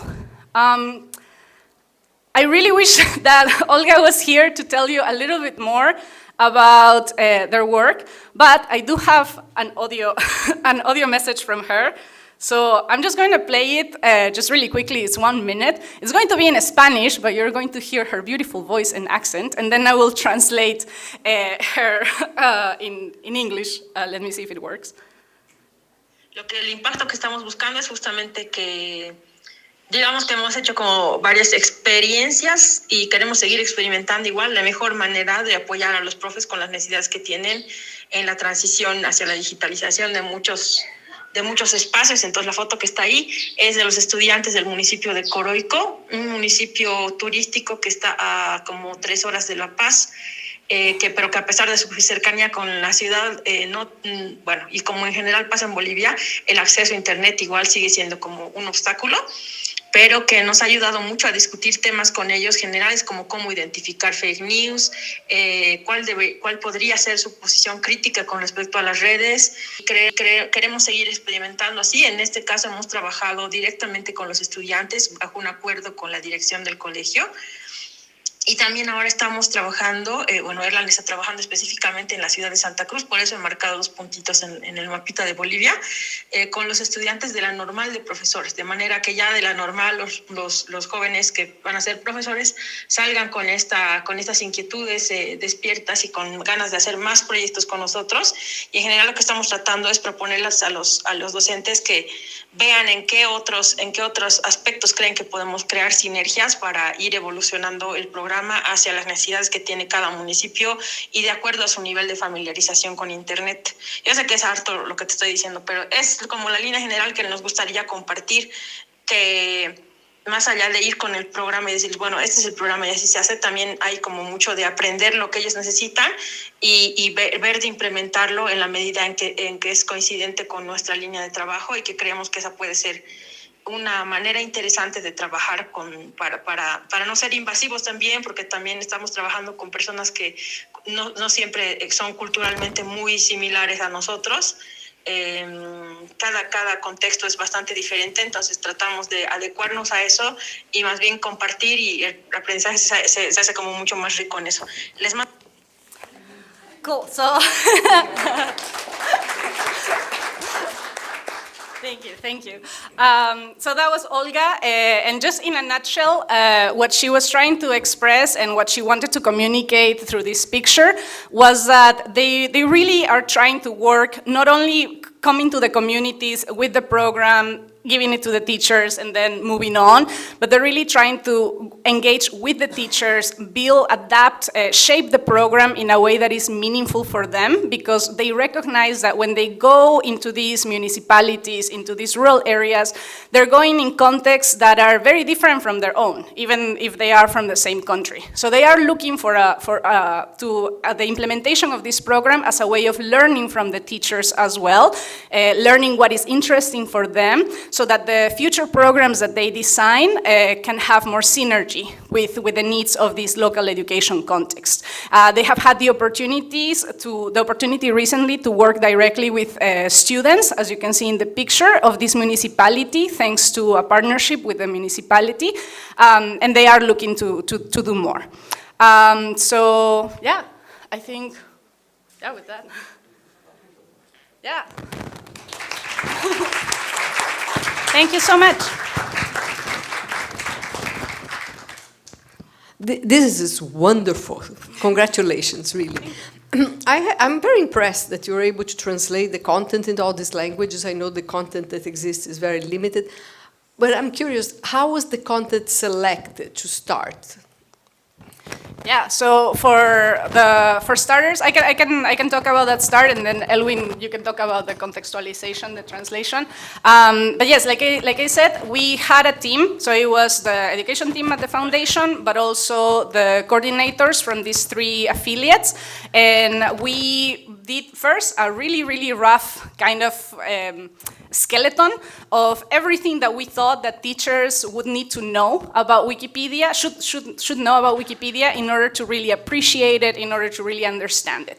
After that, we conducted a needs assessment, and with that needs assessment, we validated basically the curriculum. We weeded out some content that was maybe too much. Ooh. Yeah, oh, yeah. So we started, how do you say, curating the content. Then we started building the actual content, content of the modules based on what already exists about Wikipedia. You know, there's books and books and books about what it is, how it works, and we connected it and grounded it really on this media and information literacy framework. So if you go on Commons, I will share, when we share these slides, I will include the link. You can look through the modules and see like it is structured in three different topics, for access, for evaluation, and then for creation. Because the program is called Reading Wikipedia, we mostly focus on these first two aspects, on access and evaluation, and on creation we kind of like gave a little taste of what it was about, but we mostly focus on, in this third module, on presenting what the Wikimedia community does. So the teachers would know, they won't know how to edit through the module, but they will know that there is a user group in Bolivia that works on these campaigns, and that there are, campaigns around art and feminism, how the Wikimedia community organizes, and how they can be part of that, and do just little, micro contributions. Yeah. Yes, and regarding, for example, to Peru, what we more or less did was to focus on a specific aspect. For example, what is the context of Wikipedia for the region, in this case, for Puno? So it was hard to, for example, sometimes find examples that were described in the teacher's guide. Then how you could choose an example that is proper for this specific region. So if we move to another region, like a capital city, like Lima, we could need to also localize the content. Also for example, it's a Quechua region, so, but not only Quechua, because there is also Aymaras there. So you have to you have to take in account that both contexts or both regions are more or less represented in the examples, in the activities, and play with this all the time. And for this, we were 4 persons in a team and working on this from a social aspect. And yeah, so basically that's what we did on the program.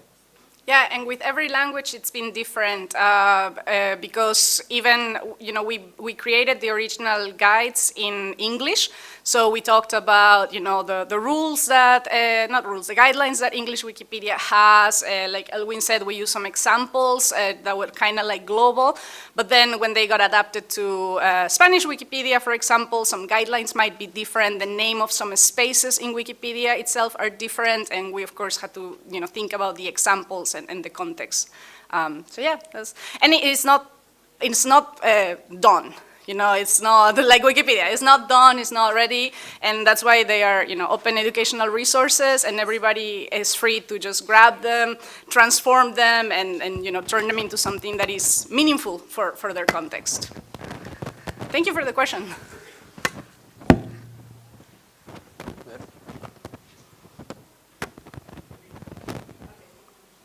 Maybe I can end it with a couple of phrases.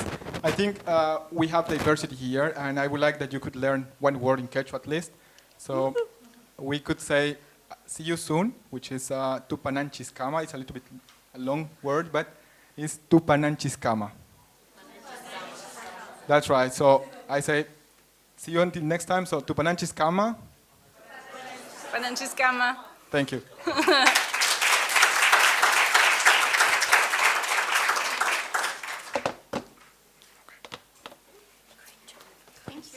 Thank you so much. Lovely presentation. Do you hear me? Yes.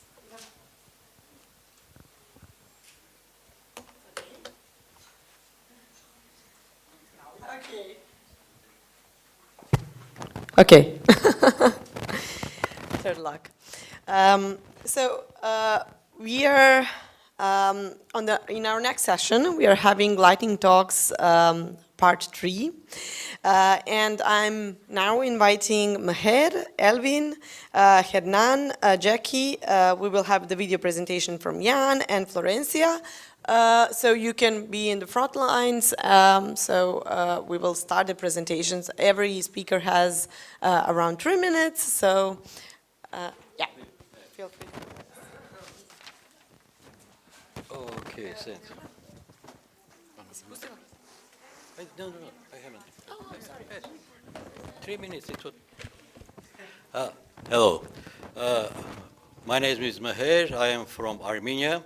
I am Wikipedian from 2008. And you listened part of speech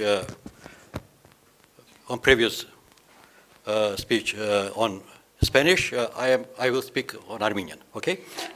No, it's a joke. No, I want to talk about creation aspect of our wiki education in Armenia. Yes, it's a project, Armenian project. It's finding participants and not losing them. The success of only education project is not only touching the participants, but also encouraging their contribute involvement thereafter. In Wikimedia Armenia, we work with some peoples, and sometimes it is the case at wiki editing. A serious question arises to where is find these participants. And in the Wikipedia Armenia, we have three part of peoples with whom we're working. It's the schools, universities, and some project science or organization. Schools have dedicated teachers when are eager to explore with the students new educational opportunities. By participating with schools, we have leverage exciting infrastructure such as classrooms, ceilings, and resources. Engaging high school students offers the opportunity to cultivate a position of knowledge and contributes to a meaningful project in an early age. This can help foster listening, interest in learning, and collaboration. We have some projects, Armenian projects with schools. We have in our region first, we have wiki clubs. We're working with wiki clubs. They are gathering in schools in Maine, and now working 7 schools in Armenia, 7 wiki clubs. We're working with universities and several source of participants for educating programs. University students often possess a higher level of knowledge and experience in special subjects, which can be valuable for contributing in project Wikipedia. They have access in academic resources and may already familiar with research and writing techniques. Engaging, we working with university, and we have 2 universities, big universities in Armenia. It's a university of its mother university in Armenia. We have a branch in Ijevan, and they bring many students, and part of our other university, language university, have practiced in Armenia. 4th year, yes, 4 years they are practicing in Armenia and working 60, near 60 students. They are translating from the different language to Armenian and editing articles in Wikipedia Armenia. They are working and they have practice. Okay. Finish. Okay.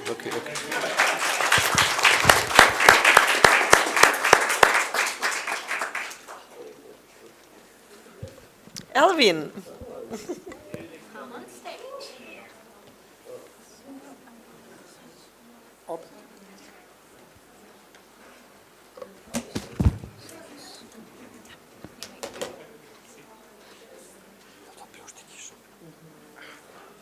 Okay. I just want to teach another word for saying how are you. So, Imainalian. Again, Imainalian. Aling. So I asked, how are you? I said, good, fine, great. Okay, why is Quechua important nowadays? I think if we go to the statistics, Quechua is spoken by around 10 million people around South America, and more even in also more people are learning the language in Europe and United States as well. So it's important. But some people would say, okay, it's a large language, a language that is spoken by a large community. However, it's in recession. It doesn't seem like that, but it's important to be aware of that children or kids are not speaking anymore Quechua language. So what we are doing here is bring this aware, and why we are doing this, because it's important for me, for my community, and also for the world, because we are more inclusive and more diverse if we are all together on the web, on real, so this is important. And what we are doing is basically fostering the listening, speaking, writing, and reading in Quechua by bringing Wikimedia projects to the Andes. So how we are doing this? You already know that I'm running the Reading Wikipedia in the Classroom program. However, this is not the only program that I'm doing. So I'm also enforcing, for example, the Wikisource for writing, Lingua Libre for listening the language in Quechua. Also, we are developing more knowledge bases for expert people that could, for example, use the data. So we are democratizing contributions based on a contributor's needs, ability, or skills. So we propose an innovative space where we store all our courses, tutorials, workshops, and so on, and we document all these processes, and we store it in an e-learning platform. And with this, regarding to Wiki, EduWiki 2023, was I would say, for doing pedagogy, we need new approaches. And that's why we are here, because we are contributing not only to the present, we are shaping the future by making a better education for all. Thank you.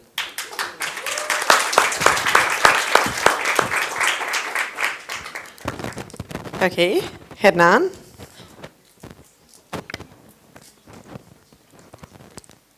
It's my first day. No, esta no es. The H is in Serbia. We don't have silent letters. Okay, well, hello. I'm Hernan from Wikimedia Colombia, and today I'm going to talk to you about the Chimera Network and the YU people appropriating the Wikimedia in an offline context. And I wanted to start with the question, what if there was a way to access the human knowledge in an offline context? Some may be wondering, why am I talking about offline context? There's still out there in 2023 a very large offline world.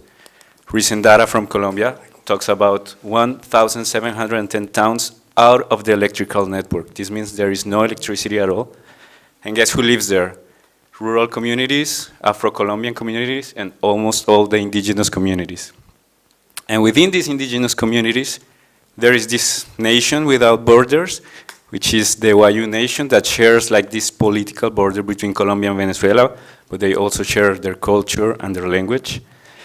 And of course, between this community, we have activists, Wikimedia activists. We have the Wikimediistas in YUNIKI, which wanted to bring their oral tradition into writing tradition, starting with the Wiktionary, and then now, 2023, they have the public Wikipedia in YUNIKI, indigenous language, which we are very proud of them. And next to that, there was a powerful alliance cooking, which was the Wikimedia Colombia with the Charisma Foundation, with the project Chimera, which is basically a network that hosts the full Spanish Wikipedia offline, but now also hosts the Wikipedia in YUNIKI and several resources from full libraries, learning modules, fact-checking kit, and more adapted content. And this was a solution for a problem that the Wikipedia in YUNIKI had, because they already had a place to store their knowledge, to even upload their content and describe them in their own language, as you can see. But now also they have like this network that they can personalize, upload their content, create folders for their teachers and their students to put their homeworks. So how it works, basically, with an USB, you drag and drop 2 folders, you share the network with the phone, everyone connects to this phone and can access this full Wikipedia use and create content for them. And I wanted to finish with the Wikipedia and Wayunaiki people telling you why they have a Wikipedia and Wayunaiki. I hope this... It says we don't have permission to watch, but you can... Well, I'll send it on the Telegram, and well, that's it. Okay. Thank you.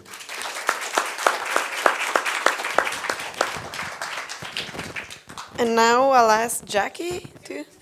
Okay, you're here. Thank you. Shared with me.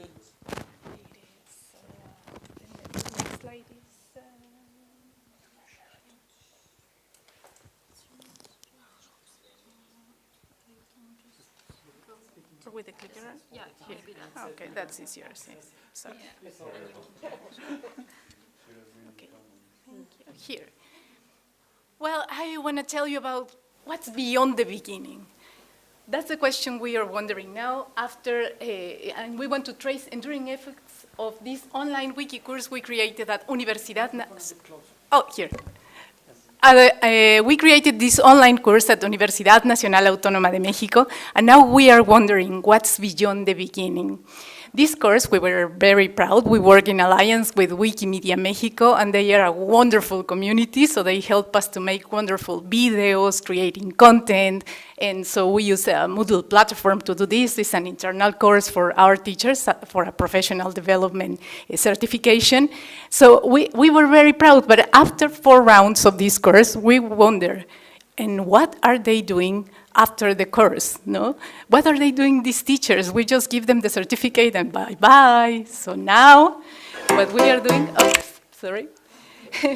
what we are doing now is interviewing them. We send them a survey asking, what are you doing after the course? What changed? And they are saying so interesting things. We are doing this with a twofold objective. The first is having testimonies in an official page of the university, and that gives so much pride to the teachers to be featured in this space. And the other thing is showing others, of course, what projects have been done in the university in several levels, K-12, graduated school, postgraduate school, or libraries also. So this gives us a variety. It's an entry of a blog page, and then the video interview, asking them what are they doing. And one thing that we are finding very interesting is they do projects in pairs or in 3. They go after the course, get an accomplice in their schools, and say, let's do this in 2 or in pairs. So that's what we are finding out from these interviews. And one thing I want to remark is that 2 of these teachers also published an article in this book we are presenting all over Mexico that has a lot of stories written by the teachers who made these projects, and you can download it in the link, yellow link up there. And none of this will be possible without this alliance. I want to present you the staff of Wikimedia Mexico, Alex Reyes, Isa Marceron. They are responsible for the wonderful project that we can do in this large university. It's a macro university, UNAM. And with their help, we can provide workshops and support to the teachers who want to continue doing something after this work. So this is a working project, and we will... This brings you to an additional set of tools where you can see a lot more of what they've done, including, importantly, the article viewer, which for languages that it works, lets you see specifically what the students have added to the current version of the article. This makes it possible to keep track of a huge number of students, importantly with community support. Thank you for joining me today, and I appreciate your time. I hope this is useful.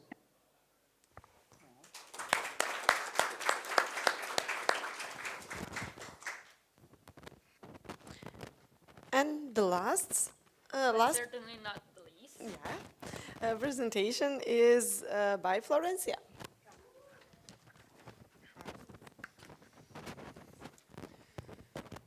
Well, I I should say sorry for my English. I have a paper here because my English is not very good, so I need to read it. I'm sorry.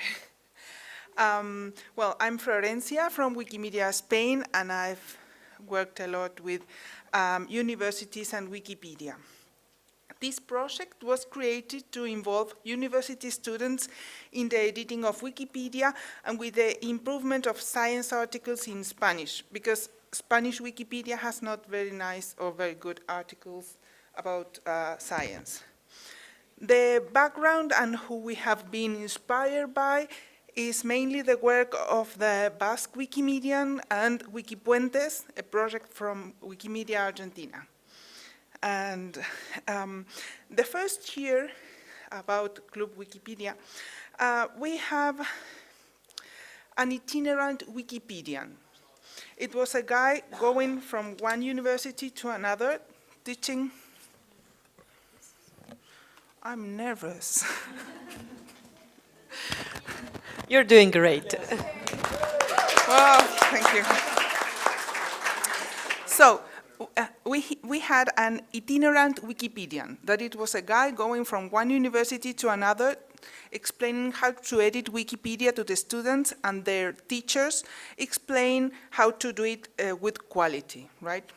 So that was a very nice experience, but when we started the second year, we saw that this was not sustainable, because we cannot send the same itinerant Wikipedian to the same teachers for new students. It was so we started thinking what we could do, and we discovered that, at least in Spain, and I hope everywhere, we have, in the universities, we have an Office of Scientific Culture and Innovation Office, which is in charge of connecting professors with the public and tell people what is being done inside university. It seeks to promote scientific vocations. This office tends to know who are the most enthusiastic teachers at university, and they know the people that want to try new things. And that was the key of everything. We talked with this office, and they search for us the enthusiastic,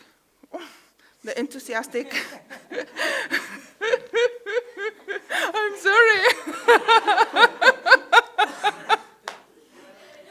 Well, so they search for us, the enthusiastic teachers, and this is the comparison between having enthusiastic teachers that they decided to learn how to edit Wikipedia, and from Wikimedia Spain, we explain them how to teach and how to use Wikipedia. So the difference between the two experiments or the two itineraries was that in the second one, we have less articles, but much more quality. Really very good quality and very enthusiastic teachers that want to repeat it. So here you have a poster that explains in a better English than mine everything we've done, and if, just in case you want to ask something, I will be over there. Thank you very much. Thank you.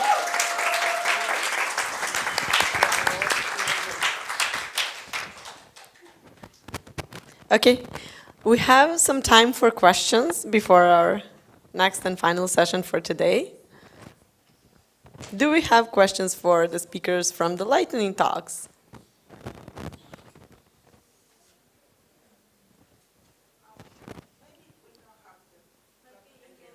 Okay, turn on. Okay, we'll do that. We can fix it. I don't know what's going on. Even is it cold or hot? I don't know. Okay, it's turned off right now, but we will make a good temperature somehow. Okay. Any questions? Okay. Not a question, but maybe an invitation. Tomorrow I have also a talk about more specific details about the implementation of reading Wikipedia in the classroom in Peru. So you are all invited. So we will also learn new words in Quechua. So you are very welcome. Thank you. Okay, so thank you very much. Okay, I have a tiny question for Florencia. So what was, if I can ask you, what was, so you said you compared two of them different. One was more quality, one was more quantity. Did you decide which one to use better? Like, are you more into quality articles? Because we were also questioning what is the point, like having students write so many articles, or is it to have them stay and write better ones? Or so what was your idea? I prefer more quality articles, right? Because with the data tones and contents, we have quantity.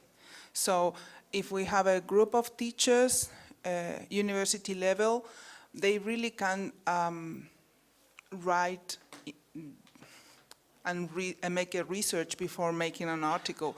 So we have to aprovechar eso. So we prefer, in this program, we prefer quality. And also because we are very small and we don't want to teach every day the same. So we prefer to teach someone that makes the speech, right? Is there any other question? Okay. Ivana, you have the word. Yeah, so thanks everyone. We will have the next session in 3 or 4 minutes. So we will wait for the speakers from other rooms to come back. So you can be here to wait for them, or you just can take a walk. Yeah.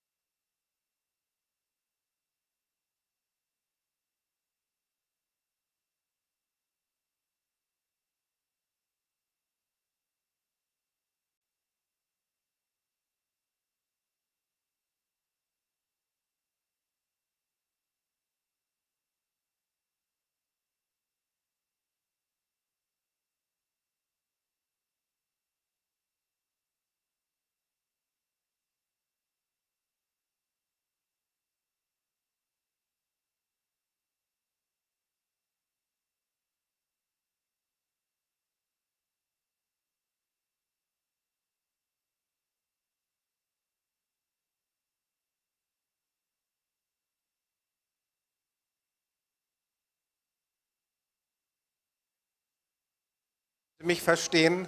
Setzen Sie sich bitte hin. Ja? You can have the rest of your conversation after the closing session. Please sit down. We Germans don't dare to shout in that way. Okay. So I welcome you to our last session of this day with a totally natural landscape produced last evening. Welcome. We are here together to think a little bit about our day, become aware about some tasks we still have to do. And first of all, I want to say that there were people who had a delay or there were visa problems, and this means that the program wasn't always as we exactly expected it, but I have the impression that you're all very happy with what we had. It was a very interesting day, and yes, I'm not good enough in mathematics to tell you about percentage, how much time is passed, but yes, it was the first day.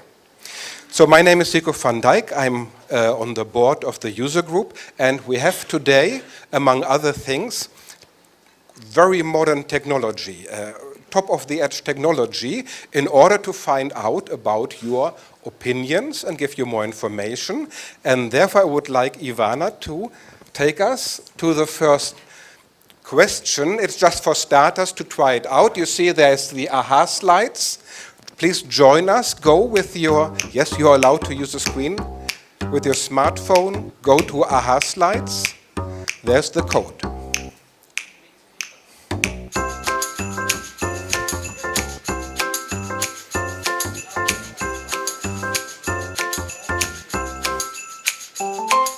Oh, me too.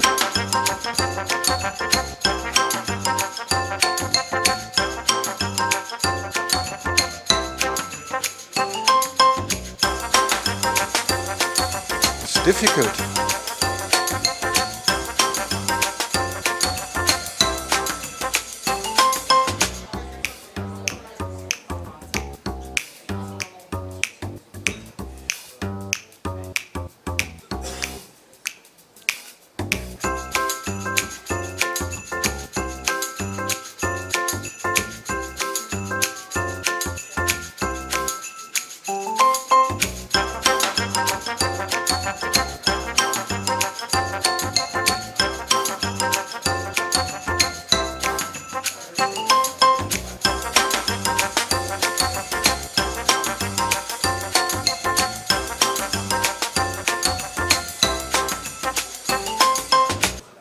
Okay, I'm ready to play. Raise your hand if you need more time before we move on. Okay. We see 49 people. Okay. All right, if you need it afterwards, the QR code will still be available. So this is just for starters, it's just to try it out, and it's a very simple question.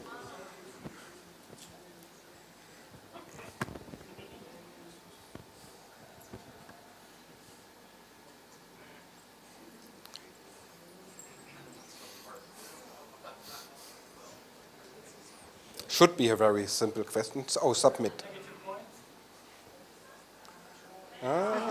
Okay. So this, of course, all these three entities exist, but Liana is the president of one of them, and you all know of which one. Could you please do the second question? What was the best session of this day?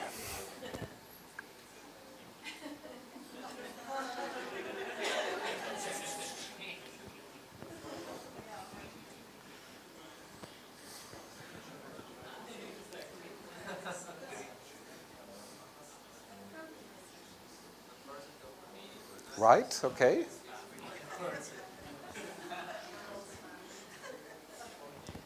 All right, you see this is not a quiz, this is just a social test. Yes, and the next one, please. Yes, and this is just give us one word. How do you feel now?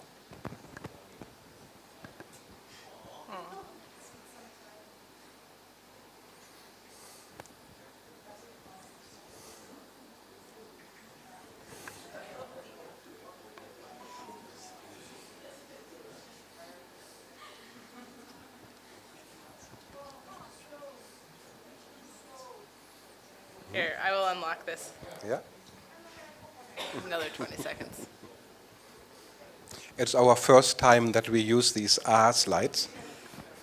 We will fix this for tomorrow. I don't have a laptop with me, so you are going to. I will fix this for tomorrow.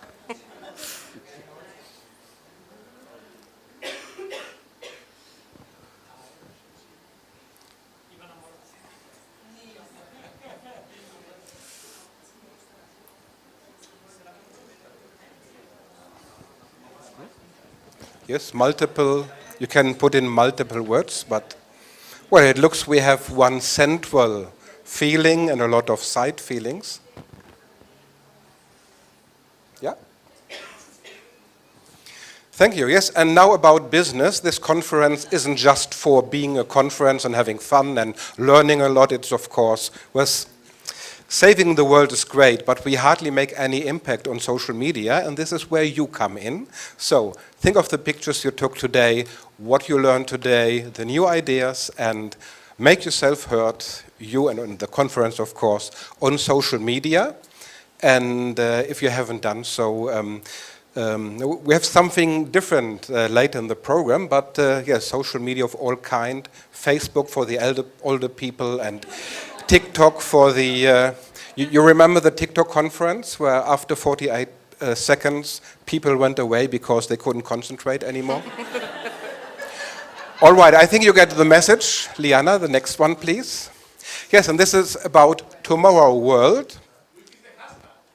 The hashtag, the hashtag indeed. It is EduWiki 2023, thanks to Florence, who made it up. Wasn't it you? You twittered with that hashtag. Yes? So EduWiki 2023 is our suggestion. If you take just EduWiki, I think it's the same amount of people who's going to read those tweets. Yes? Tomorrow World. Today, Liana and tomorrow Cornelius will talk about questions like, well, will there be encyclopedias in the 21st century? Or why do people run away when the session is called strategic discussion? So therefore, we had the future discussions, and Liana is going to give us a summary. Yes, thank you, Zico. So thank you to those of you who participated in either of the two sessions that we did in the Belgrade room. They were both vibrant sessions of participants, and I have summarized with help from other members of our team some of the common themes that emerged from both sessions. So we were working on two specific elements. The first one is we were trying to set a common definition of what the Wikimedia and education universe is, and the themes that emerged across both groups, we identified the audience that our program reaches, our learners, and the programs we run all have some sort of pedagogical purpose. In other words, we are connecting Wikimedia and education in some sort of mediated sense through our programmatic work.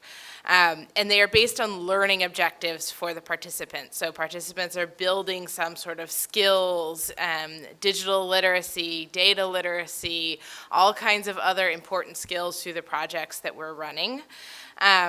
And they are aligned to educational curriculum, but we also emphasize that they are interdisciplinary, so they can cross all different disciplines, not just one particular area, and they have the flexibility to adapt to different contexts. And then finally, we noted that they are scalable and replicable. So people can modify and adapt the program model in different contexts and scale it up to have even more impact. So that was the kind of common definition that we had coming out of our sessions. And then we moved into the vision exercise. So in this vision exercise, we imagined that we were on stage at Wikimania in 2030, receiving an award for all the amazing things that we had accomplished in the next 7 years. And I asked everyone to think about what we accomplished.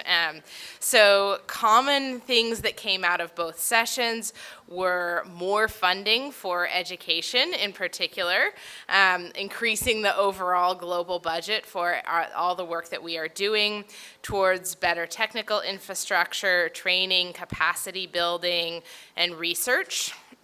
Another core theme was legitimacy, with things like educational institutions, government bodies, that lead to widespread adoption of Wikimedia in all educational curricula. So encouraging the presence of Wikimedia in every educational curricula across all levels, which seems pretty cool to me.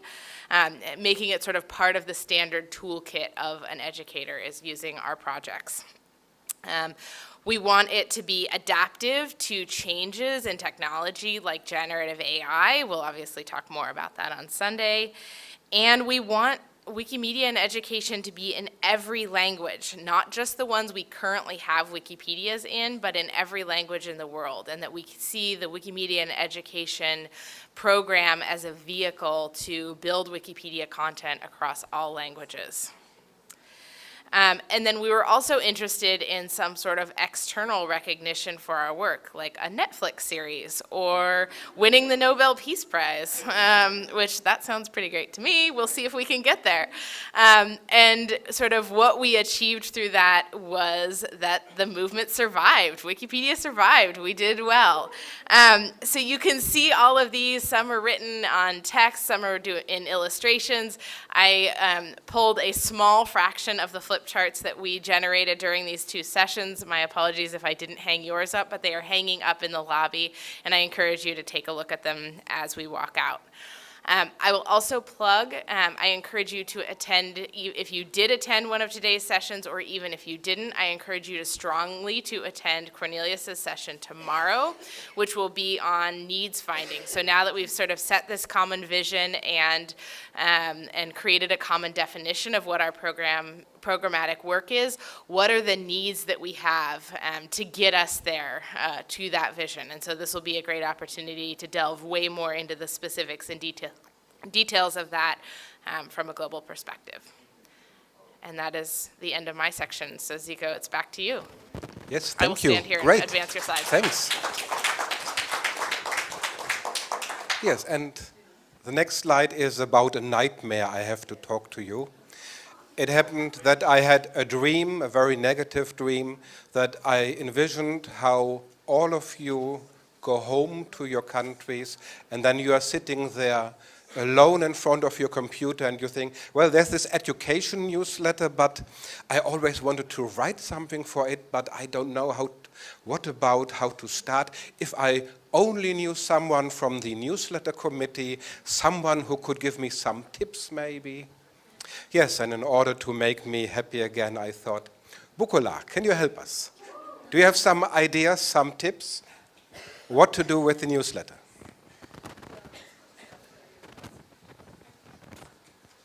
Okay, thank you, Zico. So some minutes ago, like hours ago, we did some session on how you would get a hang on sharing your stories of education activity that you have carried out in your various community, because I would like to reiterate that earlier, Shani made mention of the external challenges that we face doing our education activity. And one of them was the lack of awareness, right?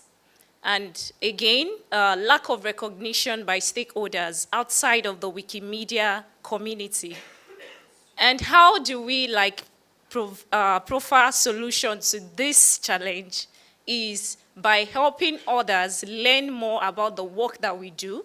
And there's no 2 ways to go about that than publishing your stories on the education newsletter. Yeah. And there's this, yeah. So I also want to talk about the need for publishing your story on the education newsletter. Now, I would also state for a fact that the education newsletter has increased the numbers of stories that they accept over the years. Now, unlike other newsletters, the education newsletter is always getting stories, people who want to get their stories, their activities featured.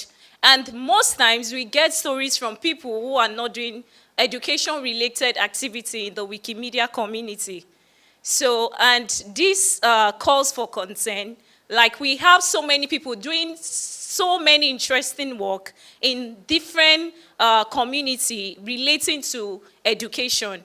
But then we don't get to see your story on the education newsletter. We cannot help you create more visibility for your story if you are not willing to share with us. So I just want to also encourage us to please share your story with us. We know how to help you project your story. We can help you amplify your voice. We can also help you get your message across to so many people who wants to learn from your projects, from your activities. But we can only do that if you are willing to share your story with us. And you can do that on the education newsletter. We also have a mailing list where once you publish your activities on our newsletter, we help you distribute to over 230 subscribers. And yes, that's a whole lot. Although we haven't gotten to that phase of having more people subscribe, but if you subscribe, then we have more people who want to also read about the story. So it's a clarion call that those that are carrying out projects in education need to not only execute projects, not only implement programs relating to education, but also try to amplify their voice using various channels that we have already provided. And one of them is the newsletter. Thank you. Yes, thank you. Thank you very much. And the next one, please. Yes, this is about your great session today. We have to look a little bit at the time, but I would like to ask the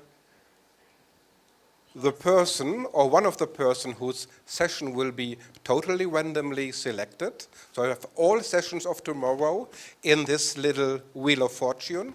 So I would like to ask the lucky person to say very shortly, first, what it is about, and second, why is it great? Why is it important? Why should I go there? Yes, would you please?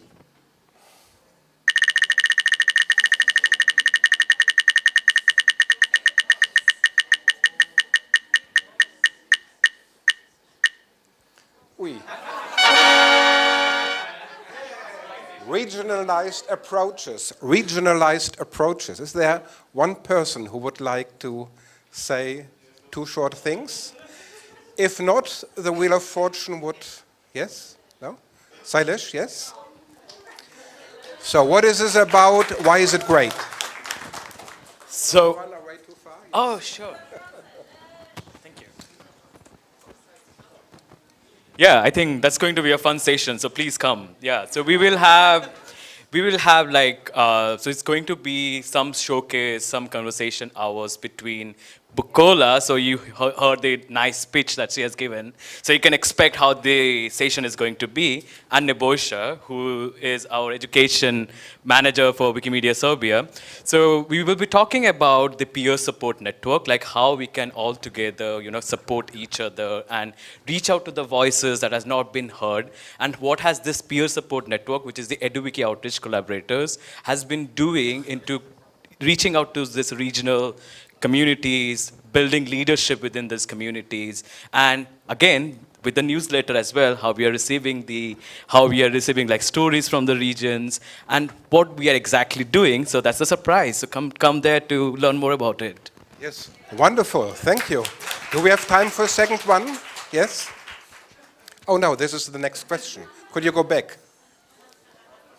For a second one, yes?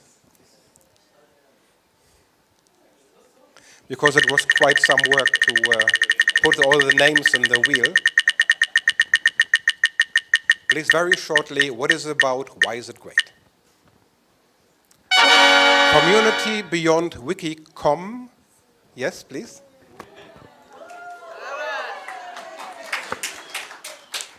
Yes, stay there. I wasn't prepared for this stress. Stay there. Yes? It should have been tomorrow. So, what is about? Why is it great? So I'm very happy I'm here. So you have to come to me because it's my first international wiki meeting in person.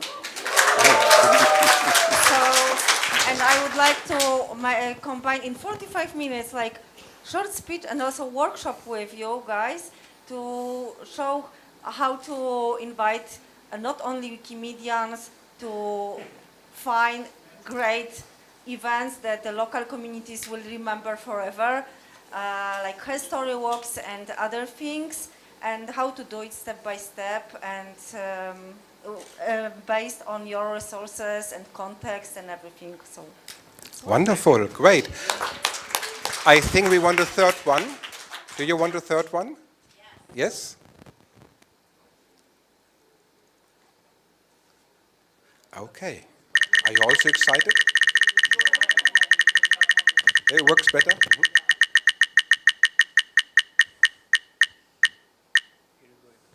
MCDC strategy. You can use this one. Who wants to? Yes? I'm coming.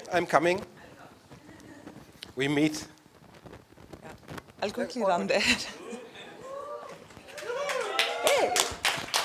Hi. Thank you so much for this pressure. When I submitted this was movement strategy and education, and it turned into MCDC movement strategy and education. So I'm wearing this MCDC hat on right now. So I'm a member of the Roles and Responsibilities group on Movement Charter Drafting Committee. And because we are brainstorming on how we can actually review the current roles and responsibilities and how we can modify, if required, those current responsibilities and roles. So the tomorrow's session is going to be an interactive AHA slide session again to actually gather inputs about what do you know about strategy, what are your ideas and thoughts about how Movement Charter is going to redefine the movement, or what are your expectations from the Charter, and how do you see this impacting the education community at large? So please don't have very high hopes because I'm still learning, but this is just an opportunity for us to learn more from you and less from any kind of, we don't want to share anything from our side as MCDC. It's more like an information gathering session so that we can use the wisdom in the room. Thank you. That really was great. Thank you.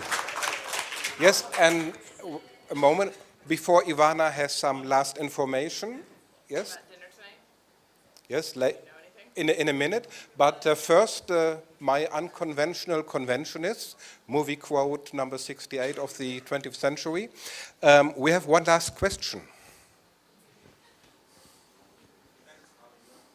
How will you dress for tomorrow? In a onesie, in a superhero costume, or in Serbian traditional dress?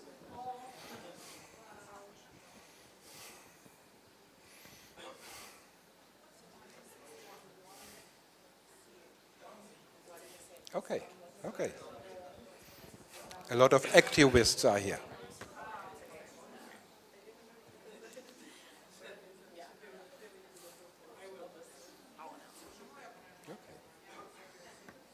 Okay. This will be very mixed tomorrow on Saturday. Wonderful. Thank you for participating in the social test again. And I understood there are some technical informations. And I say, see you tomorrow. Thank you, Zico. So the only bit of information, go ahead, Ivana. Yeah, so the dinner will be in the same restaurant we had lunch. So 6:30, you can have dinner there. Yeah, that's it. Thank you all. Thank you all.